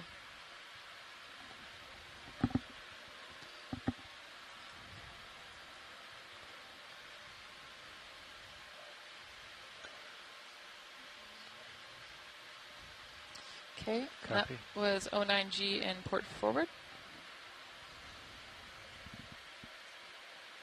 Oh, starboard forward. Oopsie. Thank you. That's why I check. We can do a move, I think, Nav, when you're ready. We had been doing 15 at 025. Another is fine. You know, the swimmer here roll. We'll just take quick. I think Bobby got a good shot of them earlier.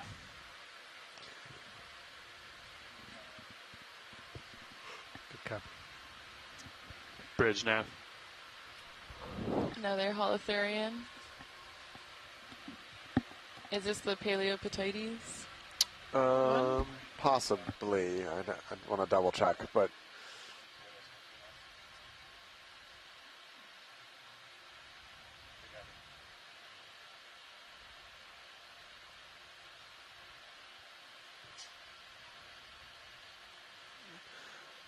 No, I haven't seen any primnoids yet, Asako.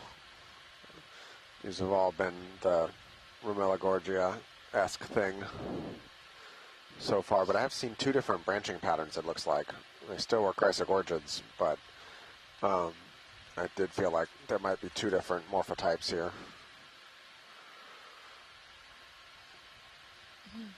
Yeah, and Chris Moss says it's Paleopatites-ish.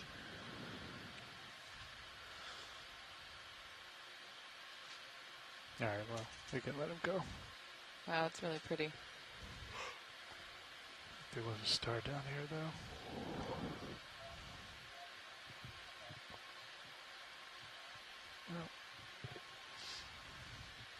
though. All right, so yeah, as we're continuing on, just for folks who are streaming in, we are currently on a wall, I can't even really say ridge, a wall of a volcanic dome that's, right now we're at 4,290 meters or so below sea level. So it's this really deep feature that I think colloquially we've been referring to as a pancake volcano. Essentially, it's a type of like dome volcano, we think, that I guess forms because the lava moves out relatively slowly, is my very vague understanding. Or like, you know, it's kind of like a weaker flow that builds up in these mound features. Part of the reason that I'm having trouble describing it is because there actually hasn't been that much work done on features like this, and particularly at this depth. So understanding how it formed, the age of this volcano, and what it means in the broader context of these seamounts here in Papahānaumokuākea is going to be really helpful. And it's also relatively isolated. This was kind of one of the only features between our last dive, which was more than 100 nautical miles away from here, and our next dive. So ecologically, super interesting. And we're currently at a depth that hasn't been very well explored at all. So as we're on sample 9 of this dive. We got to the bottom around 11 HST. It's 130-ish now. Yeah, let him go. And we've been seeing a lot of cool, weird, and new stuff. Have to be something different. This is a pretty nifty collapse feature, though. It is. It looks like there was a lava pocket here or something that made it hollow, and then it's collapsed. Okay. Yeah, this is like a mass wasting feature. So, like, you can kind of see the cracks on the top of it where the ridge broke and then slumped down, and that's part of the reason why we were seeing some really big, fragmented boulders that look more like these thin shelves that are on top. Yeah. Go ahead. Thanks. How about now? Partly, I'm bringing my heading over to 4.5. Yeah, that sounds good, Bobby. 15? Going to keep shifting your way, but that sounds good to me, Chris. Okay.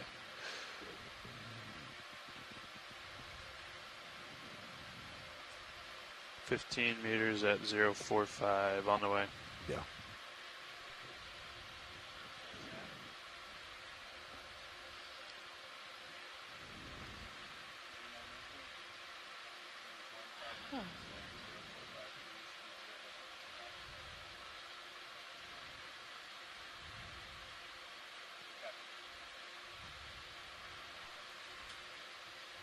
Wow. And there's still some good sediment accumulation here. From seeing all the sediment that's in the water column, I wonder how much time is represented in each centimeter of sediment that's collecting on this seamount. Or dome, whatever this is. Volcano. Because usually its sedimentation rate in these deeper parts of the sea are really slow. Stand by. Ooh. But I don't know. Monopsid isopod? Yeah. He's really close here. No, he's up above me. I think he's that speck right in front of you. Not up above. It's right straight out. Oh, yeah. The camera is 2. Yeah, so this is, by definition, a seamount, but just barely. Yep. So this is a pelagic isopod. There's several mini species of them, I believe, but you find them floating. Yeah. This is a really good really good example of some types of deep sea. Oh my gosh. Nice. Adaptations. So these long arms and legs and antenna here that you're seeing partially serves an early warning system to tell if something's going to touch it, but also it helps to increase its surface area to volume ratio. And so when you have a high surface area to volume ratio, you end up floating better. And so it's easier for you to stay up in the water column, even if you're a little bit denser than the surrounding water. So you see a lot of midwater organisms with these exceedingly long legs or tentacles. It's kind of classic in diatoms and stuff like that, with these long appendages that help them stave off sinking. And I think you're seeing a mixture there of that. It's advantageous for organisms that live in the water column to have that high surface to volume ratio, as well as probably doing double duty as helping detect predators. It's full fogs. That's so cool. I mean, you can see this when when we go swimming in the ocean too, right, as people. If you curl up into a ball, it's a lot harder to float than if you spread out and lay on your back. So I like to think of them all as having evolved just the infinite pool lounger in their body plan. They can kind of just float through the water column, not have to work too hard. Yeah, so back to the seamount. The seamount looks like the shallowest point's about 4166 meters, and the abyssal plane is at 53. So by definition, we generally call seamounts or features that rise off the sea more than 1,000 meters a seamount, and things that are less than, we refer to them as abyssal hills. Go ahead, Bridge.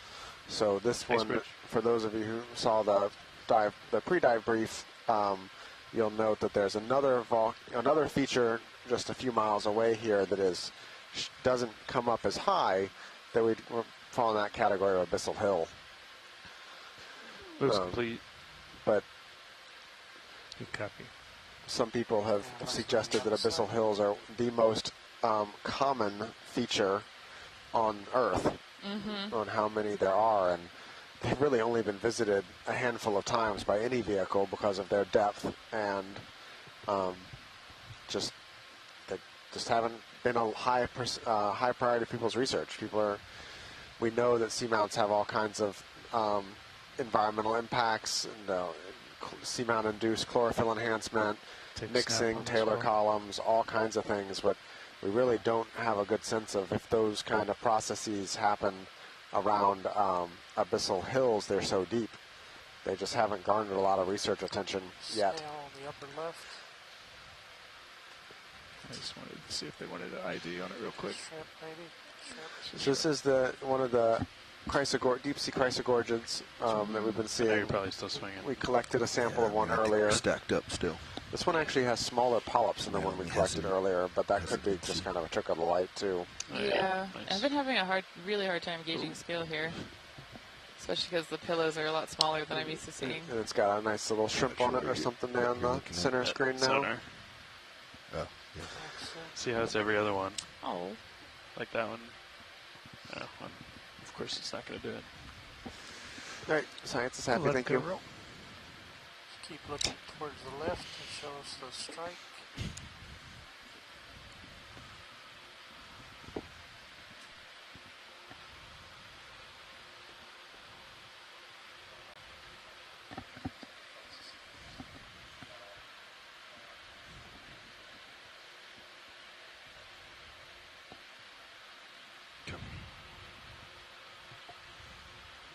Pilots, could we zoom on that trace that's coming, like bottom right real quick?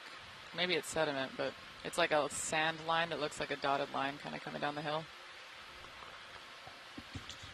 Coming into center here, Sada? Yeah, maybe it's a crack. I saw something earlier that looked like a tube, and I'm suspicious. Where the lasers are at? Yep, exactly. Okay, you take it, roll. Got a whole bunch of them. Serious. Nope, never mind. Thank you, though. Yep. There's a bunch there on the overhead view from Sirius out if you wanted to see. Oh, yeah. Oh, cracks. Yeah. Nice. Thanks. Here's a tube.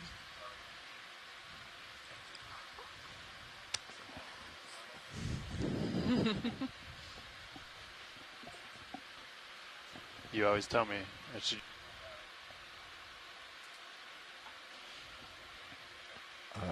Dive Super will allow you.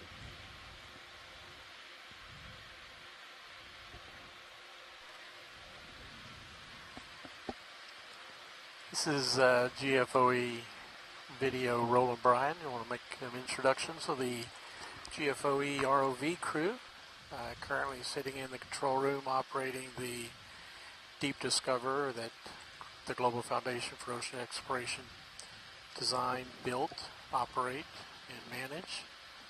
It is currently being operated by our pilot, Chris Wright, and our co-pilot is operating our Sirius vehicle, which is the second vehicle that's looking down on the ROV. You can see that's on stream 2. That's being operated by our co-pilot Bobby Moore. And our navigator, who is keeping us all in a straight line with the ship and coordinating with the bridge, is our esteemed Dive Super and currently navigator. Take a snap there, roll. And sitting in the far right, speaking to you now, is myself, video engineer Roland Bryan, operating the cameras. And in the back row, doing our clipping of all of our clips and working on the highlights is one of our esteemed video producers, videographer, camera extraordinaire, Olivia Andros. And we are a team that operate this system for the Global Foundation for Ocean Exploration in partnership with NOAA and the Ocean Exploration Group. So, hope you guys are enjoying the dive. Let us know what you think. Yeah, you can take more there, Ro. Thank you. And thanks, Roland, for introducing everyone. Snail trail. Snail trail! Oh my gosh, this is so cool to get to see it feeding. Okay, so we're really excited about this because catching video of animals feeding is super helpful for understanding their ecology and also for understanding what is making all these traces that we see on the rocks. And it looks like we caught one in the act. Maybe we can watch it munch a little bit more. You want more light roll? You're good.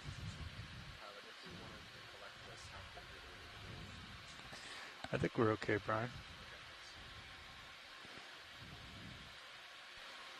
I will try. I may slide if I try to center it roll. I'll do it very gently.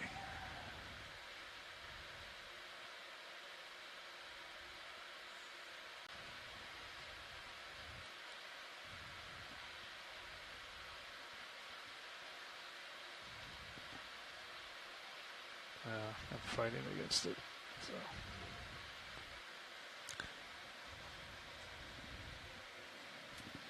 Thanks, Roland.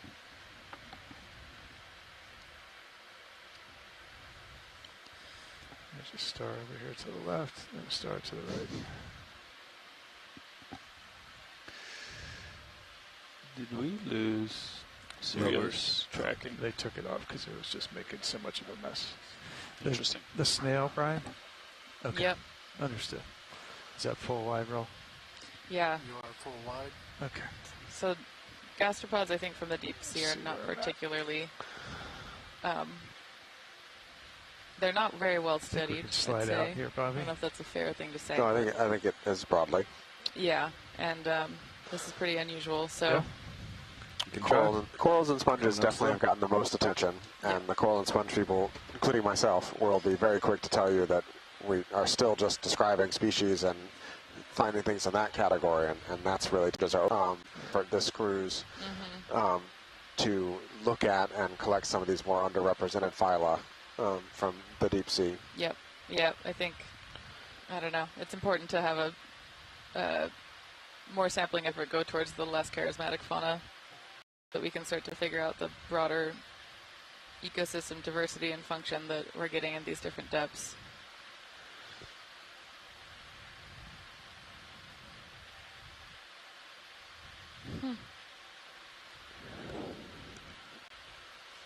Wow, and Linda Sunderland, who's been helping us with gastropod IDs throughout the cruise, is saying that she's not even sure what the genus is, but the family might be Turbinidae. Maybe. So see the angle of your wrist? You're not quite. All right.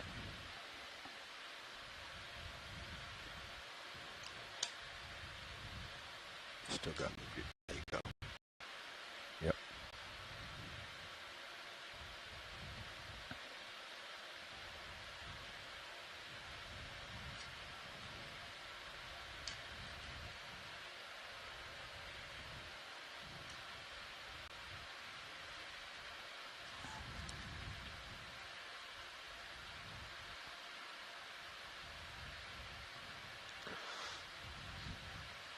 That's just the angle that I've got it at.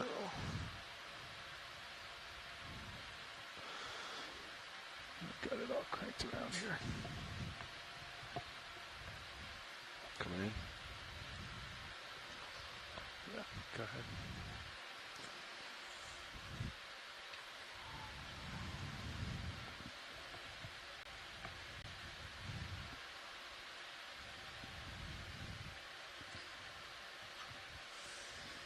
Tilting up on HD2.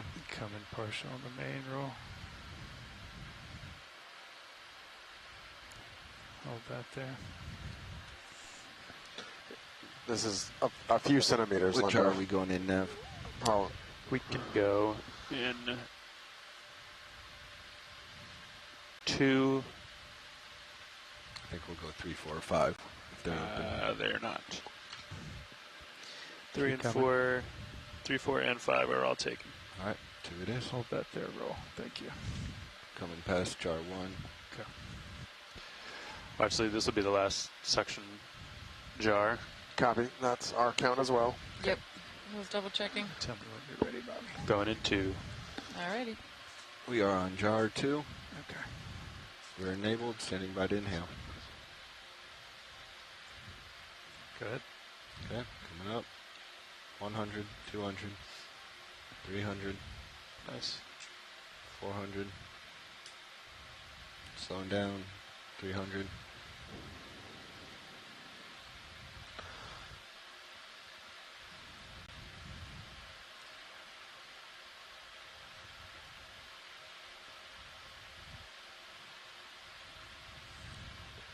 And snail in jar. All right. And back to 6. Tilting down. Copy.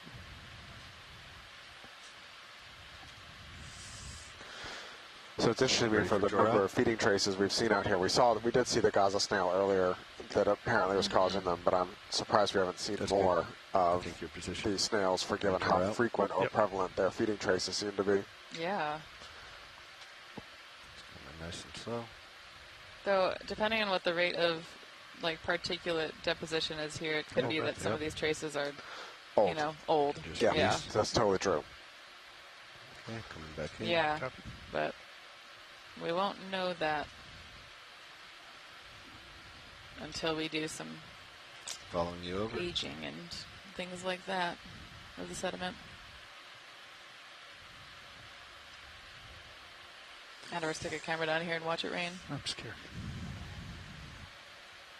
Chris is pointing out that all these Seastars we're seeing are probably leaving some of the traces as well, but yeah. Wow. Yeah. Like I said, the deep sea runs on poop. This is a field of poop that is feeding all these stars and snails.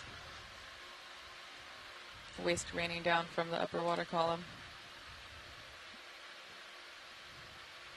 to make beautiful marine snow. A couple more of these Caliphicus sponges. Thank you. I think we're ready for a move, Chris. Yeah. Yep. Still 045? 045. Okay. 15 still good? Yeah. All right. It's on the way. And Val Finlayson gave me some more information on the small pillows. So the pillow basalts here are really tiny compared to what we've been seeing elsewhere, and that probably suggests that there's just this, as this volcano was forming, there was lower melt production or a lower rate of it, dead center. You know, coming out to the surface, diffusing out. And so that suggests that the geochemistry in this region is a little bit weird, because that's unusual. And I think we're getting some evidence that geochemistry is weird too, just by the fauna that we're seeing as well, maybe.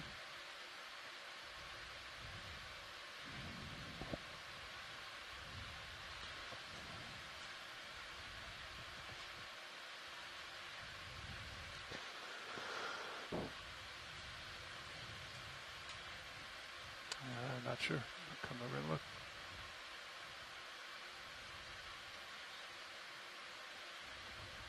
What's that swimmer there just floating by? Oh, you want to take that? Oh, kind of dead center. Keep going. Okay. Yep. Come back wide. So what were you Could we look here? at that kind of spindly looking Tracy thing at the coming bottom center right? Bottom Thank center. you. The crack? Is it a crack? I'm wondering. And then if it is a crack, I'll stop looking, I promise. Lead me, Sada. There's the lasers. Tilt down 15 degrees, dead center. Perfect. Yep. Right there? Yep. You can take partial row.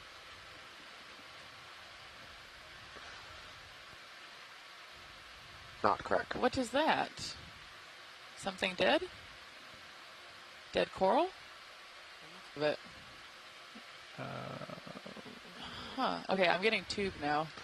Whoa, I think it might be an encrusting worm tube. Okay, that's wild. I think that's good for science. Okay. Yeah, thank you. Floating roll. I think that might be one of those polychaete worm tubes, maybe. I don't know. Or something. But look, it looks like an encruster. See all the... I don't... Now are you on the... I'll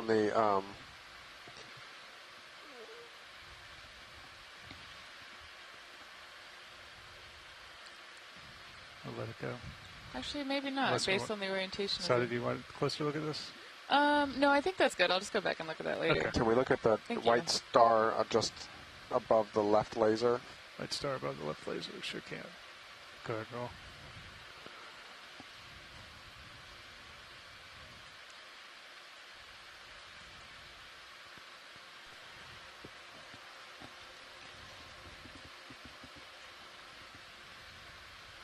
I'm going to touch base with Bridge, guys, if you don't want to hear that That's conversation. It. Thank you. Can unlatch me. We'll let it go roll.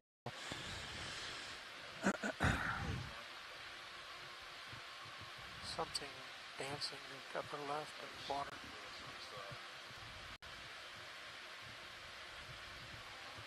Oh, shrimmy.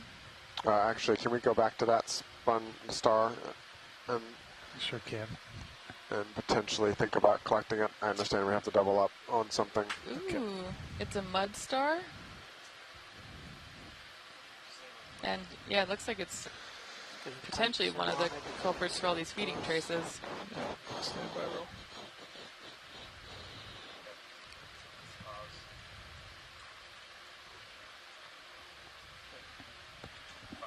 Mud star is a common name for porcelainaster. Jesus, I can't say anything. Porcelanasteridae. There we go. All right, well, you can take more.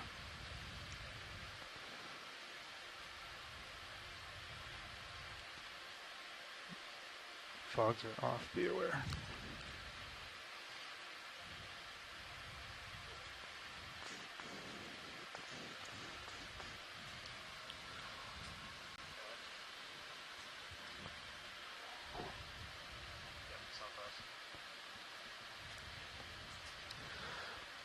I think let's go for canister 2 and put it in with the snail. Okay. Whenever you're clear, video. Okay, that's the best I can do with it. All right, you come back wide. All right, Bobby. Hydraulics up. Good copy. Come bring Mini Zeus over for me, please. Yep.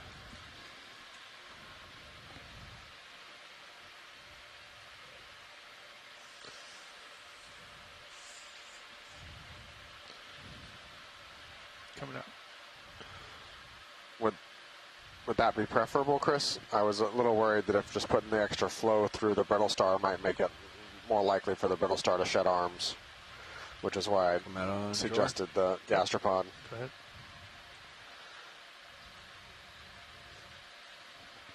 Oop, sorry.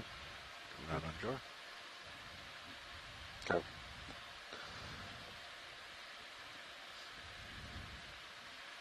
Hold that. It's going to be easier for you if you get your arm out. Let me have the drawer out further.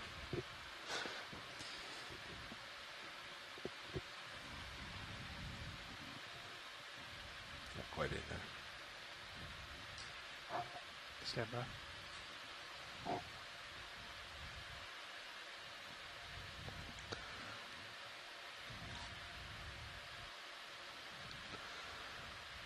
Drawing in.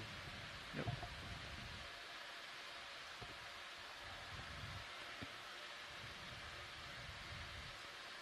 Hey, Ro, can you come in on main, please? Hold that there, please. Watch Leads Copilot, what was the final canister request? Did you want snail or star for canister? It's fine. Star's fine?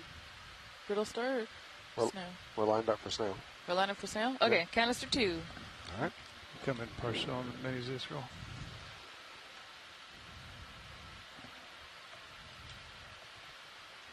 That's good there, thank you. All right, buddy, on you. Coming up. Yep. Inhaling. 100, 200, 300, 4, 5, 6. Just hold that. Ramping down.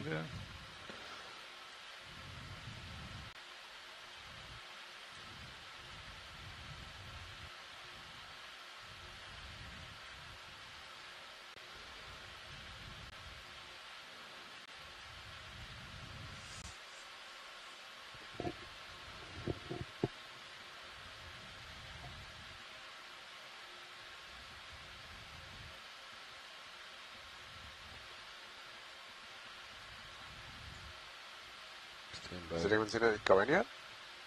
Oh, I see it. Just saw it go in. Just got in. It went in the upper Oh, wait. left corner. I think Lies. you're looking at the, yeah. It's the snail. Don't listen to me. I saw something fall down. You saw it? Video? Yeah? Okay. Come back full wide on both confirm. roll. I do not see it in there. I see snail. I saw something go up in the far left side of the filter and then drop down on the far left side of the filter. So can't see it in there now. Are the jar lights at full? Not sure if it made it. Oh, it's still in the hose. So it definitely didn't go through the filter. Go back to 2 and do some more sucking to see if you can blow it around. I have one standby, please. Alrighty. We're working on a technical issue.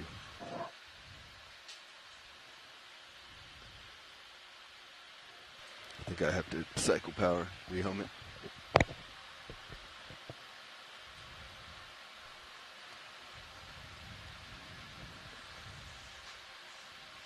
I think he could, I don't know. I was going to say stow the hose, but let's keep it where it is. So let me drive. No.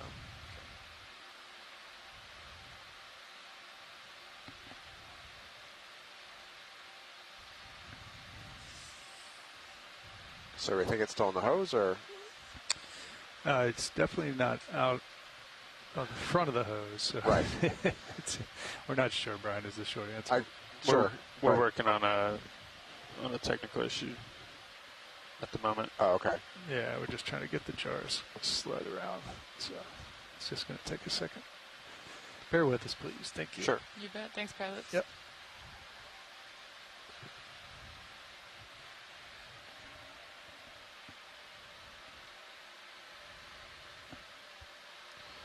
That's strange. Let's get you. We're gonna. Yeah, I'm fine. I mean, yeah, whatever you want to do.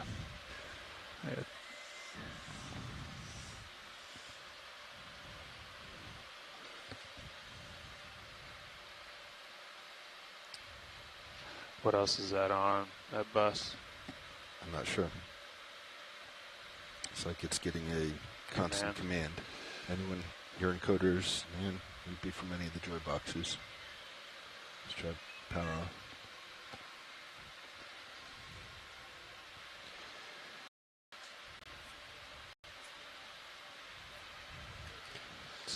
It's not the belt.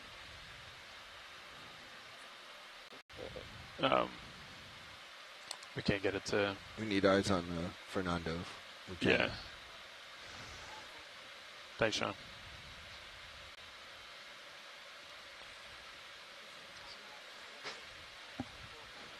So if you home those up there, Bobby, what do you get? Nothing? Nothing. It did move a little bit. It's slowly rotating. It's just creeping. Yeah, it's like the command is being taken over some.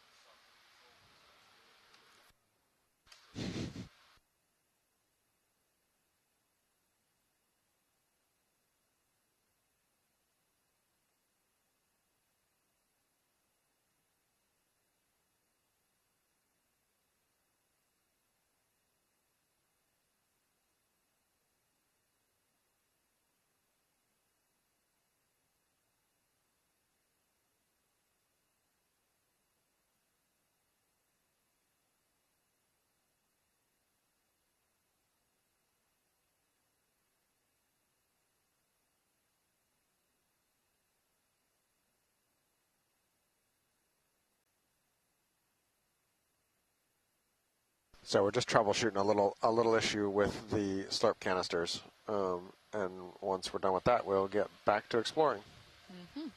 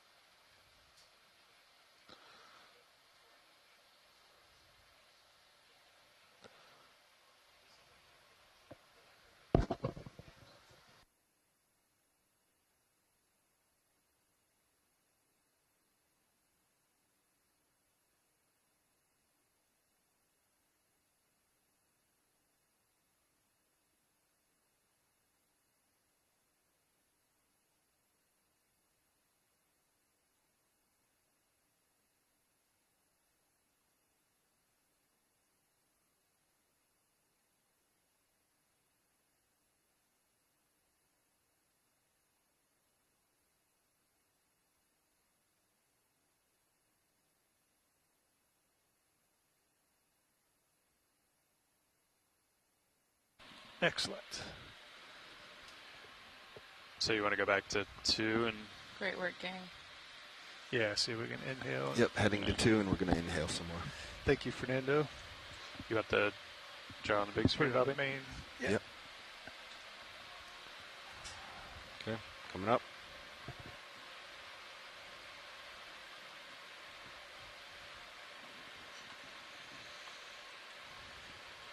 There he is. He's in there. Nope. Is that him attached already in the bottom? With the snail? Yeah. I don't think so. Right there on his tail.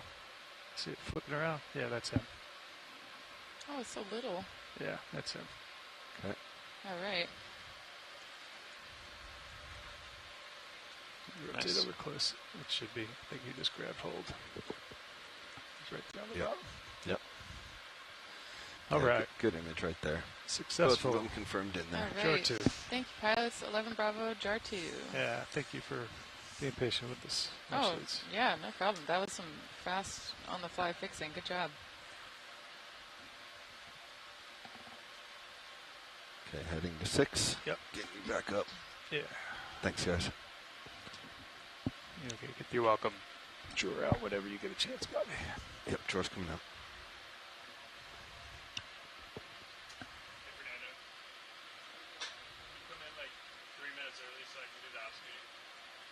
You're a little low. That's good. Hold that there. That's fine too.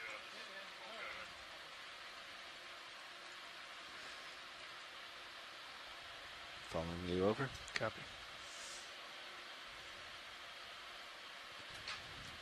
Nice.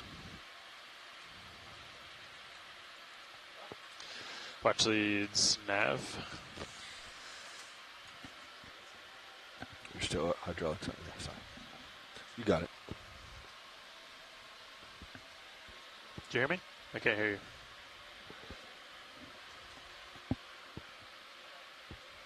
Huh. Interesting. Oh, somebody had you turned down. We have just under 2 hours left on bottom. Bright white object and on the right side. quite some distance to get to the top. I think because of the bathymetry and take snap roll. samples. So just real quick. Well, you said it. Yeah. You can take more. Just so you know. Yep.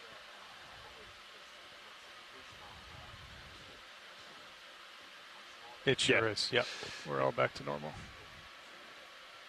Let's go look a closer look at that, and then I promise we'll make tracks. Yeah. Come back wide. Thanks, Roll. Yeah, we're going to get up this hill. Brian, I have No, we're not. I have 11 samples. I do too. Yeah, 11. Okay. Oh, I looked at dive 13. Apologies. Yep. No, But we're close to having 13 samples. Maybe we will get there shortly.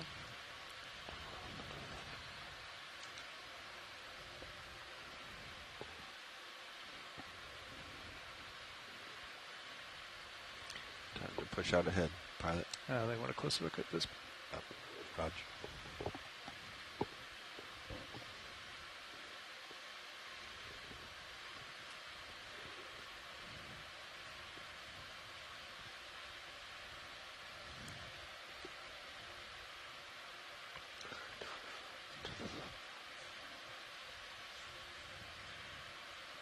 So this cup coral looked different to me than the one Go we ahead, saw Roll. before. Because it's not a cup coral. Oh, it's not a cup coral? Nope. Oh, what is it? Anemone? It's an anemone. Oh, sorry. I'm a rock jock. Oh, bring it over cool. this Oh, side? I see that now. Oh, cool.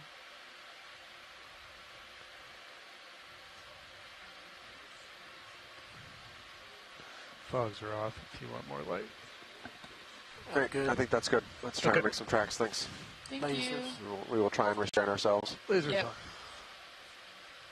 So yeah, short side. I don't know. I don't think you heard everything Nav said probably, but we are under 2 hours remaining. We have made very little distance.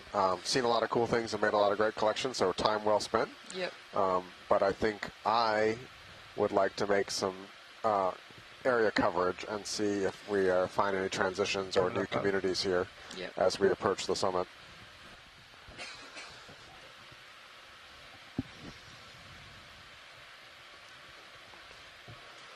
More of those sponge stalks falling down.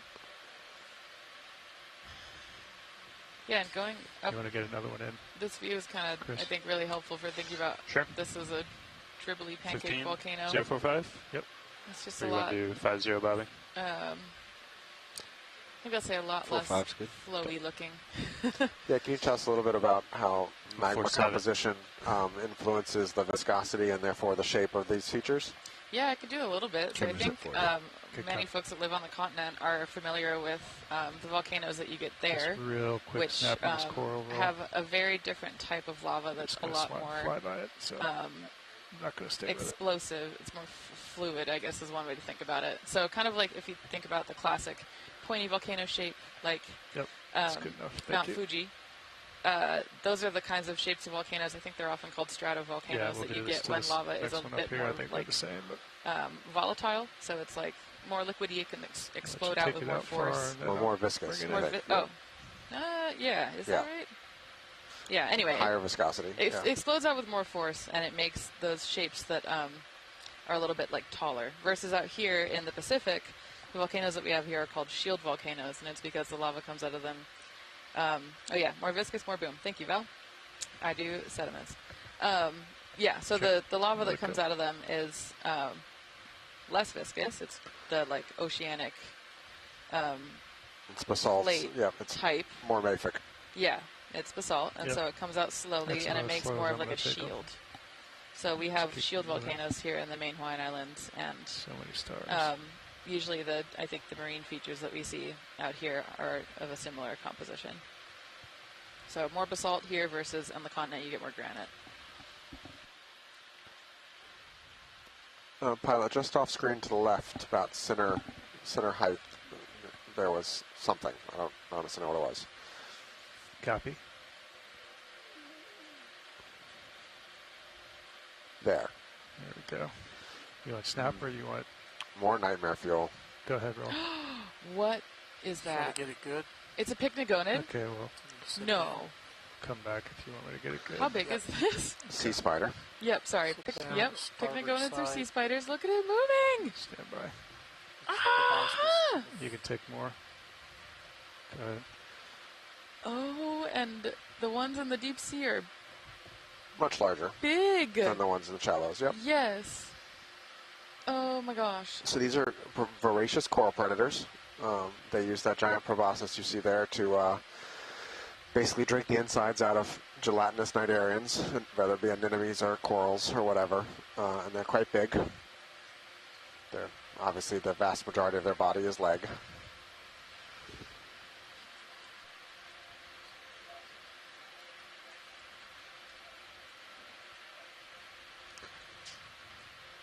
All right, I think science is happy. I don't know either, Roland. You can fill the screen, we'll let it go.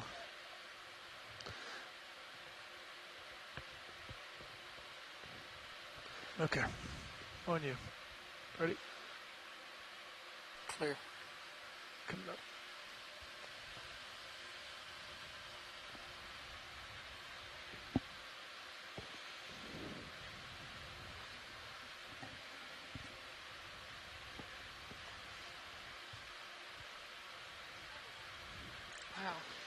Bottom left, there's something shiny. It might just be a shiny patch on the rock. But can we look at that, please? Sure can. Ooh, is it snail friend? Yeah, it's a snail. I think it is too little similar to the snail we collected a second ago. Also caught in the act with its feeding trace.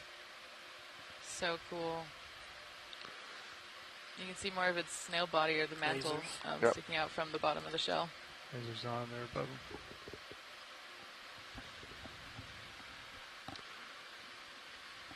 Okay. More of those. Thank you very much. Yep.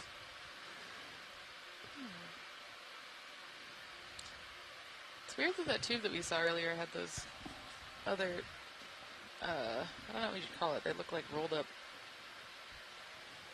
Honestly, they look like bits of poop, but they had things hanging off of it. And that one that we just saw down by that snail did too. Carry right around the sponge as you go.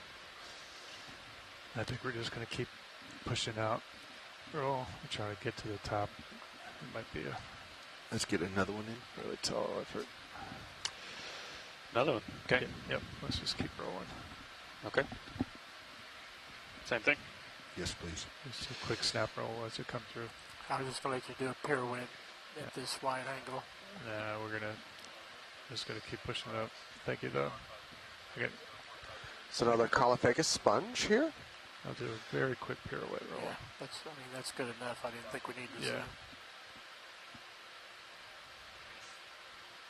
Perfect. You're going to stack up on you guys, but... Yep. That was just the second one, right? Yeah, there's a big whip there. Off in the black, too. Yeah, I guess we were stopped for a while. Yeah, shiny top center. Yep, coming at it.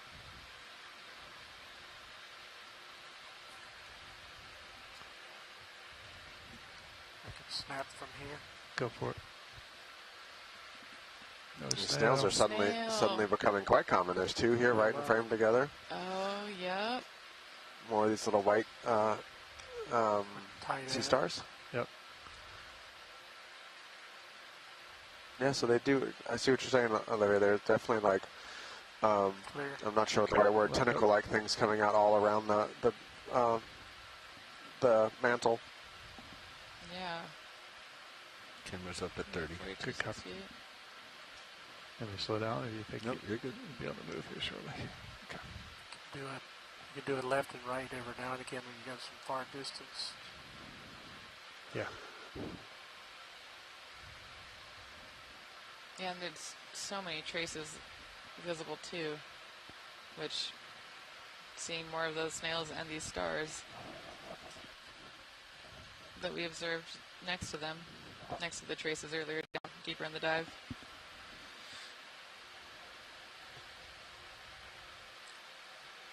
To the right of this sponge in front of us, there's a small white thing. Snap Take it. Go for it. Right Yeah, another kind of thing here with the small head and big body. What are you? Huh. That's definitely an agglutinator. Clear. Okay. I mean, I'd guess tube worm. That one looks even different from the one before. That's so wild.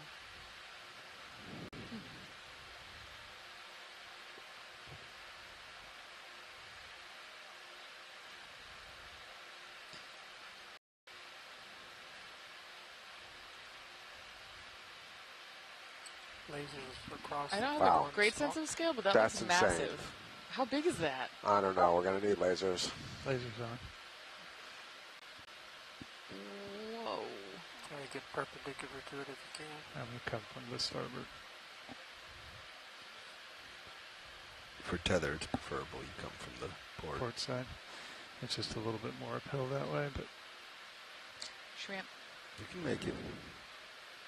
I think I could make it. Everyone in the chat's going, whoa.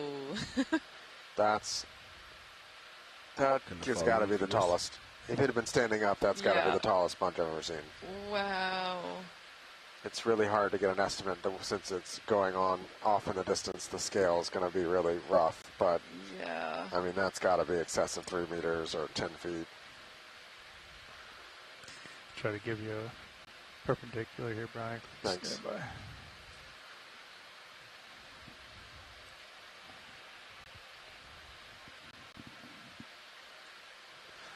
Looks like we'd also have a different sea cucumber here that we haven't seen yet this dive. That's about as good as I can get there. Okay. Oh, wow. Where'd the lasers go? Can't even see them. Yeah.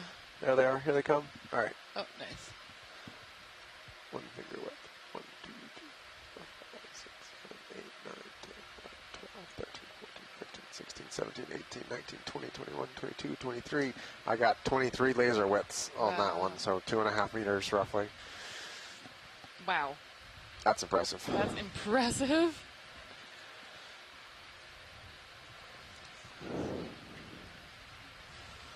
Let me take a snap zoom on the sea cucumber too, please. Yeah. Go ahead, roll. When it was attached, do you think it was just sticking straight out? I wonder. Ooh. Take more. I'm just going to let him come into focus. Stand by. So you're getting close to This cereal. is a different sea cucumber we've seen so far. We've seen a synallactid white one and then a polypatotes one earlier. Wow. Val says that sponge was twice the width of D2, or twice the length of D2, basically. I think we're done with that move. Copy. Not you, but ship is. The Caulopacuses are definitely, them and the Romellogorgias are definitely the dominant sessile macrofauna of this zone so far. Yeah.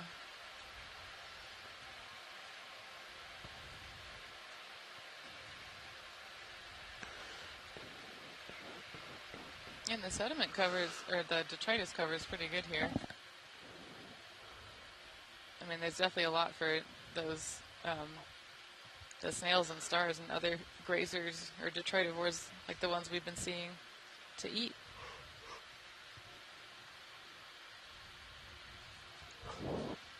Here comes another little coral. Take snap roll. Yeah, the coming and going of this particular matter is interesting. Yeah. It's weird. This looks like a bamboo.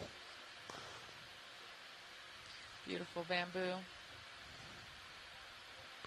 I'll let him go.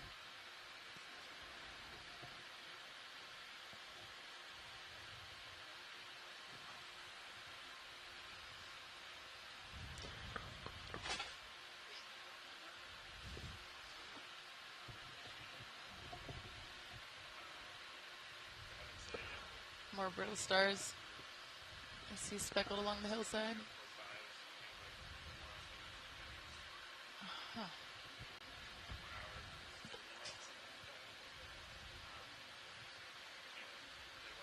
You got a big sponge off, right, if you want to look at it. I was going to see what that was, but I think it's just detritus. Big sponge off my right. Copy.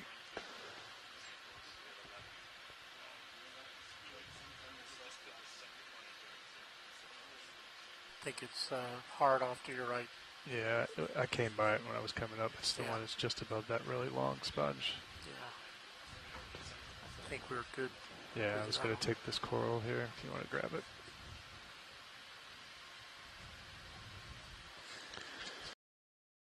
Oh, crinoid crinoid associate. This is the first one we've seen this dive. Oh, it's beautiful. Ooh. Yeah, you can see it in port rail. Sorry, starboard rail. It's quite large. I'll let it go, Ro. Kelly Markello says, oh. Do you want another move, co-pilot? That one, let me see, when that end. Just back off. Let me just sit where I'm already down. Standby roll, just going to swap out. Just doing a quick pilot change here.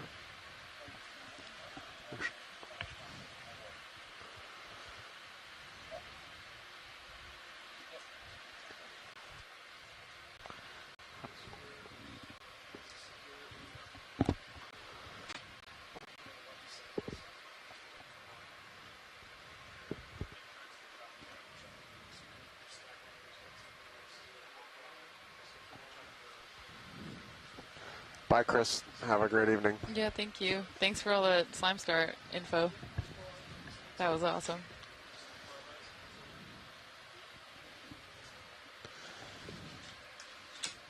Hey, pilot. Welcome, John. Maybe a quick turn Welcome, right to see front row. that sponge. Hi. All right. Before we leave Just here, for size. What do you need, Brian? we'd like to go on back on the crinoid in this coral. Come in. Oh, leave it.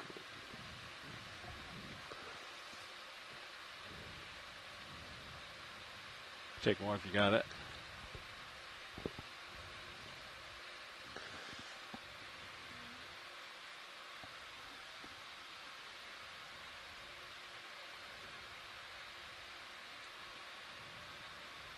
All right. I think that's all we're going to from here. Okay, we can keep going. Thanks. Okay. That was full zoom. And the sponge was just for size because we saw big stalk just slightly below it. Yep, I was just telling Shoreside that. I'll get more moves in. Another, Just see it for size because we just saw a long stalk. Yeah, we can get another move in. 1545, just like the last one.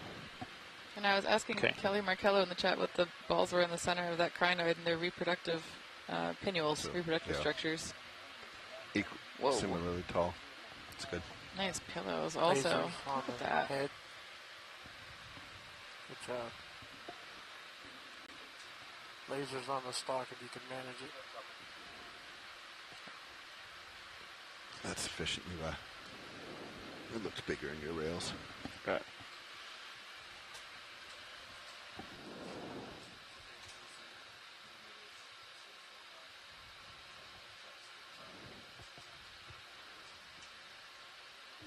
Wow, there's so many of these stalks just littering the hillside. Maybe littering is a bit of a big word for here, but gently scattered across the hillside. Still more than I might have expected otherwise. Nice snaps and stuff.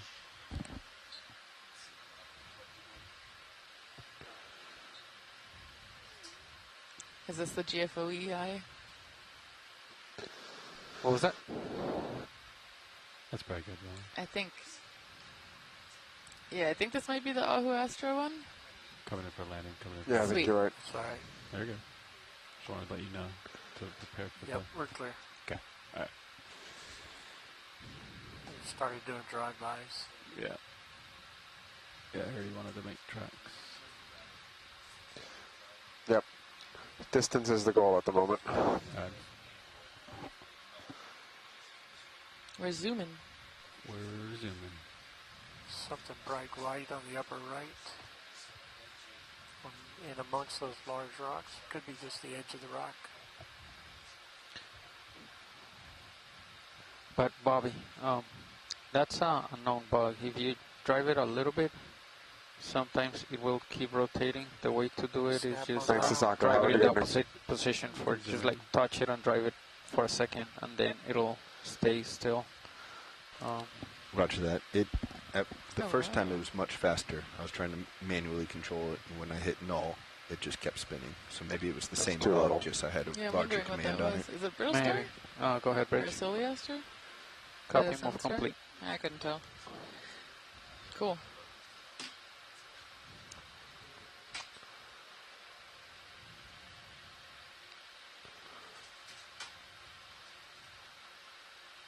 Ooh, 4 AM, right? No. You want it? Oh, another of those isopods? Menopsid isopod. But its arms are a lot smaller than the one we saw before. And I can't tell if it's alive. Some of these have giant paddles on their feet and are really distinctive. We haven't seen one of those yet.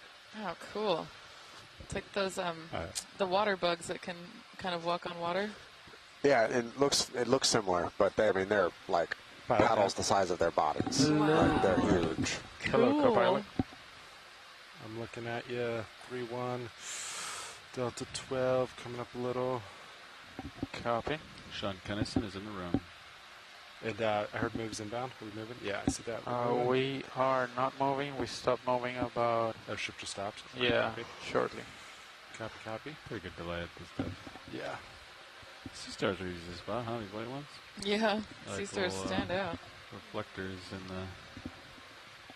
Like stars in the sky. My sponge tipped over. Oh. Yeah, we've been seeing a lot of these, and they're huge. They're definitely the biggest stock sponges I've ever seen anywhere. Yeah. A lot of stock. A lot of stock, not much head. I wonder if they're trying to reach out into the current or something.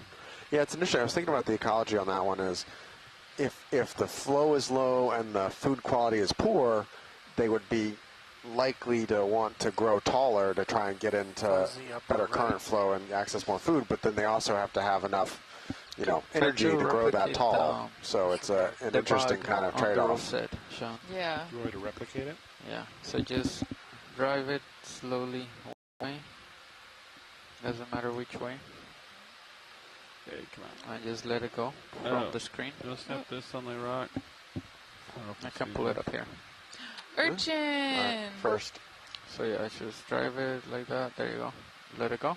I can never remember the name of these urchins, but they have the bulb or the sac. No, so drive it the other direction. Yeah. And just let it go like for a second. You don't even have pretty. to be, well, now you did it too long. Come in. And it doesn't have to be small or it can be big, and you just... So a little... This is a little different than the one you're thinking of that we've been seeing. I think what it is, and I rewrote that program like a year ago to... The pink thing on the right, what is that? Is that part of the urchin? Not sure. Yeah. Weird. That's right.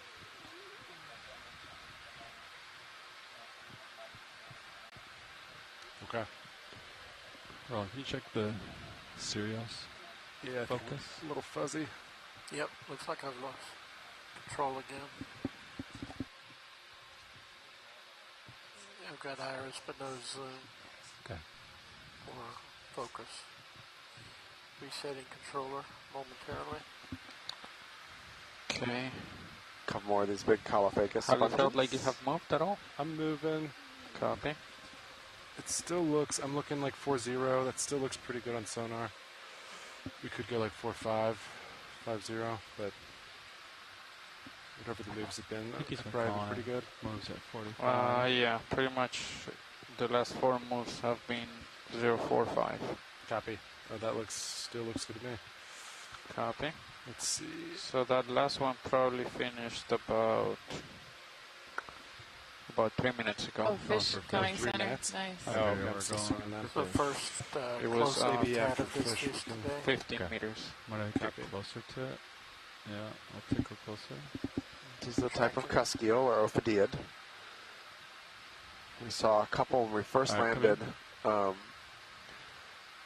And I think it was probably the same genus. Go. Oh, this one These has white body and yeah, kind of almost gray, almost translucent feeling head. Oh yeah, look at that. that's beautiful. I don't know if beautiful is the word I would use. Interesting. I don't know. You can see through to what I assume is the more bony part of the fish or something. Maybe, actually, are these the ones that are covered with a gelatinous layer on the outside, or? Looks like it has like a. But maybe. Fish aren't my thing. Yeah, looks like it has an anti-concussion mask around its face with all the amount of what I assume is squishy stuff around it. Back. I don't know. That's pretty. Less serious control. Great, thank you. Thank you. All right. It's back. Full wide on ROV. So I'm looking. Might rotate to like 5.0. Okay. Maybe 5.5 for the next one. Okay. If we line up Cirrus sonar, sonar looks pretty good. It's pretty steep. Do you wanna? I would keep doing small moves. Yeah. What do you think about it? I think like a 15-meter move would be good, but if you wanna raise the. I think 15's fine. I'm looking at this.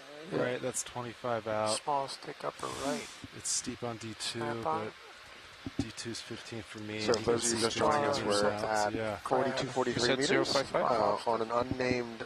Oh yeah, let's look at this piece. That works. On an unnamed seamount, kind of out in the middle of nowhere, in the extreme southwest kind of area of Papahānaumokuākea. Lobster? Oh, hoo! Bye. Oh, you ran right into us. Okay. Hey, he's going for a ride. Oh yeah, he's ready to. Bye. Hello. Oh, lasers. Hello. Goodbye. It's very white. Sorry for disturbing you. Yeah, hit Kea, not hit Ula. Oh, nice. Oh, that was a cool view of the legs. Take a zoom video. Hello. Hi, buddy. I think he tried to attack us, but. I think we saw one of these a couple days ago that had orange eyes as well. Yeah, this is a type of Galatheid. Yeah. I think it's probably in the genus Menopsid.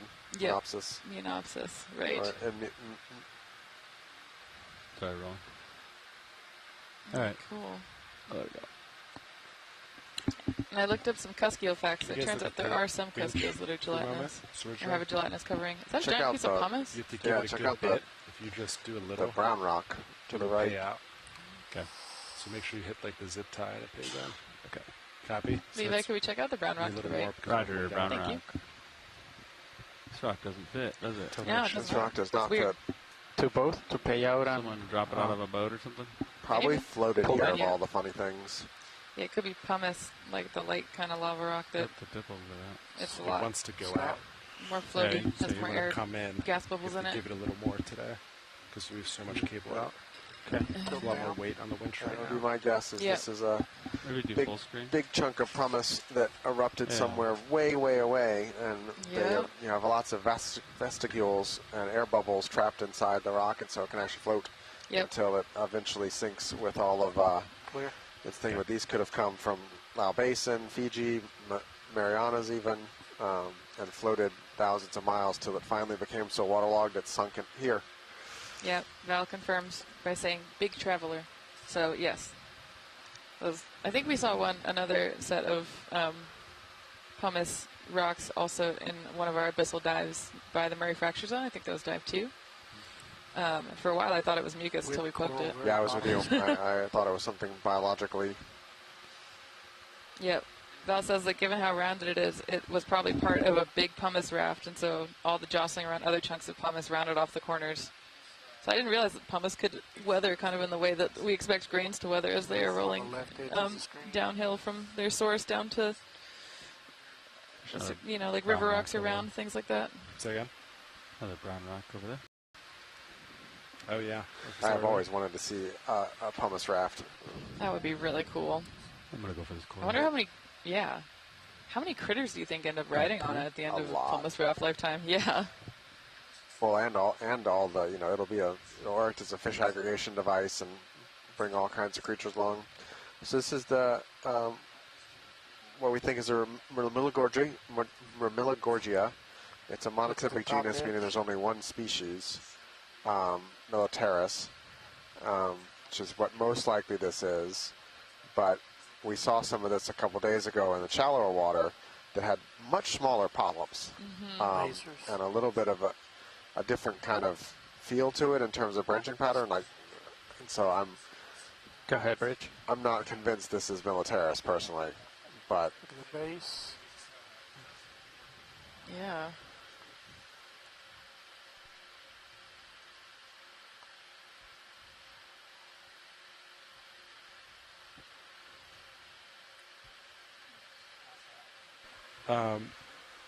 I was losing the bridge. They want to restart 4 and 5 GPS, so CPath and Puzzle V. How long would it take, can you ask?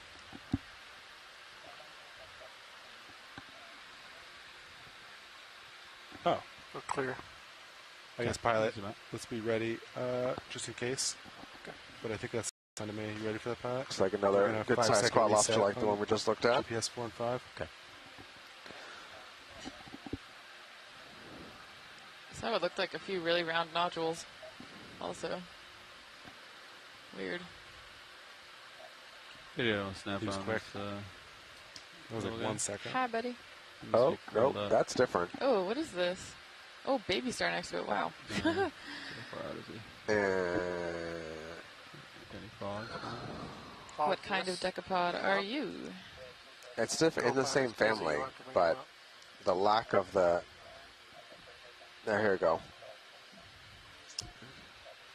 Same genus, but this is Kinsmithii. Nice. I think. Okay. Oh, okay.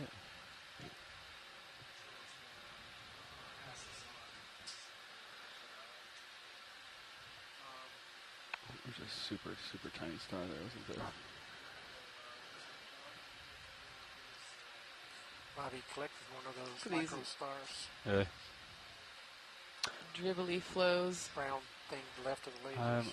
Also, as my curiosity. Snap it. Yep. So co-pilot Baylor is 225. If anything was to happen, you would just turn to starboard port. Not to port. Nope, turn to port. D2 would turn to port. Ignore me. We're set. No, you would sorry, turn. we were bailing out. Yeah, yes. you would turn to port. Correct. Just go with the ship. Okay. Yeah, you got it. Copy.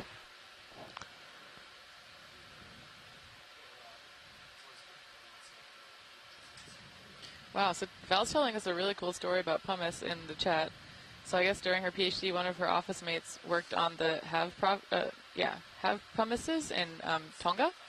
And one of those eruptions was discovered because someone was on a flight and they were looking out the window and they spotted a pumice raft. And then they called some volcanologists who looked at satellite imagery, That's one of who those, then helped to track down where the pumices came from, and it led to the discovery of that submarine arc volcano. That's super cool. More of those sponges. The distance there.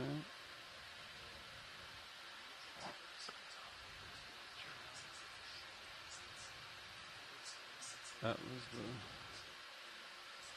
other side.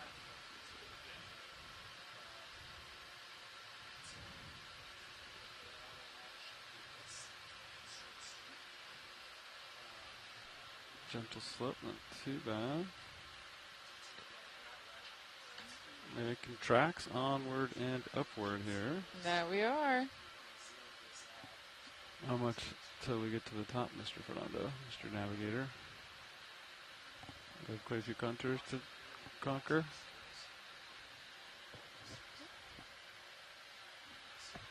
Two 260. Oh. Okay. Okay. Do you want another move, co-pilot? Sure. Yeah, I'm ready for it. That one probably stopped Yeah. maybe 5 minutes ago. I think we're given that. I don't think I felt that last one, but I think we look pretty good. In case Spindly samples. chrysogorgids. Yeah. Let's do it. Okay. Another 15, 1.5. Even if these are the species that Sounds good to is me. described, they look mostly like, I can't find a record, at least in Ovis, of them this deep. Yeah. So there's a lot of observations in the 2 to 3,000 meter range, and a few in the 3 to 4,000 meter range. But there's no observations logged below 4,000 meters. Wow. This would be a pretty cool range extension if it ends up being that same species.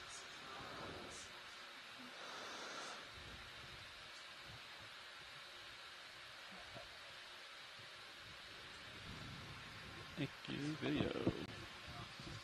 That. Come in. On the right. What am I looking at on the right? The top. That's just the. Never mind. You come out. Seastar.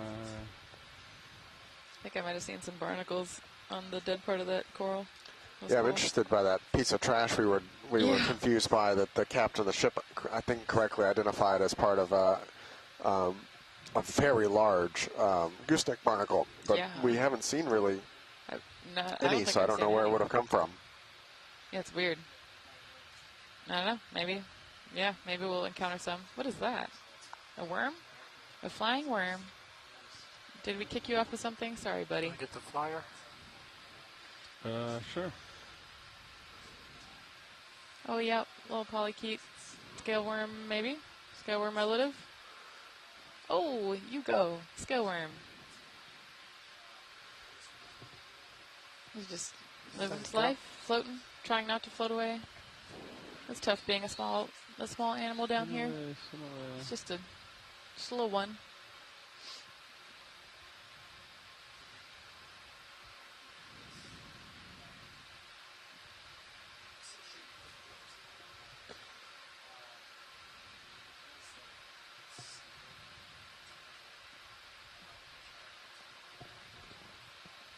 More of these pillows with more of these traces on them. This is a cool volcano. I'm really glad we're doing this dive. All full. All full except for number 6. Okay. But they want to get to the top to get a all rock. of them. Yeah, they told me we have 11 samples already. Nice. We only have one. We actually doubled up in some of those. Jar 2 has sample 10 and 11. Right.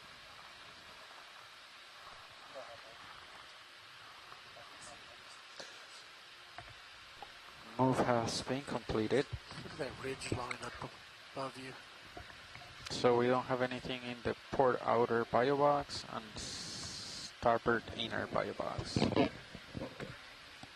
Okay, so we're continuing our way up this deep submerged dome volcano feature.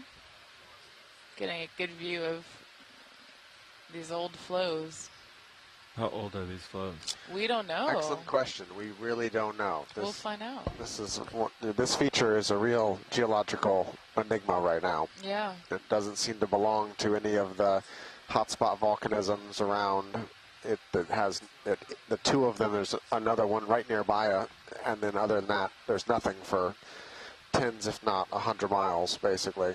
So where these are and where they came from is an open question, which is why we were given such a priority to collecting the rocks earlier today, and we'll want to, when we get another hour or so along, do it again. Wow. Yep, then we can date those rocks and maybe start to try to unravel some of the story about why this is out here, and if it's related to the feature we were on yesterday.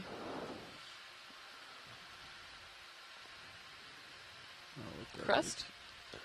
Not sure what that is, but right before you zoomed in, there might have been something swimming. Top left, tilt up.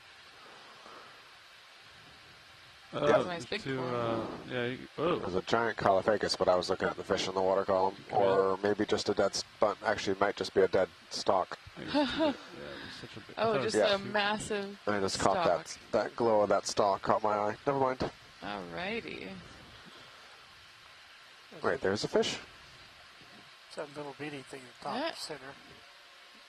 I don't see any fish. Super There was something in the water column, but it was super tiny. Yeah, we can't really tell, even on the fancy screen we have. Too big. Look at how tall that thing is. Oh, 6 feet tall. Shiny things coming towards the center, top. We took a look at a stalk earlier, Levi, that I would just quickly using my fingers was at least probably 2.5 meters. Oh my goodness. It was massive. I think we need a David Attenborough voiceover for the stalk.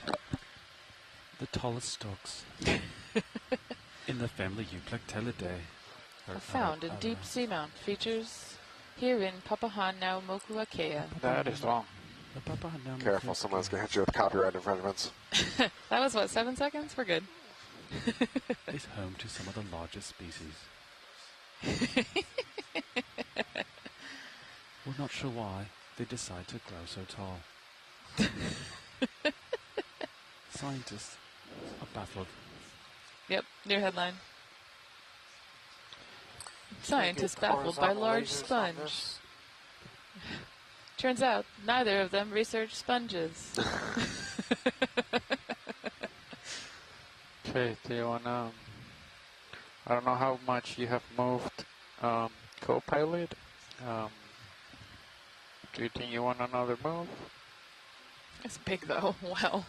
Yeah, the ratio of head to stalk still just catches me on this. About, only 4 minutes ago. This is like, it's just investing so much growth and energy into just getting out there. Really sticking his head out. This shot, is that what you said? Yep. Hey. Yeah. Copy.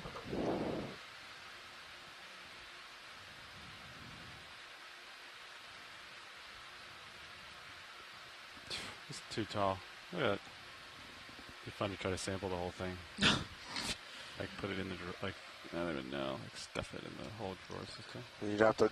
The only way I could see you doing that is holding it with both arms all the way up. Like a surfboard on your head. Yeah, just putting in jaw lock on both arms. Yeah. Chopping it up into pieces. Okay to zoom in on cereals? Into the box. Somebody brought up like a 5 meter long Riftia tube worm at some point. Oh, that was a sounds delayed reaction. Gross. That's significantly delayed. Does the tube worm occupy the entire tube?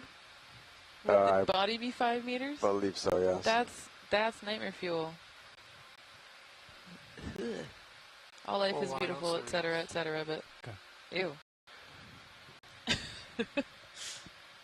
Sorry, no offense to the tube worm enthusiasts out there. Oh, cool. Yeah, some more wasting features. Schlump. We were seeing like these slumps earlier, where like the hills were cracking off and then making these rock piles. I think that Val was saying that the chemistry of the lava here probably makes it more prone to cracking when it's smaller, so maybe that explains partially why we see so many of these slump features as we're going up. Maybe it's just kind of try to get as wide a path fragile. Val, how much does water pressure take into account in lava formation? Like if you have an extrusion at 5,000 meters versus 1,000 meters, do you see grain size differences or chemical composition? Well, I guess the chemical composition would be, but the texture and grain size kind of stuff, would that be different?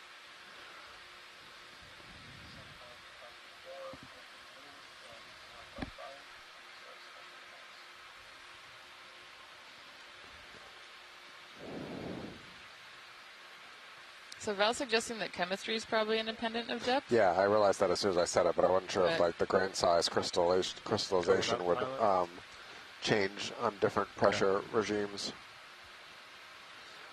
There's that. Yeah, I wonder. I wish I knew trails. more about that kind of. No culprits. Yeah, we found Yeah, the culprits trails, no culprits. down below. You did earlier? Yeah, we did. Nice.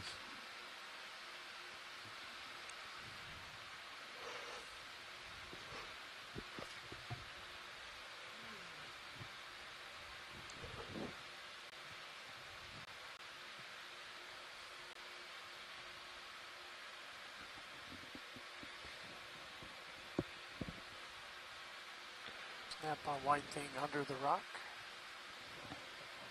On the lower left. Oh. Another coral. Nice.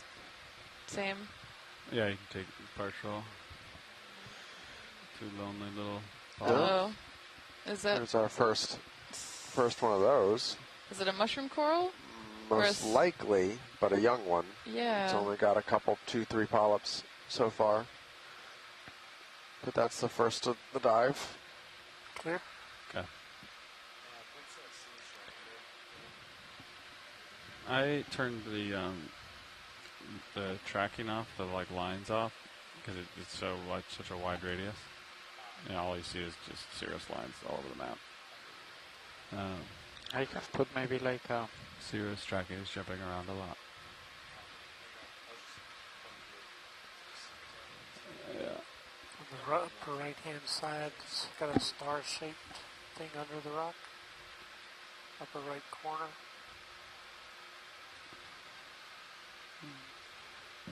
You snap it. I think it's just a little star. Oh, nice. Lasers. Seastar. Similar to the one we got before, but they're out there. You gotta zoom brown, out to see them. Brown disc. Okay. Very cool.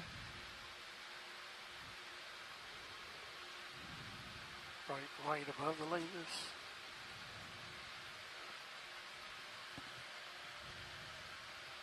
Oh, so Val's been giving you more in-depth answers on your geology question. Do you want me to read them, or do you want to read them? Hello. Ooh. Hello, little snail. Hi, buddy. I'll get closer. Hold on, Roland. So this is similar to the snail we collected earlier. Yep. We track it or pull That's up? probably the same one we collected. Get closer. Oh, they already collected one of these. Yeah, Nice. we can get a good look at it though if you want. All right. It's the first time we've seen it with the eyes. You can come in. Yeah, this is our 5th or 6th one of these we've seen. Yeah. Sorry, Roland. I slipped.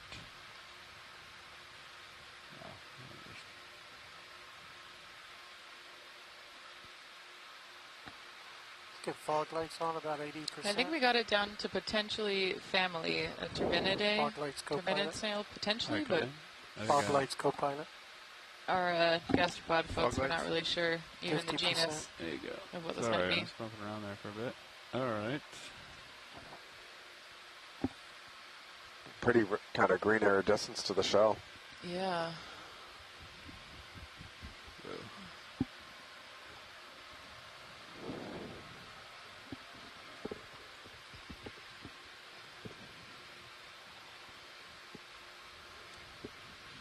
Great. Science is happy. Thank you. See the trail that the snail is making behind it. Pull out to see the trail. Yeah, we spent a lot of time looking at that earlier in the dive. Yeah, there's more snail trails up there. Oh, you can zoom out. Video's clear. Thanks.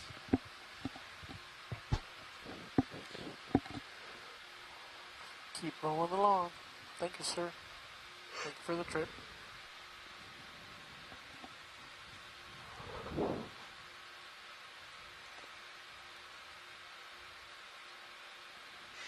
This is amazing. Did you pick 10 a day?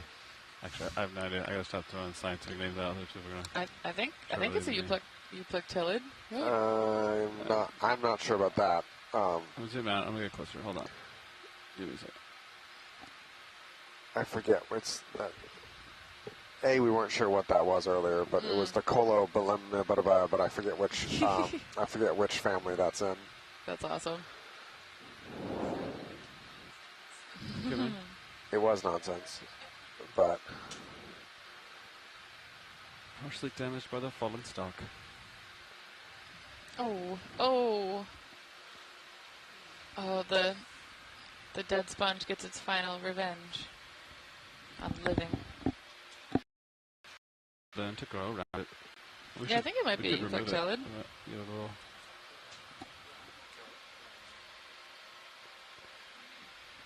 All right. Yeah. Yeah, that's what I was trying to pronounce. Oh, Corbitellinae. That one. Yep. Potentially new genus? Question mark. Couple Seastars. Cool. Couple corals. You got it though, Levi. You Plectellid.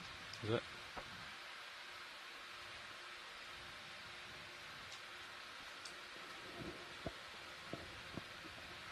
I don't even know what that is. Is that a family? Yes. Plectellid is a family. Okay.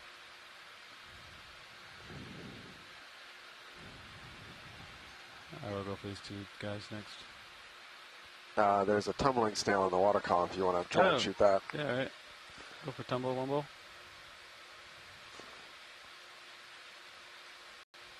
So this is a tumbling snail. Most likely in the genus Gaza. I'll give you more. Wow. Yeah, you can take one more. He's really going. Gotta lead it. Yeah, they'll go for a long time too. Is it tumbling away to try to escape because it felt us moving up the hill? That would be my guess. Yeah.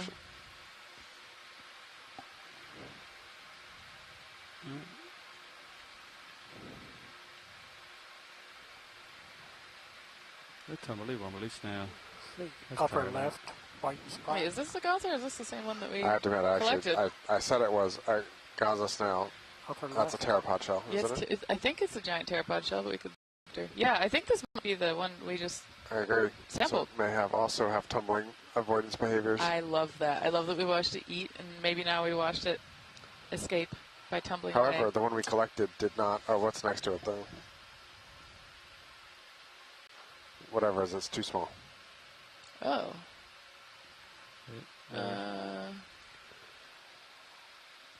You know, I don't know what that is, but I was getting some of those in, white stuff. like smaller versions in some of the sediments we collected earlier. Okay. It feels arthropody, but I don't know.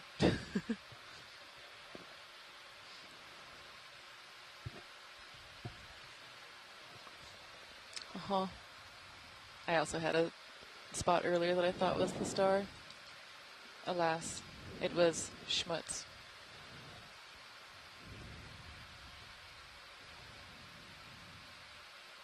Another really tall Euplectellid. Oh, not Euplectellid. Caulophagous. Lots of white small Which is a objects. rosalid. I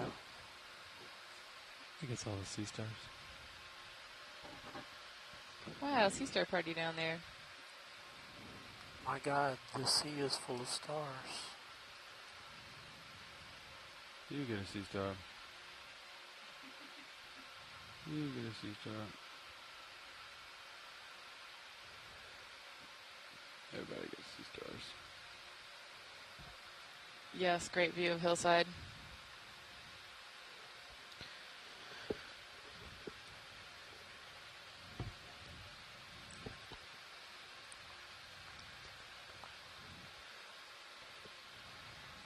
White object. Okay, that last move stopped a while ago. I don't have a clear idea how long ago though.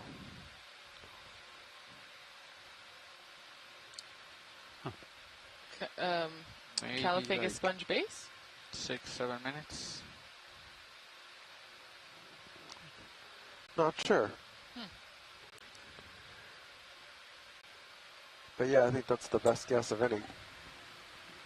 That'd be, Do you feel like another move? Yeah, it's collecting a yeah, lot of definitely. Yeah, you guys want to line up? Turn a little bit? Yeah, maybe co-pilot, you can turn to starboard a little bit. Turning. Then line it up on sonar. That's probably and good we'll there. We'll call see in a if, move. see if that scan lines up with the center of your sonar. Oh, a little bit too much, maybe? No, or that's all good. right. That's good right there. Okay. 7-0. So that's 070. 7-5 now. Okay. Yeah. 075. That's perfect. Alright. Okay. 15 meters, 075.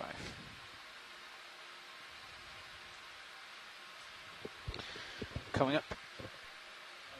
Coming up too.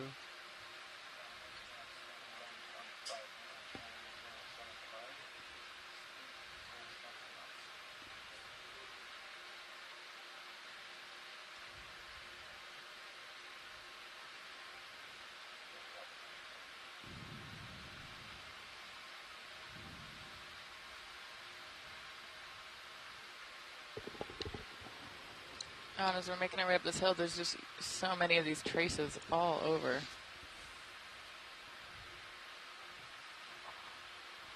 The eating is good on this pancake volcano.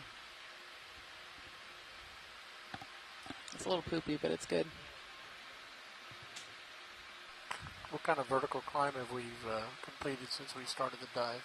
A couple 100 meters. We landed around here, I imagine, and this is the 4,400. We're currently at, we passed 40, so a little bit over 200 meters vertical. Pretty close. Horizontal.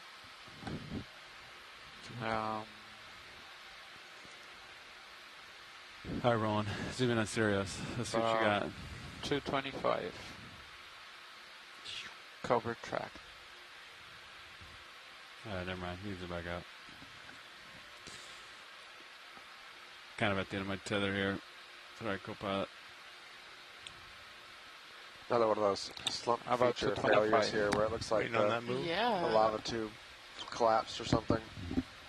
Yeah, this hillside is just riddled with them. Yeah, a little bit less than that, yeah. And I mean, we saw how fragile the rocks were when we were collecting that first sample. We actually cracked a part of the encrusted pillow basalt feature too. What's your interest there, pilot? Just wait on tether. I'm going to grab this little star. Oh, okay. You can take it. Very reflective, aren't they? They almost come across pure white on your... This looks like the little mud star we collected. Yep. So we got one of these earlier? We did. Awesome. What was he?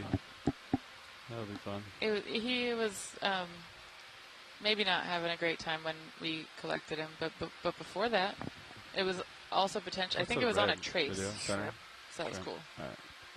Shrimp. First one we Pneumatocrisinus. There's shrimp everywhere. Go ahead, Bridge. Copy, move complete. Roland, I still have fogs on. Do you want me to kill them or? Keep them on until we lift back off. Okay.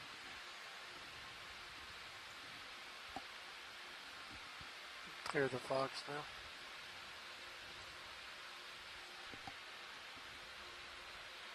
Caliphacus. Yeah. Correct. Those tall stalks.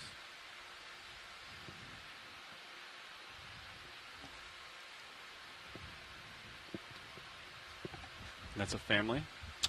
Genus. Yeah. What is the family? Euplactylidae, is that it? No, not Euplactylidae. Rosalidae? Is that what you said? It's, yeah, Rosalidae. Nice.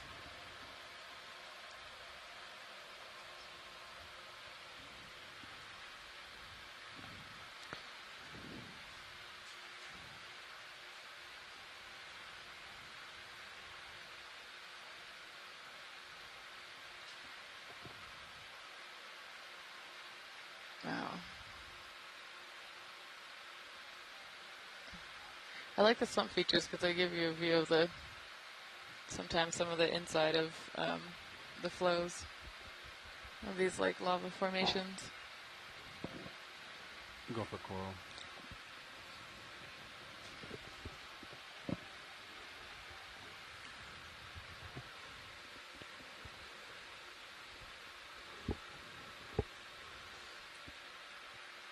Another great shot at this Romulogorgia.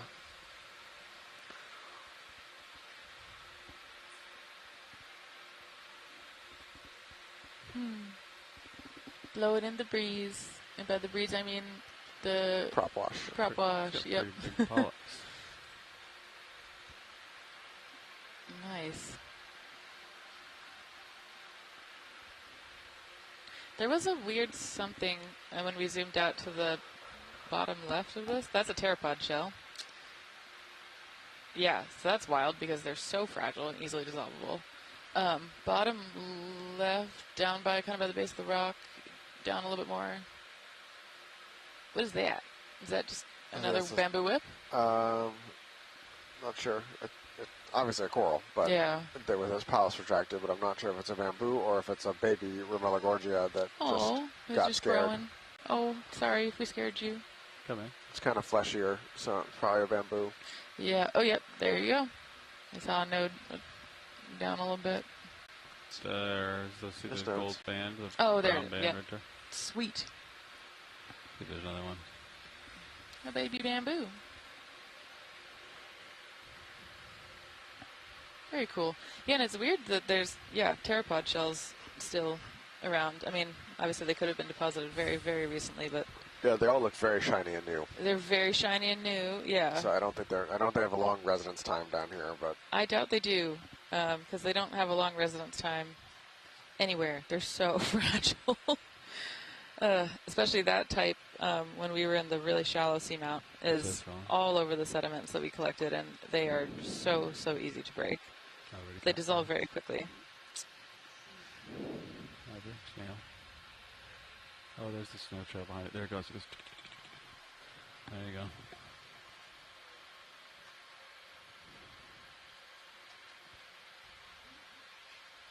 It's cool that they're making it down here.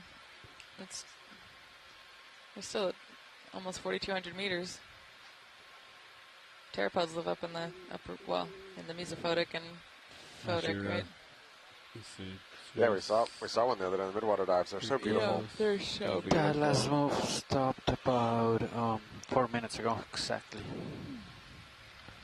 I don't know if you have felt it, co-pilot, or if you currently feel like you're moving.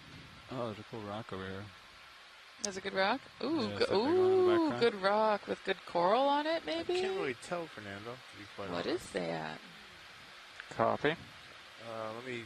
Let me just look around for a little bit. Or a good sponge? Maybe a sponge. That's a good rock. Sounds good.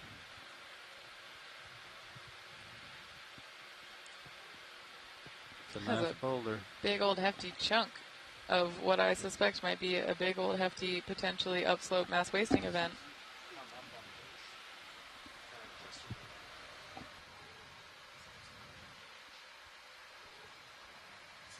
I think we can call another one in. Serious Sonar's clear his way out there. I'd do another. What did you do last time? 15 or 10? It's always been 15. Yeah, I can do another 15. Copy. No problem. Trying to see if there's anything on the other side of this rock. Ooh, video, what's this? Go.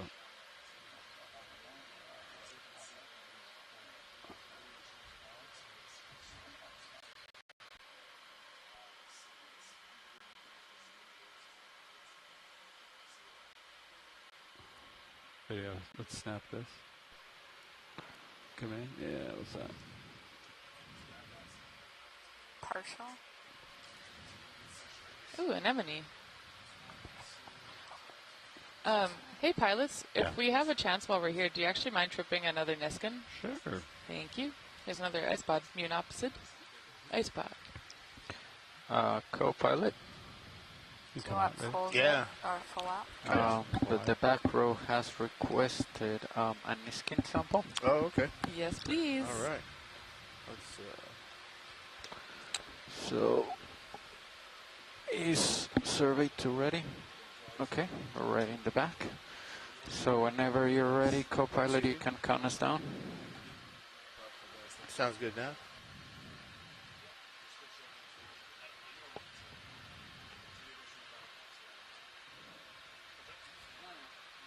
I'm going for the pink thing on this stem here. Copy that. Let me know when you're ready. Okay. Oh, nice Come in. eye. Click an anemone on a sponge. Pretty. Anemone, yeah, I think so. Sponge is pretty reflective, isn't it? Brian, is this a always. hydride? It's an anemone. On a stalk? Sure. Oh, on a stalk sponge. Yeah, it's just an anemone Oh, on wow, that was Caliphacus. so confusing. Okay, that's full zip. Sweet. All right, we're gonna. Hey, Nav, are you ready for a Niskin? I'm ready. Video's ready. Everybody ready? Yep, everybody's ready. So. All right, let's see if we can fire this guy. All right, 3, 2, 1. Reset. Fire. Okay, successful. All right, that was 12W and Niskin 2. Thank you. Yeah, beautiful little anemone on this Caliphacus stalk. Try to get a move in. I just called it like a couple minutes ago. Oh, I think we're moving right now. Great. Thank you, Nav.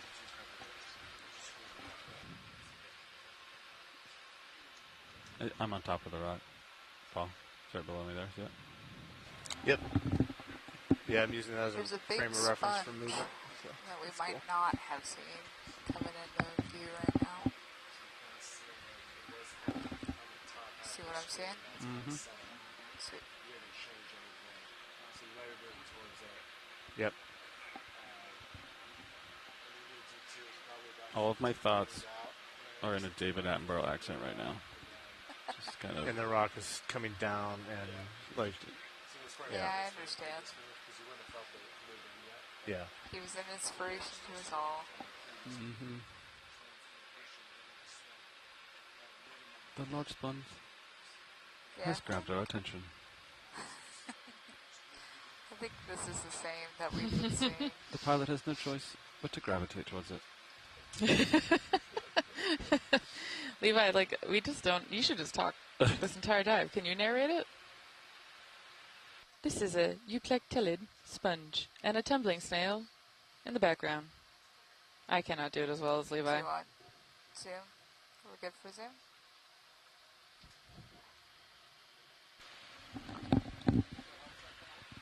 You want to come in partial on this? Yeah, coming in. It's partial.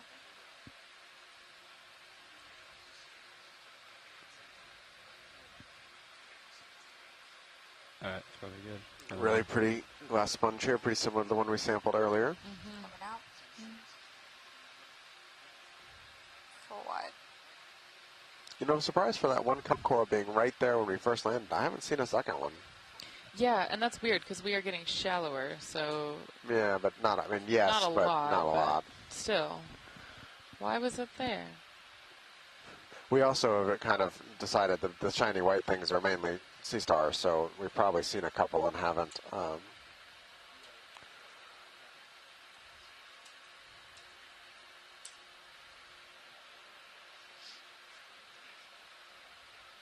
is that underneath? Is it a shrimp? Yeah. It's just a tight shrimp.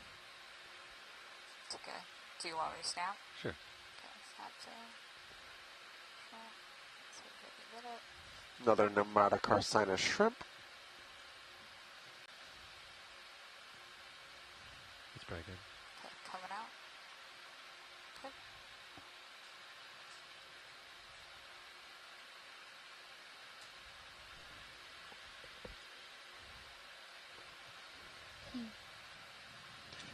Caliphacus sponge family. Balls. The sponges. Mm-hmm.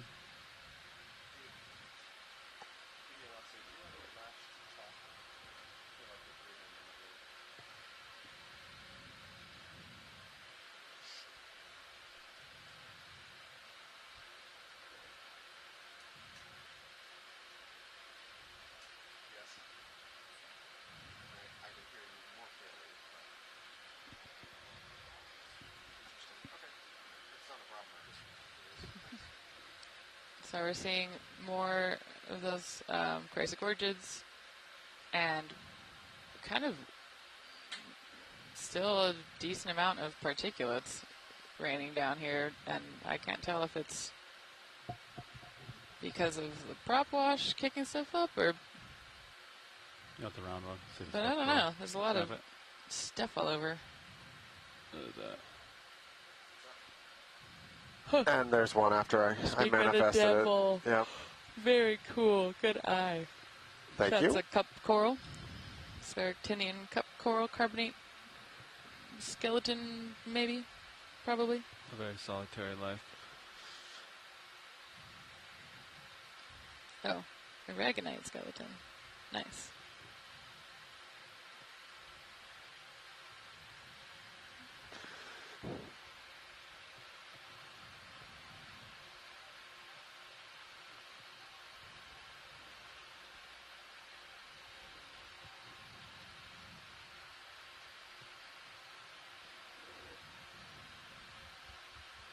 pretty homogeneous community so far down here. Yep. Yep. I think at the beginning it looked really new because I certainly hadn't seen many of the organisms that we're observing before. But yeah, as we're moving up, we're seeing, I think, more repeats of what we encountered closer to the bottom depth.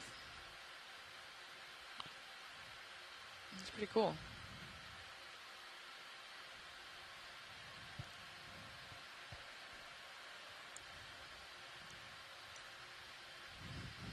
More really good visuals of those kind of dribbly flows.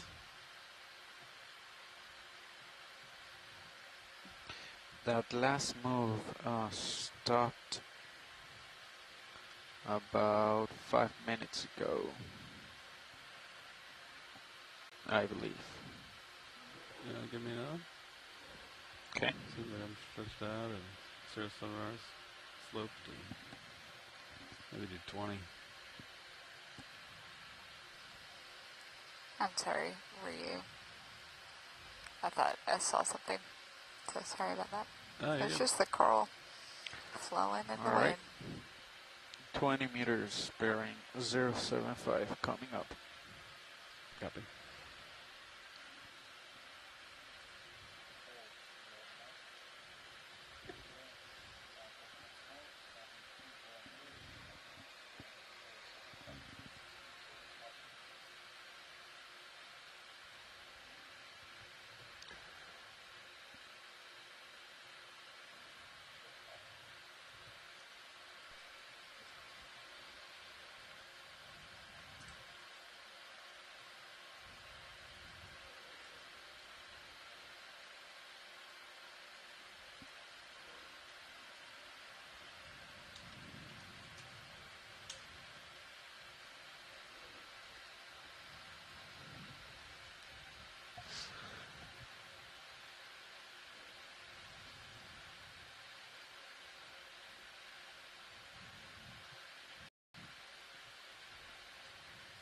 You snap from here, check the swell option, and we'll keep going.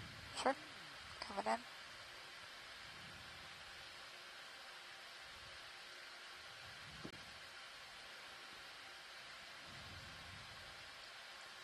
in. Another lobster?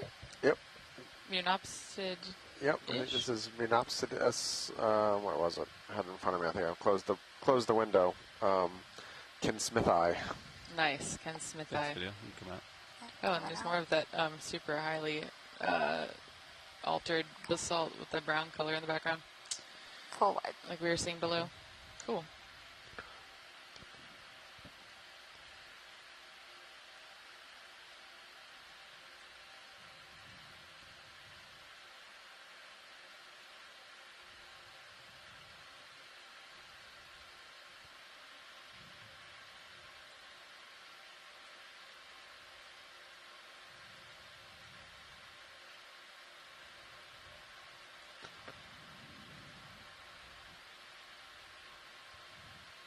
Are you flying with the DVL or the altimeter? DVL.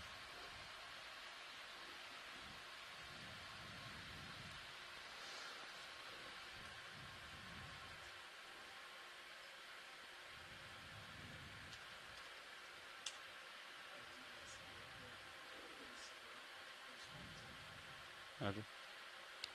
All right. How's the heading for, have you had any issues with the heading today? No? Okay. Okay.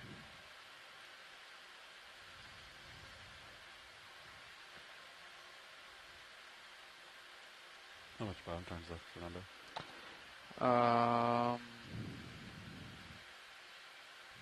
32 minutes. Oh, you want it? Sure. Okay.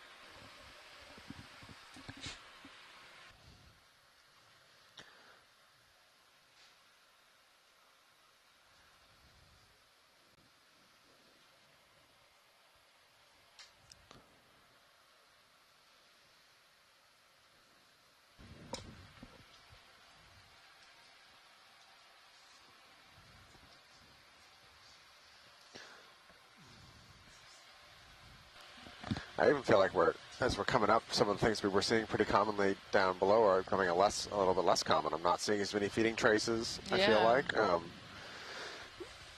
The Militaris and the Caliphacus are certainly still here. But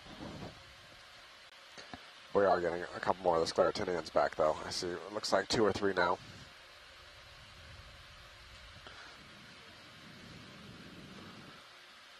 Yeah, good eye with the lack of feeding traces. Huh.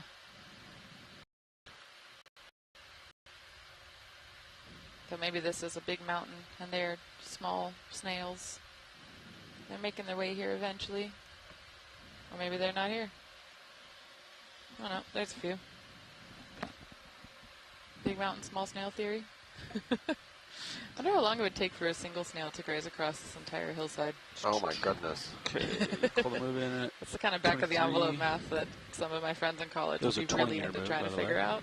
It might be shorter than it will take for humans to image the entire deep sea with a camera, though. I think it would be. Check the ship is done with that move. Do you have an estimate for that? Probably like a long. 20.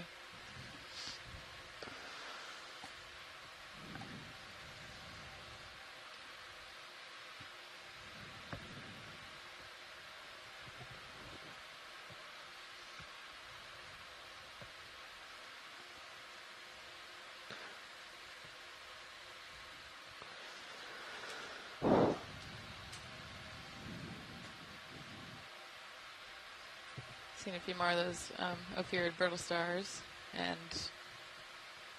the what I think is the Ahuaster. We're like cruising. Woohoo! Yeah, look, Sirius is way out ahead of us. You go, Sirius.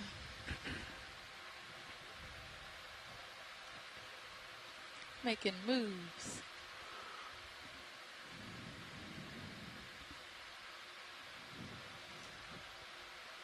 Making our way, not downtown, up this volcano that we don't know the age of.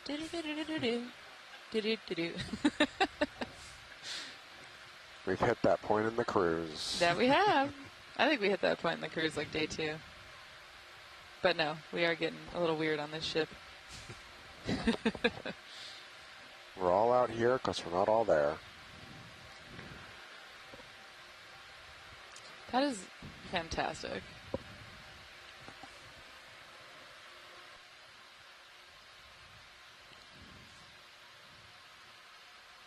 Another coral. Yep. Brian, based on the Bethy, how far do you think we are from the summit area? Getting there. Alrighty. Only got about 20 or 30 minutes of bottom time left, but we should be just getting up to the lip. Maybe we might make it. There's something moving Yeah, in we'll the water definitely want column a rock on before we right take now. off. They kind of settled the little white thing. I think it's polychaete 1. Wow, look at these traces. You would have to guide Making me. Down, right of your dead center in between your toes right now. You see that little tiny white thing? Yep, right there. Go ahead. You got 27 minutes left on bottom. Sorry, buddy. It's all right. And we are I'll come out of it. 80 meters on the top, probably. 75. Scale worm.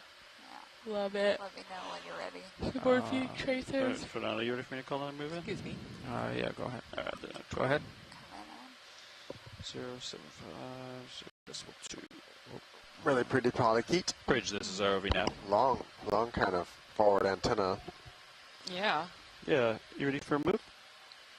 That's a good one. All right, same as last. 20 meters, bearing 075 degrees, speed decimal 2. So shore side, we've got about 70. We got about 30 minutes left. Well, 25 closer to. Good copy, Bridge. And we got about 70 meters to the summit, so it's going to be a little tight to get there, but we'll get up right close to it.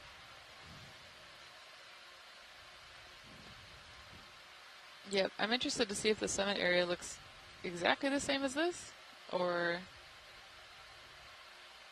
not. I don't know enough about this kind of volcano to know, so it'll be cool. That's been a really kind of awesome landscape view the entire time with these teeny basalt pillows. It's a bigger Seastar. Yeah. Okay, let's do partial zoom right here, video. Partial zoom. Is this the Ahu-Aster? No. The maybe it is, but it's a lot bigger than the others we've been seeing. Yeah. It's porcelain. Oh my gosh, this one's hard. Porcelainaster? No, that's not quite right. It's a Porcelainasteridae. Porcelainasteridae is the family, I think. Great. I think we're good. Thank you. Coming out. Full wide. Copy.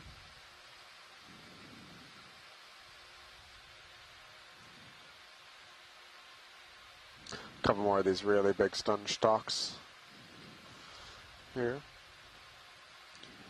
Ooh. Look at these big cracked pillows. Yeah.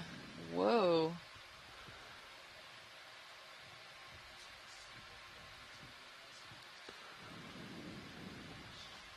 That's cool.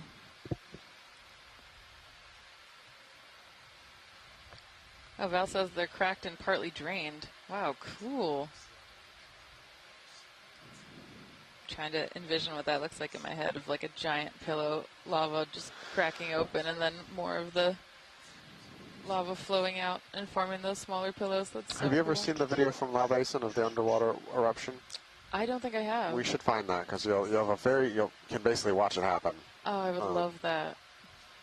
That's so cool. Did an ROV take that video? Was it you? Someone else. Whoa! It was before my time.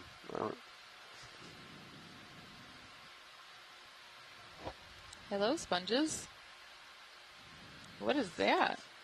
It's a large sponge. Ooh. Is it also Calophagus? I'm not 100% sure. I'd be surprised if it wasn't, considering every other thing we've seen in the stalk here. To have one bolosoma here would feel weird, but from this very angle, I cannot swear to it.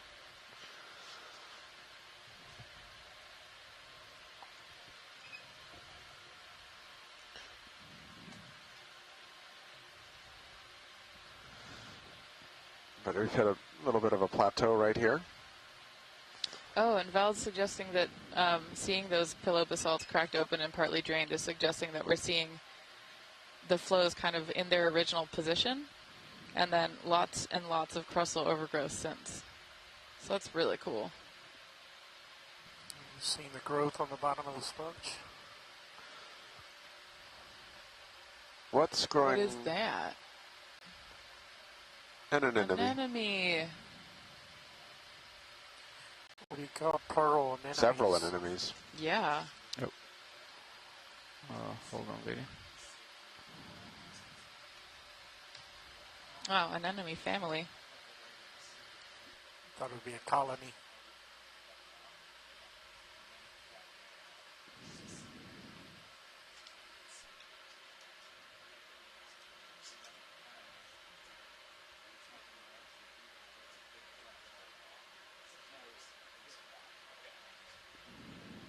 So Brian, is this what you were sort of expecting as we got towards the top of this feature? Do you expect anything? Hold on, Roland. Sorry, Sarah and I are discussing something. Judging by depth, Sean, this kind of should be it. Right? Sean, you looking at high pack? Like, he's shallower than this. So, like, I think we're... Yeah. It feels like we're there. Like, I was saying, is this what you were sort of anticipating? Sirius is clear. D2 can see, you know, I mean, 30, 40 out. The top of the feature like this? Well, This is the top. I'm not 100% sure we're at the top yet, so give me a minute before I answer that. Judging by depth, Brian, we're at the top. Yeah, I wouldn't trust the depth nearly as much as I would trust the shape. So looking at the blue view, I think you're right. We might be just about there. But we'll keep going. Yeah, let's keep going. Let's push for at least another 20 minutes. Okay. Or 15 maybe, and then if and then maybe find a sand patch. Sean, are you okay with me doing another 20? Roger, 30. So one of the questions we were interested in seeing is how much sedimentation will be at the top. Yeah. And so this is kind of a geo-ish feature, but it wouldn't be the real definition of a geo because it's never been emergent at this depth. There's no way this was ever up. Can we look at that coral center there? That looks different. Is that a primnoid? It looks like straightish.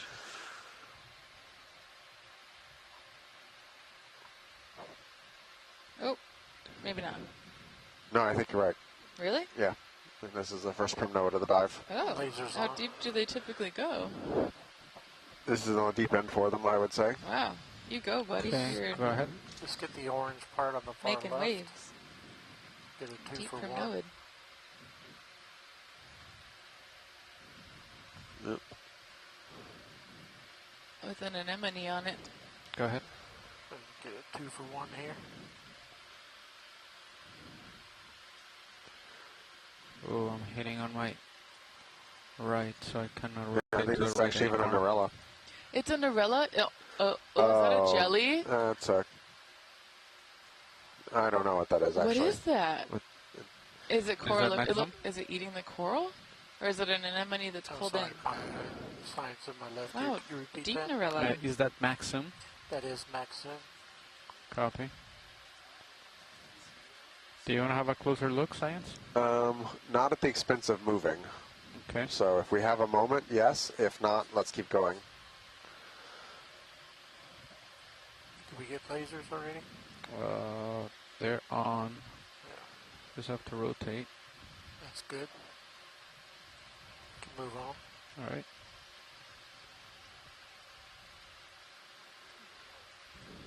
Hey, Bridge. Negative.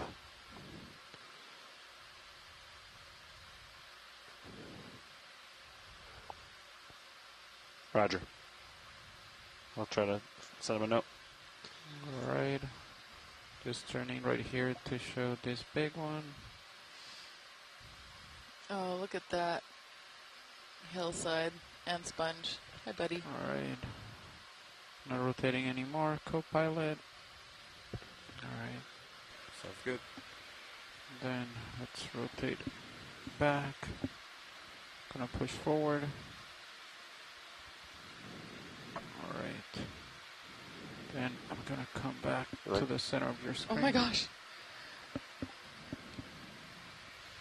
Look like balloons. Whoa. Pretty little field. And field might be strong for 6 individuals, but Yeah. but still. But it's like just a little outcropping of sponges. As we come up here to the top, have we felt a current change? I just said not that long ago. I don't feel much of a current. I'm right there. I'm off all sticks. Okay. Not really moving much. Right. Thanks. Did you feel a current at some point? No. No, I guess Nothing Levi's. Yeah, I guess. Nothing I could quantify. I mean, the tether blows with the wind a little bit to the northwest. We might guess. Okay. But very gentle. Get us to the top. What is that video? I said get us to the top. This feels like something out of Dr. Seuss also. Kinda. It's like Halloween version of Dr. Seuss. Spooky truffle trees. Right,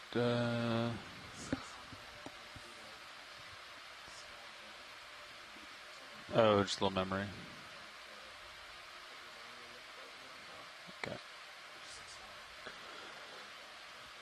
Okay.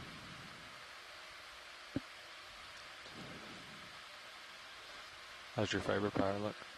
All right, is Sirius moving or? Oh yes, we just called a big move in, Brian. Okay. That was a big 30. All right, sounds so good. We're about to do a big.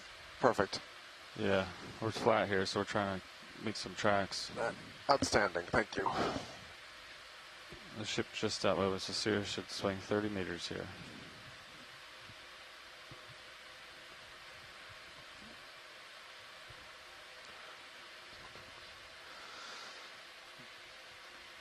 more fallen stalks also. Yep. Holothurian at the bottom right. And another slime star, maybe? Yeah, looks like something there in the bottom right. Yeah.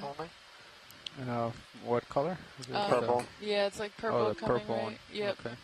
Oh, maybe not. You can just snap it Or from maybe. the line. What are you? Sea cucumber. Holothurian. Oh, hi, buddy. Cool. Has a crown. Oh, it has boots on. Gonna land. Those are its feeding pseudopodia, I guess, and they're really pretty. If we get a good look at them, they're impressively fine. Oh, that's gorgeous. Rotating video.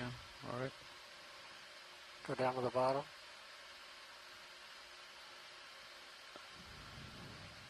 Wow, we've been seeing so many animals in what I assume Dog is lights feeding, at 50%. feeding positions today. Lots of good behavior observations.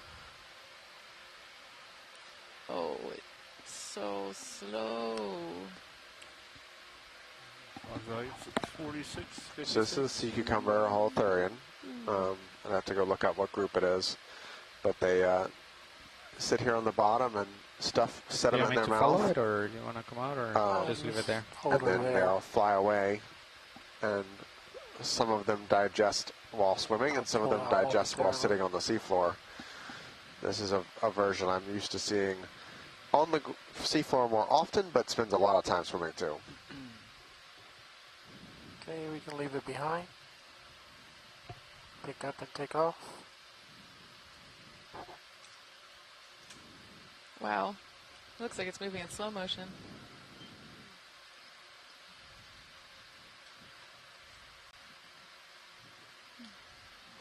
Another pink one up at Getting top some good left. sediment accumulation up here too. Yep. There's another sea cucumber in the distance. Looks like the same type. Yeah. Also eating. Hey, Bridge. Okay. This place just feels like it's full of food. Onward and upward.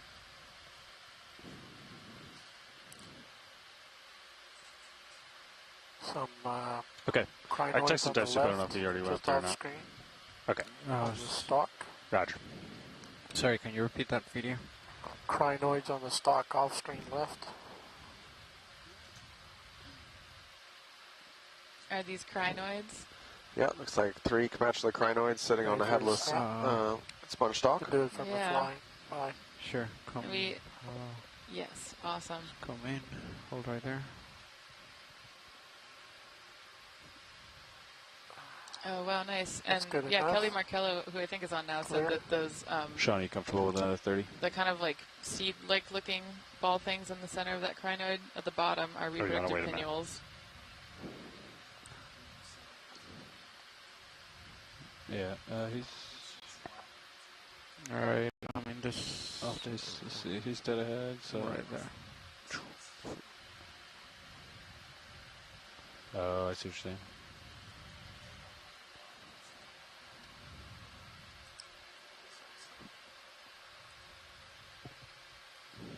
Okay, right there on 4-5.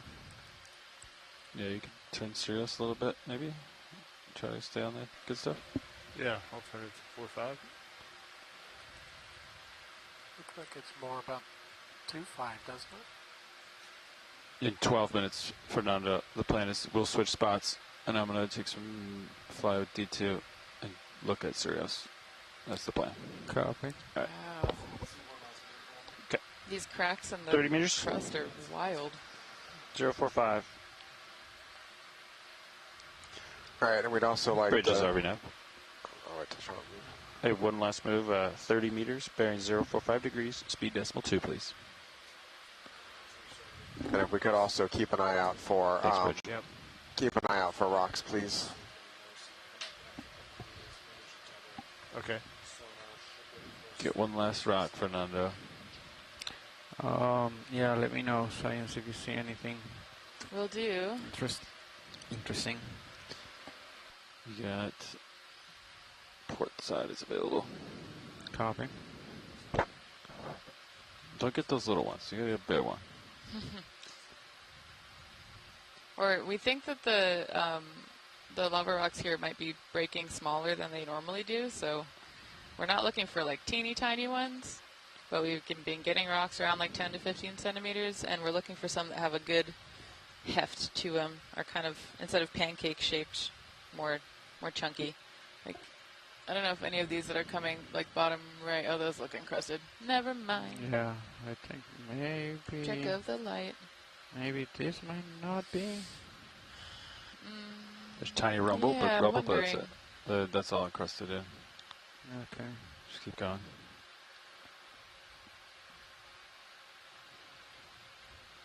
These are pretty locked in here.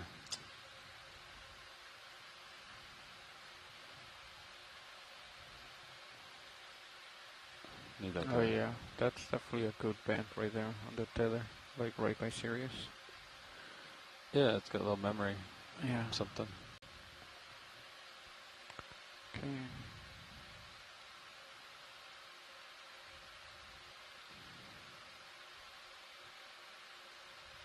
Wow, look at these sets. Alright, looking for something loose. Yeah, and then after that, if we have the time for it, we might do something a little crazy and scoop some sediment into a bio box. If you all... Alright. You have none of the jars are really open? Kind of coming out of frame. Jars are all full. Yep. Alright. Well, we might be just gonna... Kind of reach here. Oh, yep. Out of your set, out of my set. I can cheat a little bit. No, let me go back. Let me go back. Thank you.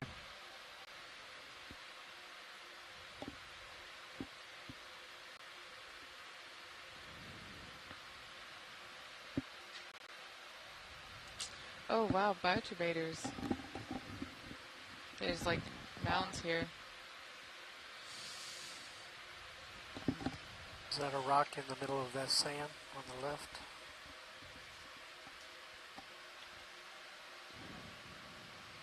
This right here.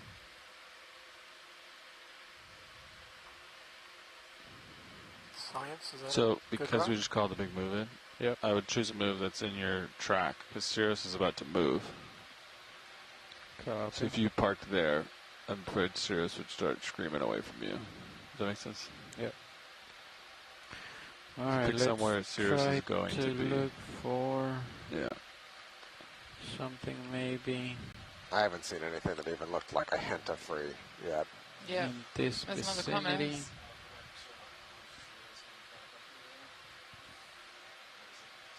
Yeah, you gotta back up. Yeah. Yep. Oh. Pulling me? Okay. Yeah, keep going back. Maybe that sediment right underneath D2 right now. Keep going back. Look down. Yeah, keep going back. Come back. Come back. Back, back. There's a whole sediment field down there. Yeah, down in there. Yeah, it's all pavement. Hey, Bridge. Move is complete. Thank you.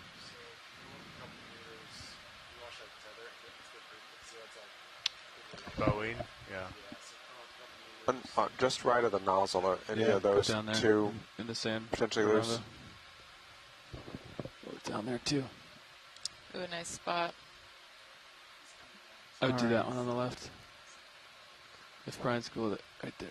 That one right there? To the right, down right, down right, down right. Yeah, down there. See how like it looks like it's gonna be real loose, real free? The one that's... Yeah, I think I see what you mean. Just Coming go center. down here. This Yep. one right Yeah, here. yeah. Yep. All right. Your left side's gonna hit first. There you go. Put it port side. Close the jaws and give it a bump first. Okay. It's pretty huge, but let's see what we can do. Okay. You got all right. Let's come up with a hydraulics copilot. It's huge, but coming up. See what you can do. You don't think it's so big? 1100. Let's find out, Fernando. I think there's one a little bit smaller, about 1.5 meters to the right. Hydraulics enabled, Fernando? Copy. All right.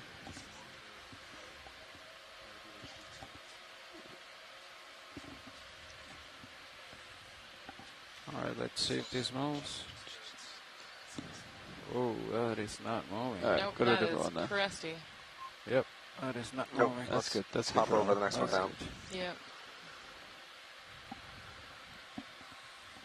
Let's see. Where else did you say? To the right. Brian, To the right. maybe? To the right. Pull back. Let's look at mini Zeus there. That one right there coming into view. Oh, that's pretty big. Alright, let's try it. It's right between your toes right now, that one, right? Yeah, like this one. You're talking about that one, right? Yeah, the one just Yeah, below the left yeah. laser is the one I was talking about, but now looking at it, I'm less. Yeah. These are too big. They're too big. Yeah, it looks. All right, They're let's all keep too going. Alright, so let me back up a little bit. Huh. Shoot. No. I don't see much. No, I don't think so. Let's run out a little further. Alright, I can change that view. Where are we? Okay. Alright.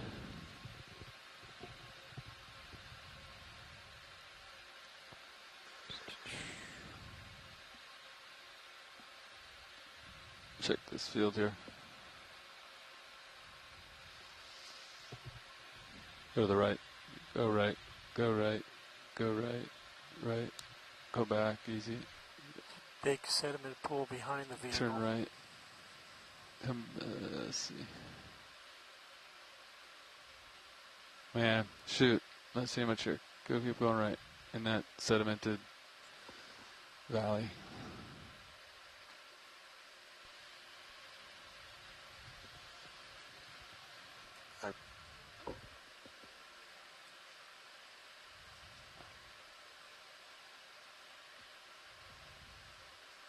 I think it's the sediment's like misleading. It makes it look like it's like sitting there, but really it's just covering up concrete pavement.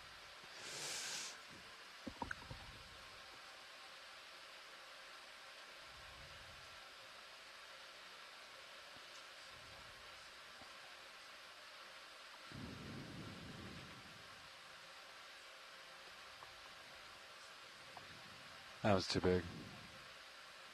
Mid down right, one of those two. Great view from Sirius. That's like paved in.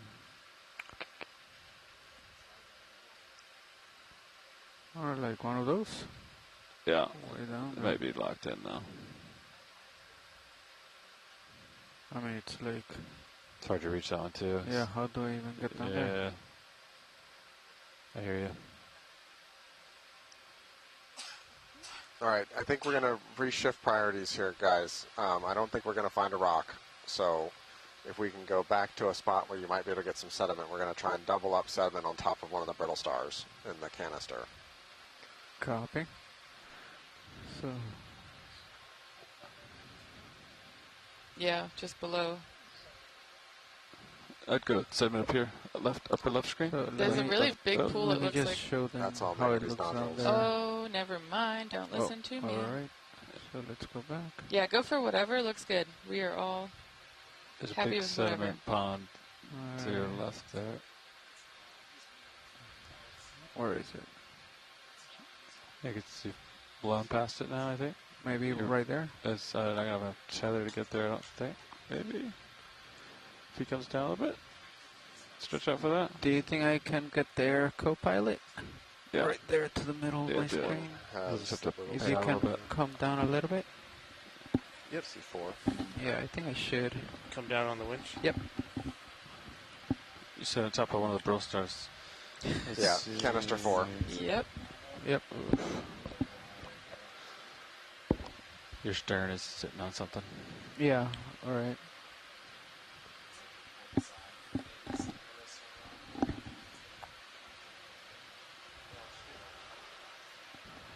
Which star do you want, Brian? Canister 4, please. Roger 4.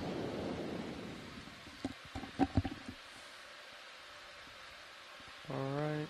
How does my tether look right there? Looks good, I think. I think we're good. I can come down a little bit more. Alright. Gonna park right here. Hopefully there's plenty of sediment here. All right.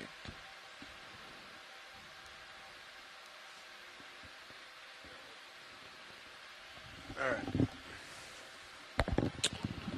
Okay, I'm stable. You can let me bring out the arm, and then you can bring the drawer out. Right, so everyone, this will be our last science collection of the day. Once we get the sediment in the jar, we're going to be done with science ops, and then the RV team is going to take a few minutes to do some work with the vehicle, and that will be the end of the dive today. Tomorrow we'll be moving up closer, back into the closer to the Hawaiian Islands for some more seamount dives in shallow Let's water. hope you can poor Seastar. Bring out the drawer. Go ahead. Let me tilt down a little bit. Yep. Okay. Drawer coming out. Yep. Go slowly. I think it should come out all the way, but.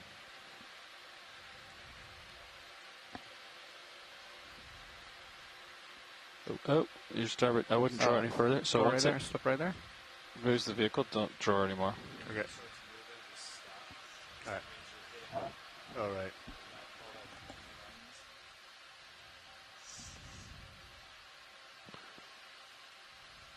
Oh, how come I cannot go anymore? All right.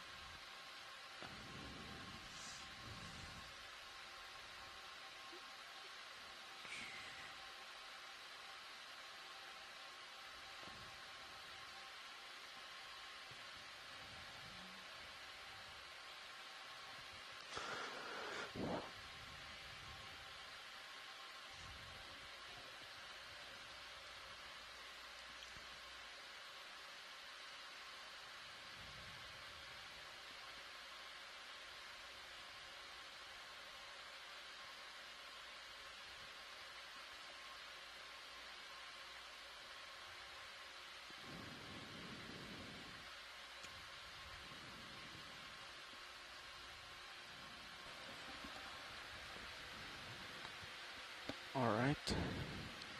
Gonna hold right here. In the drawer? Yep. Okay. Good track.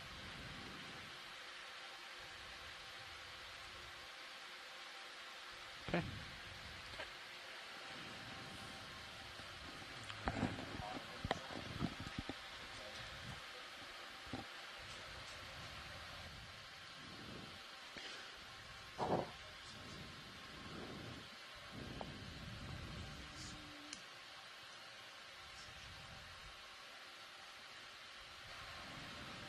Alright, let's come in video.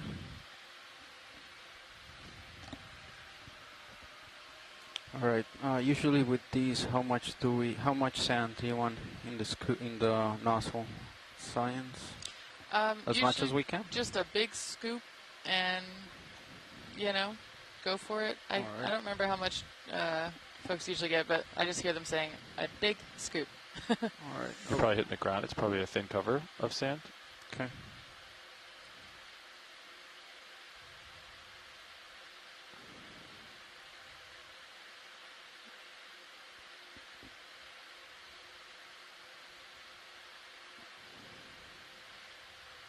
That looks pretty good. And these are pretty clay rich, so I have a feeling they'll there you go. get now in there. And pull it up with the water column and pull max suction once he gets up.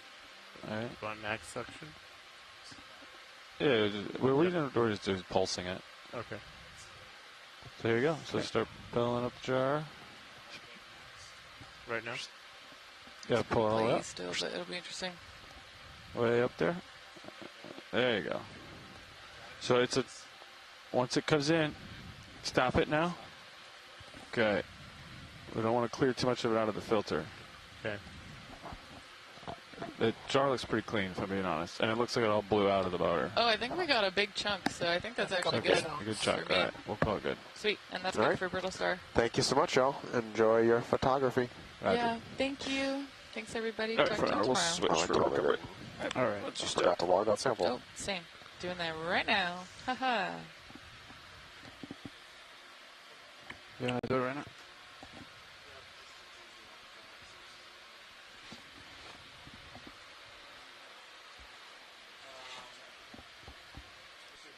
Okay, that was 13G. That really came out.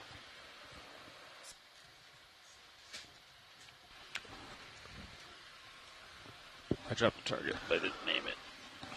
Well, thanks a lot all for exploring along with us today. The vehicle will be on the bottom for another minute or two doing a couple things, but that concludes science operations for the day. We're going to transit overnight back in towards the Hawaiian Islands and do a dive tomorrow at about 2,400 meters. And yeah, we'll talk to you all at the dive planning call tomorrow morning, or when we get to the bottom about, let's see, about probably 9:45, 10 o'clock tomorrow morning Hawaii time. So have a good evening, everyone. Thank you. Aloha. Pilot. 4. Try 4.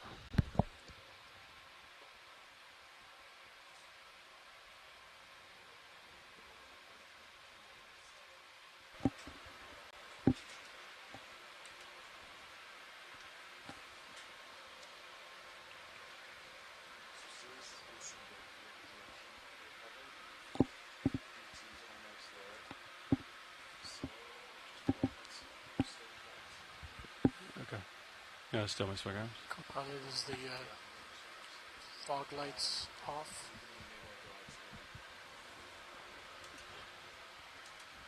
Thanks, Ron. Yep.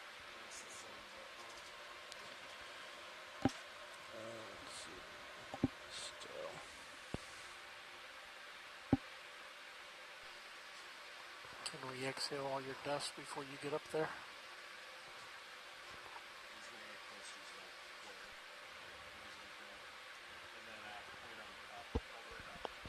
Okay, this one's kill 2 of your lights, John. Kill 2 of the Sirius lights. Outers.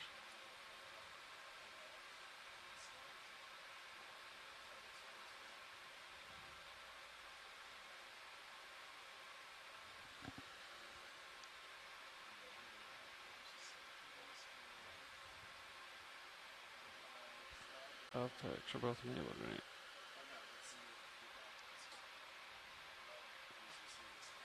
Video. How you doing over there? Doing good. I think you need to dust off before we get up there so we don't cloudy the water. Blow your hose out behind you. Oh, kill 2 of your lights, Sean. Leave only 1 on.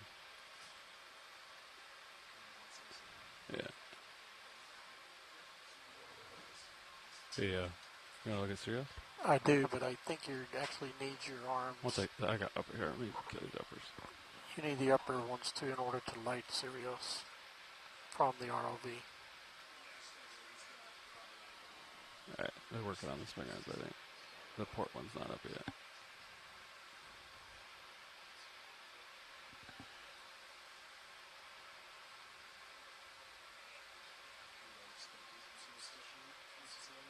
Yeah. Alright, what do we want to do here?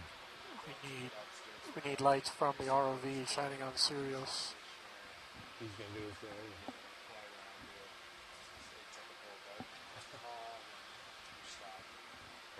You need to be horizontally even with Sirius.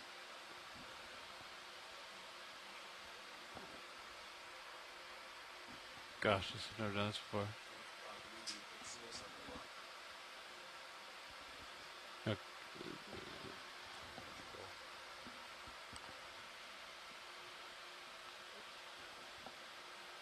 We used to white balance the ROV on Sirius's panels. So if you're stable for the moment, pilot, I can zoom into Sirius. Yeah. There. Waiting for Sirius to stabilize.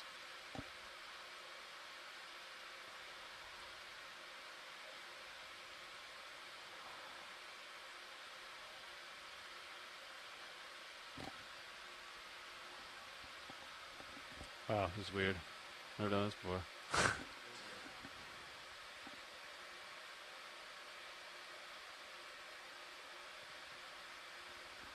Can you turn on the lights to see if you see it better?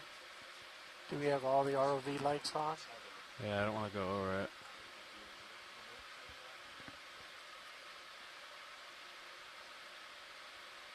Sirius, the brightest star in the sky. Honestly, that's about as close as I want to get. Turn all of Sirius lights on.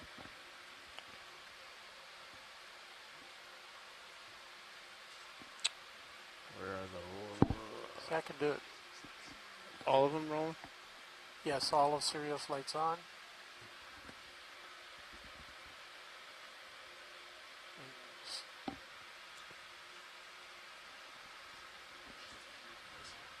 Yeah. Alright, Fernando, you want to keep us honest on time for me? I think we're about bingoed out for time. Yeah, we're good.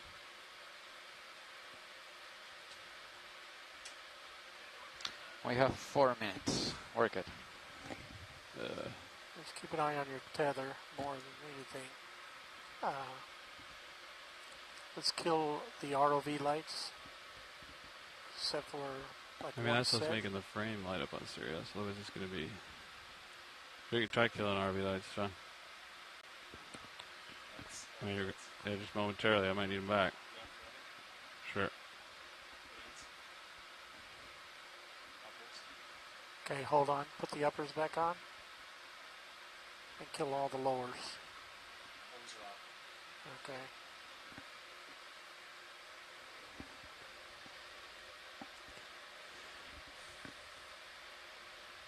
Wow. Yeah, this is awkward. I'm used to this. It's fun, but... We're used to. You kill all the lights, John, on D2. Yeah. It's too dark, isn't it, Ron? Yes. I think... I'm concerned that the tether will get weird, Chris. Gotta keep the uppers on.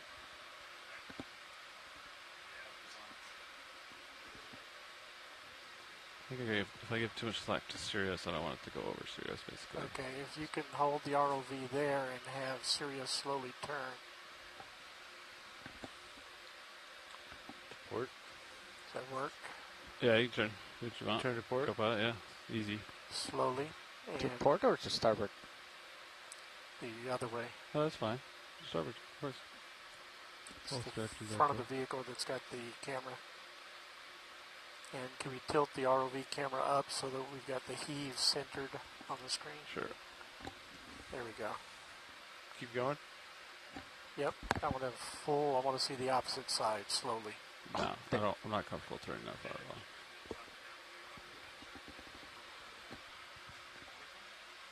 all. Aux 2. Monitor 12, Aux 2.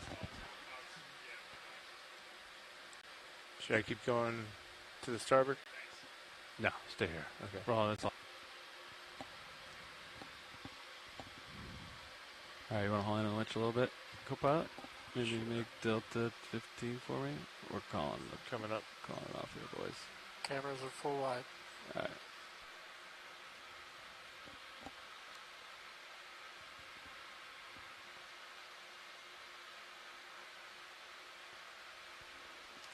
You got Delta 15. You want to rotate your main camera down, Sean?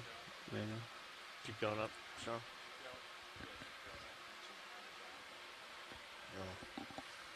No.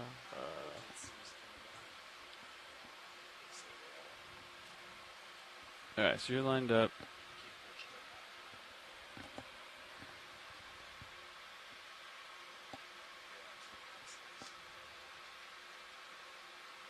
Okay, I'm at 90.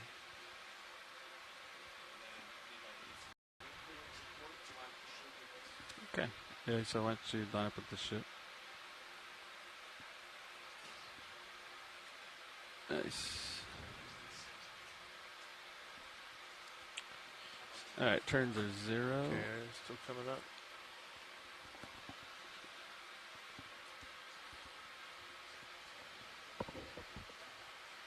I'm pushing out. Delta 20, it's below us.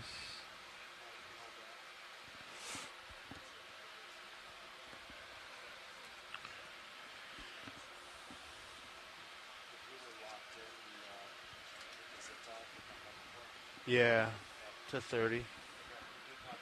No, I know. Yep.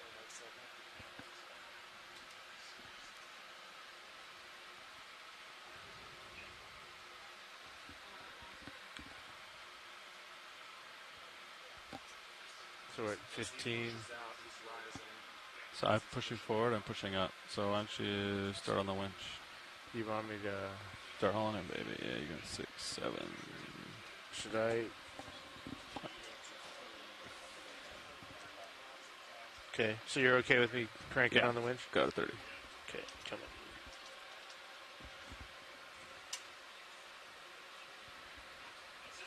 on. $20, $22.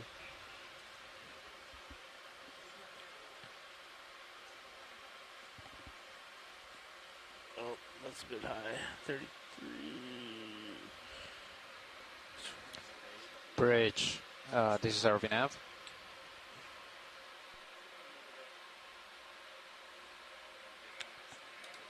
Okay, we're at 30.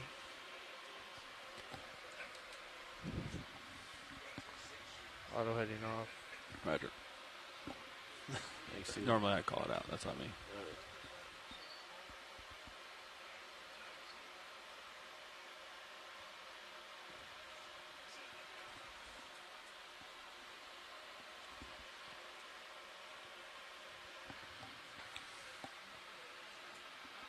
All right, so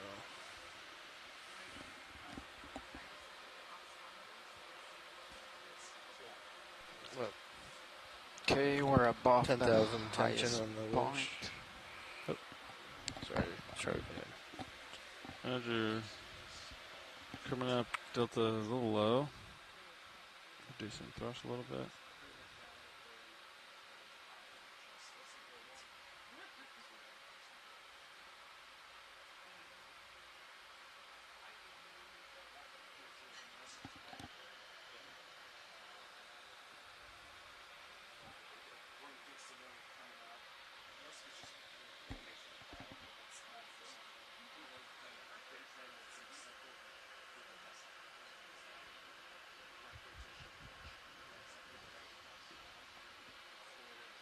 That was good imagery.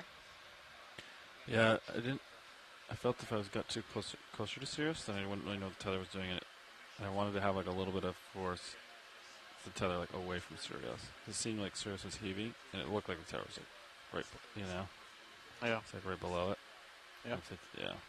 I don't know. I wanted to get closer, like better, but No, I think that was pretty good. I think if there was like a little bit of current to get the tether out of my way, then I would have been more comfortable. You know what I mean? Yeah. It seemed like it was just floating.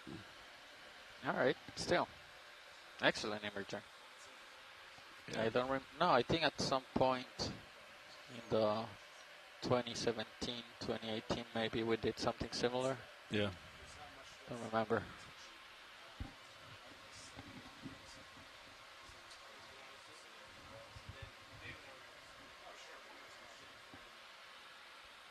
All right, we're coming up on, oh no, we changed at 5:30, right?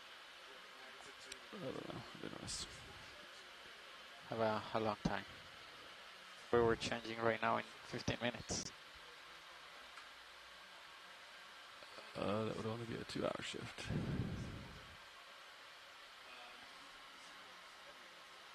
We lost those for now. I'm not sure what happened. What happened? I'm not sure what happened. But they're gone. At some point during the dive or at the very end right there? Some point during the dive. Oh. Both of them? Or So all 4 lights?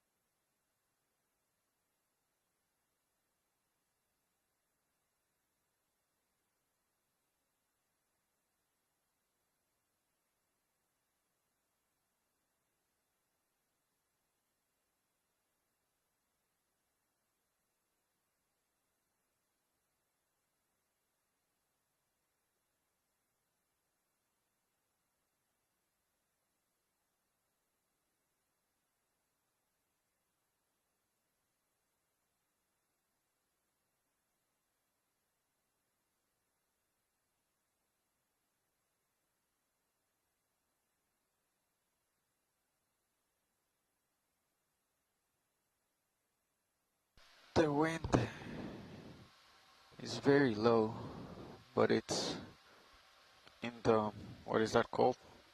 Port quarter. Was this morning like that? I don't know. Oh, you guys were. Yeah. Okay. Oh, okay.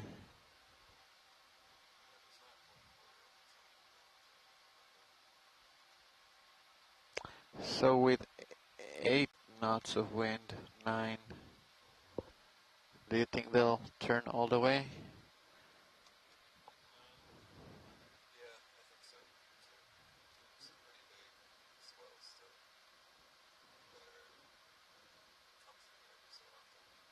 Okay. All right.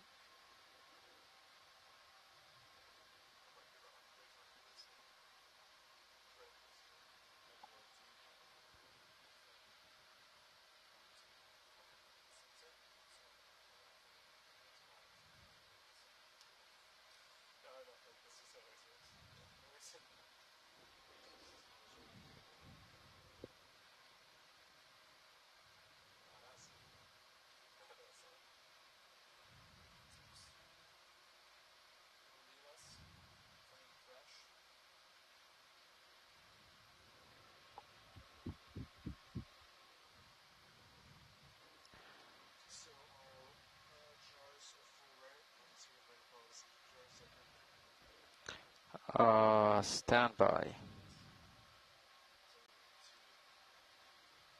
Yep.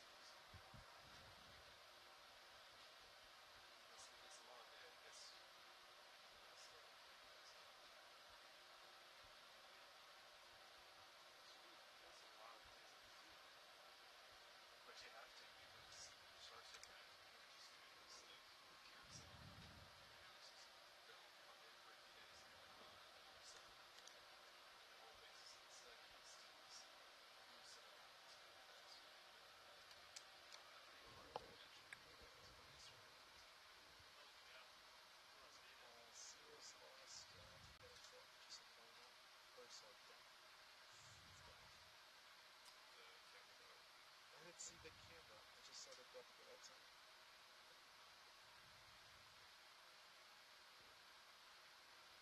Earlier I just set it. Those are depth. No, I was looking right at it. Oh, so once we go, rotate it. Yeah, this is rotated. No, well, it doesn't have the depth. I only saw one second. It's so quick though. I think it'd be really easy to miss. Yeah.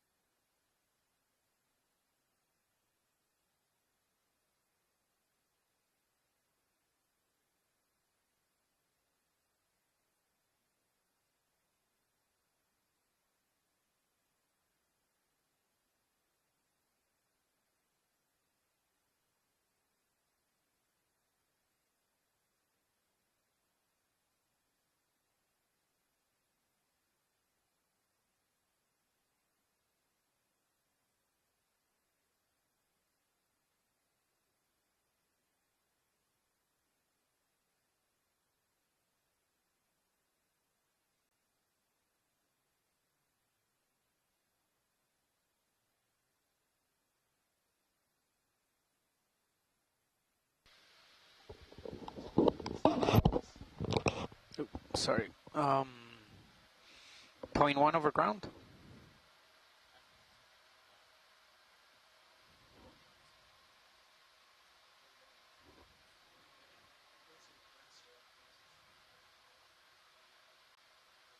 I don't think we ever go half not over ground. Let me see at the surface what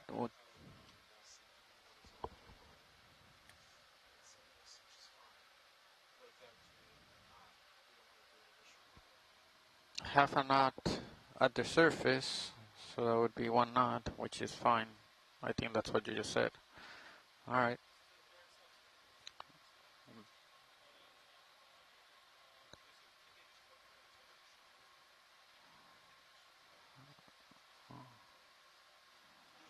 Four or five.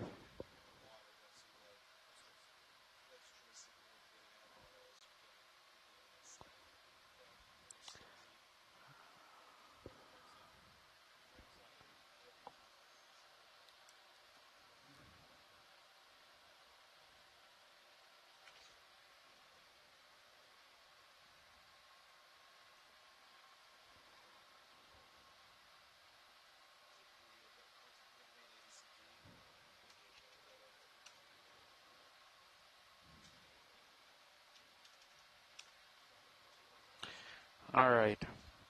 We're going to put up 500 meter move at 0.5. That's only 32 minutes.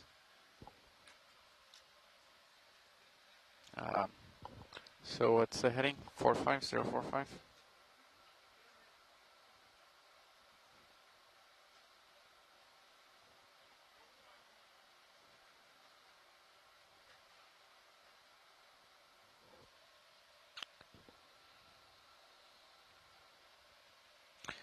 Bridge, this is RVNav.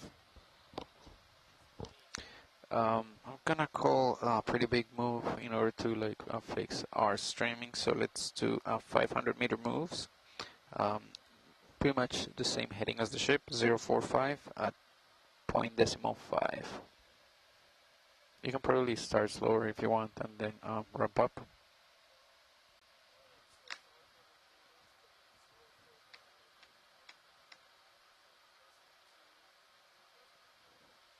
Yep, that sounds good. Thank you. Copy. Thank you.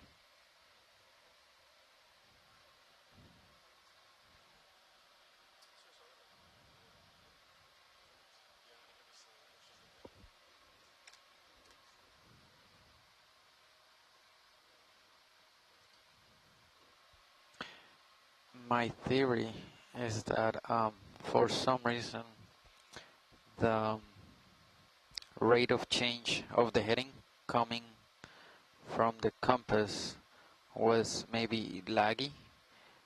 I don't know if... What was that? Go ahead, Bridge.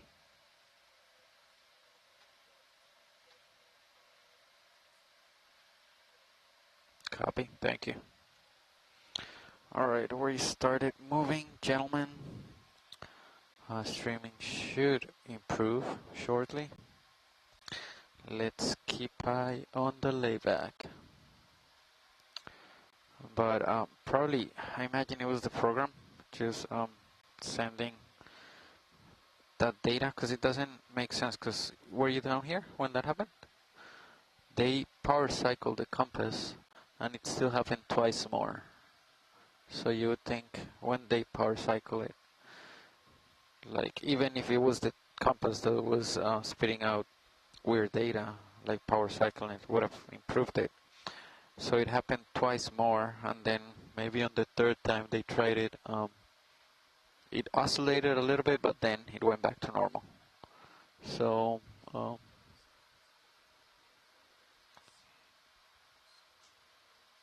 what's that? The compass out, yeah, exactly. I think it outputs 3 things. The heading on all axes, and then the gyro. So yeah. position, velocity, and acceleration.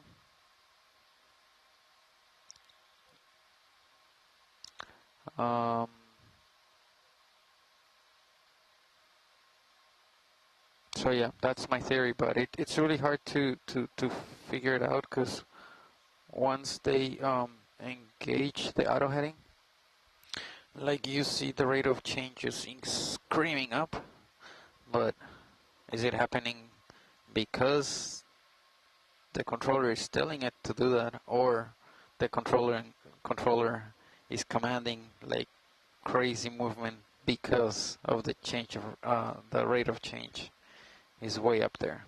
So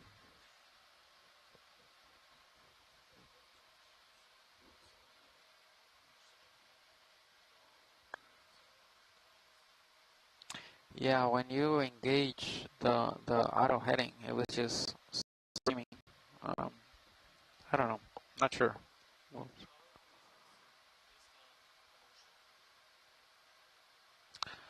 Ours doesn't work like that, but yeah, you could. But oh, here, there you go. There's your relief.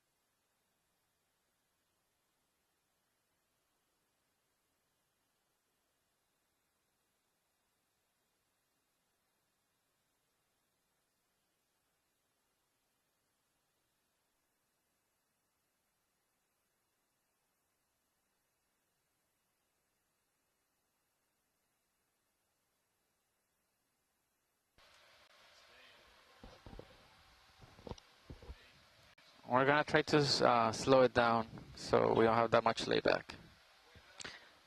0.3. Bridge, deserving nav.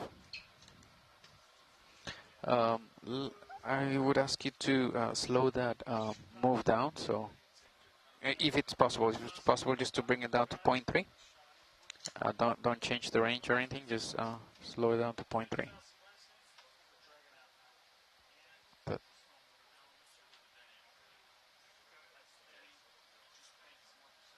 Copy. Thank you.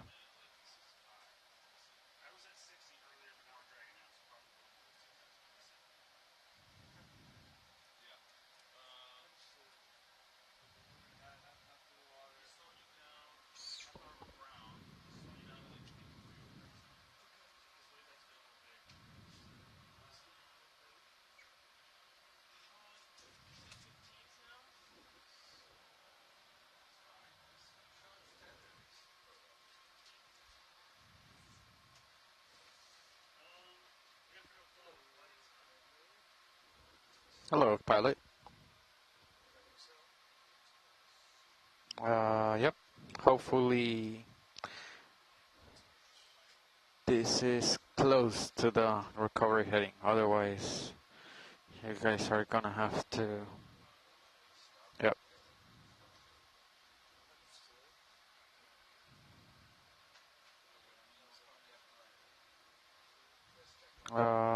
Yeah.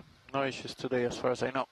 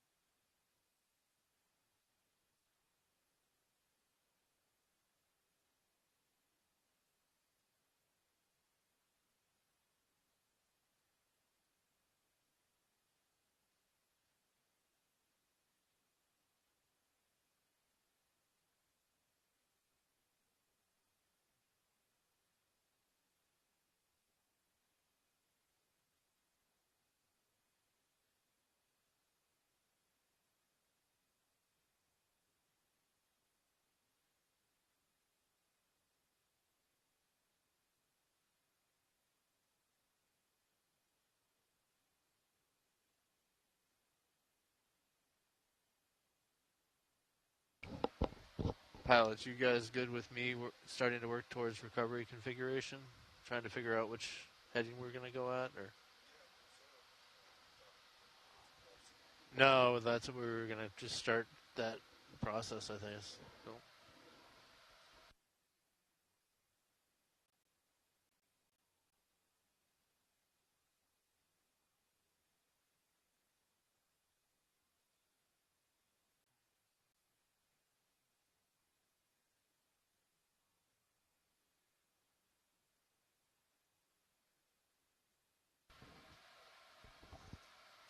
Bridge, ROV nav.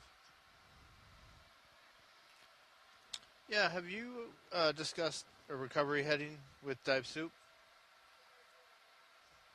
Oh, thank you.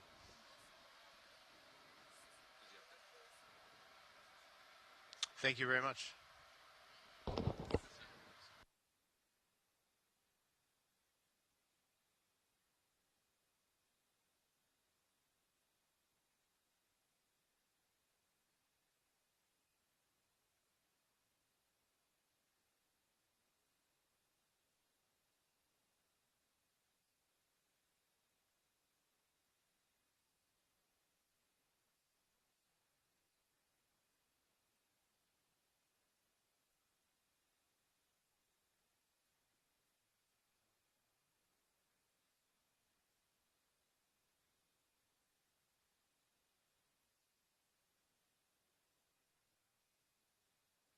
Good.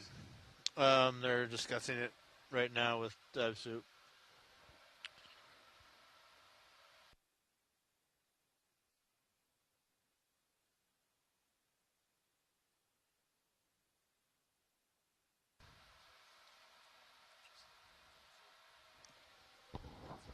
They had 80 meters left in the move when I called them. So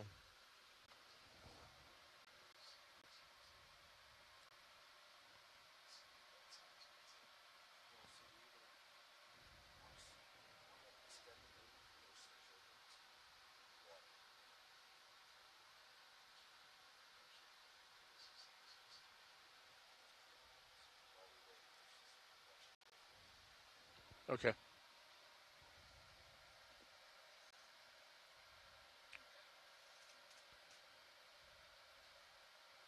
Yeah, we have like 70 meters left, I think. I think you'll be good. Yeah. If we get down to like 30 meters left or something, we can check back. Bridge, go ahead.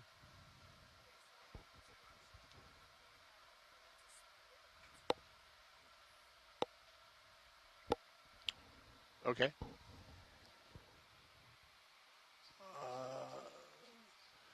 Can we confirm center rotation is midships? So recovery heading will be 44, or sorry, 24 or 25. Oh no, so yeah, 6-5. Sorry. All right. Pilot's okay with going to that right now? We should go ahead and get to that. But check with them.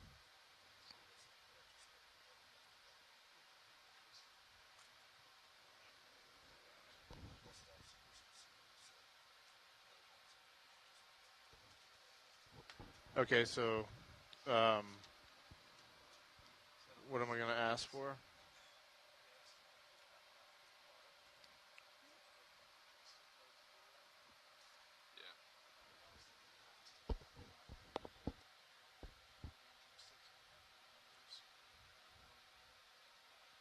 Okay. All right.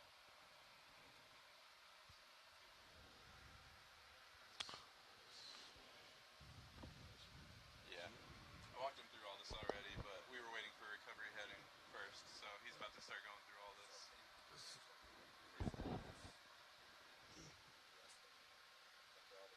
Right. Agreed. Okay. All right. So.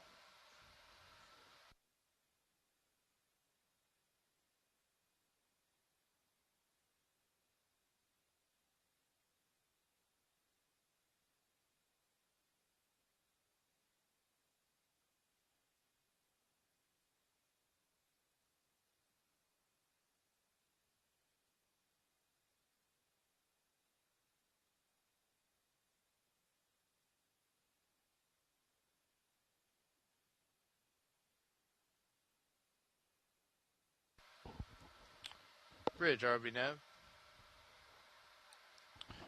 Yeah, can you come to joystick mode and make your heading change at 6.5?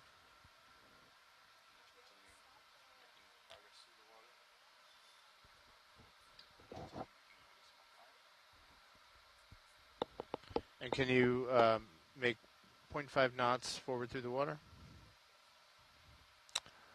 And then, thank you, Bridge. And then, once they do that,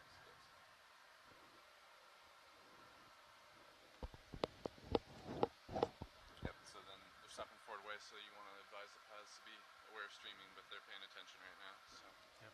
Definitely let the pilots know anytime yes. he's doing something. Yeah, sorry, pilots. You heard. Yep.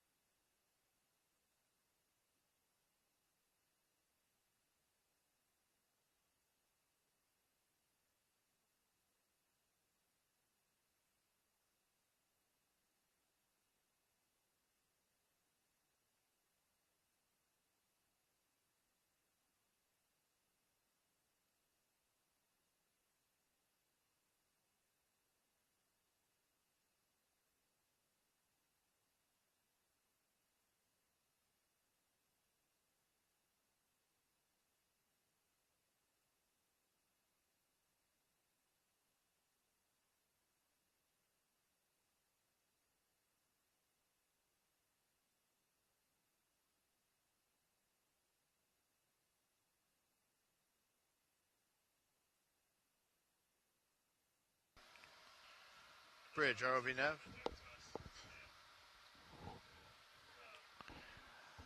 Yeah, I just wanted to confirm that you're okay with 65 degrees at 0.5 knots through the water, and then request to disengage out of surge, port prop and rudder.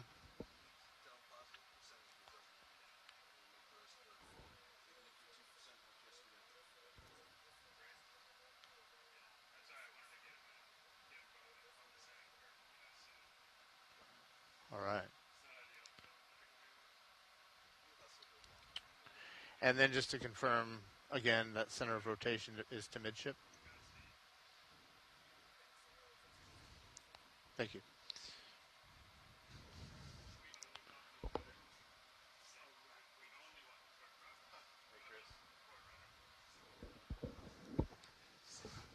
We're a little early actually for the 15 minute. Okay. So I just want to confirm those are okay for early. Send it. You got 15. Okay. Wait 2 minutes. Okay.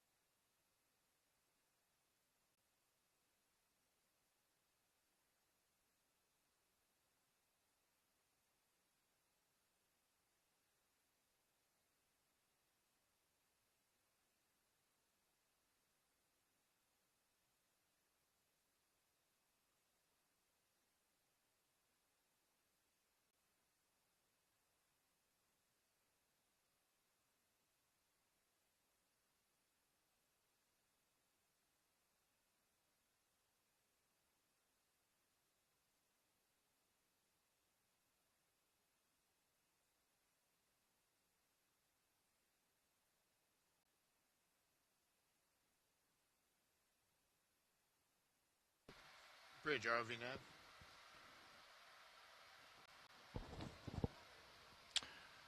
nav. Can I request a 15-minute to 50-meter call out, please?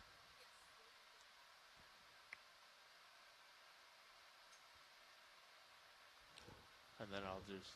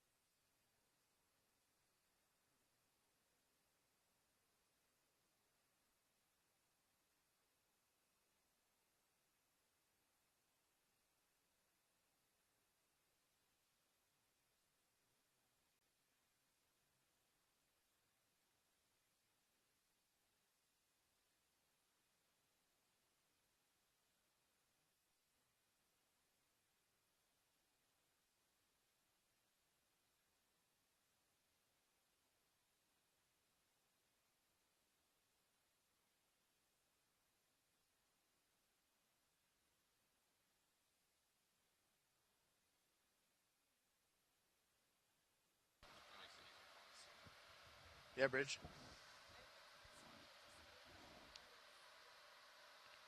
You want to disengage all this way? Standby. Did Dive Super request that? I don't know. She said, I'm looking to disengage all this way. That's weird. They usually don't request.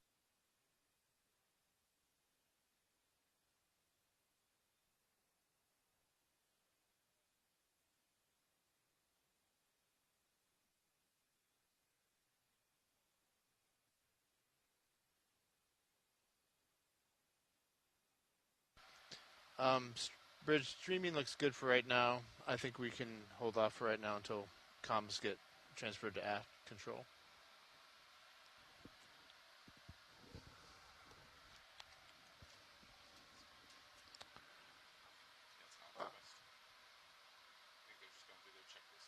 Yeah.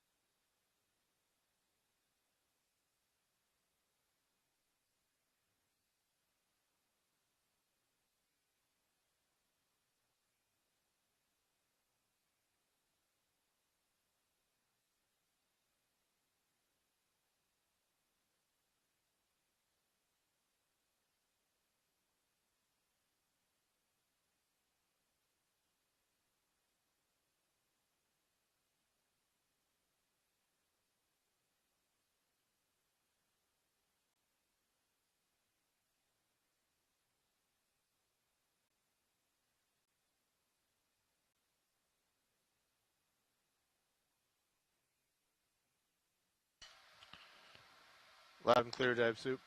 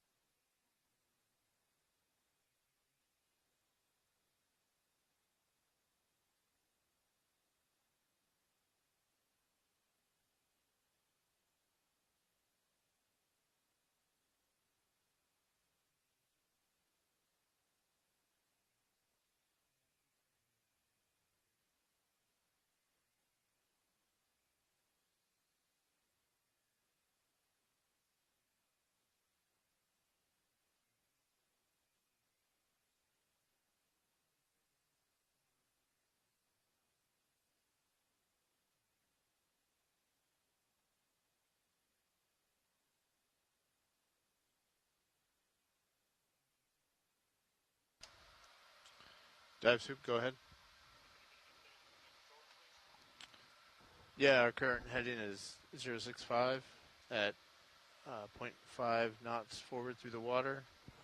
We have wind at our port quarter at 8 knots.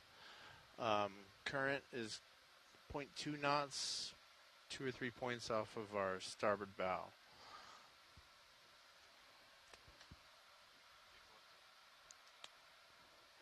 And the vehicles are streaming good.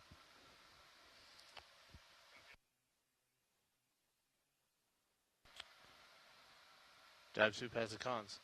Comms. Want to remember, like, to what to pass on. You did pretty good. To the bases. When you can, let him know the condition of the ship, but we did talk through that when he was in here, so he knows. But all right. Oh, right. Yeah. That's a... It's good. It's good for a first.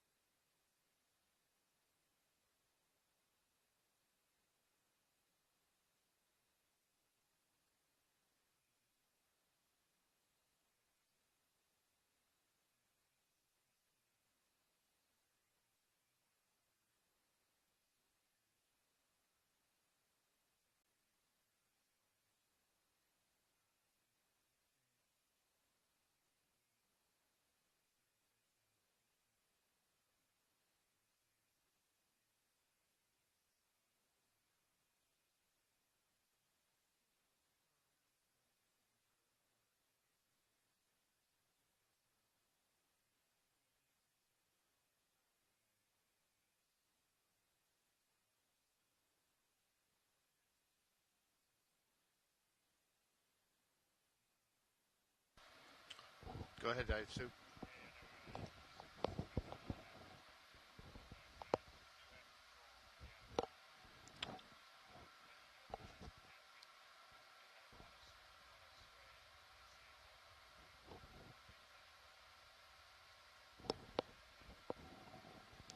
Copy all.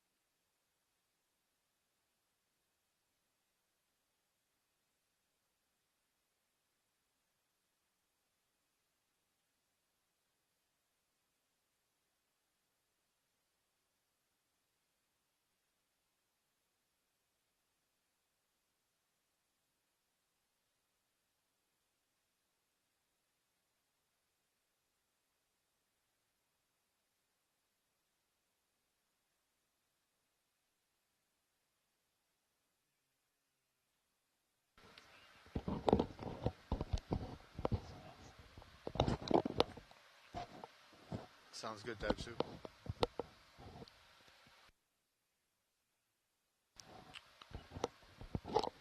Yeah, looks good.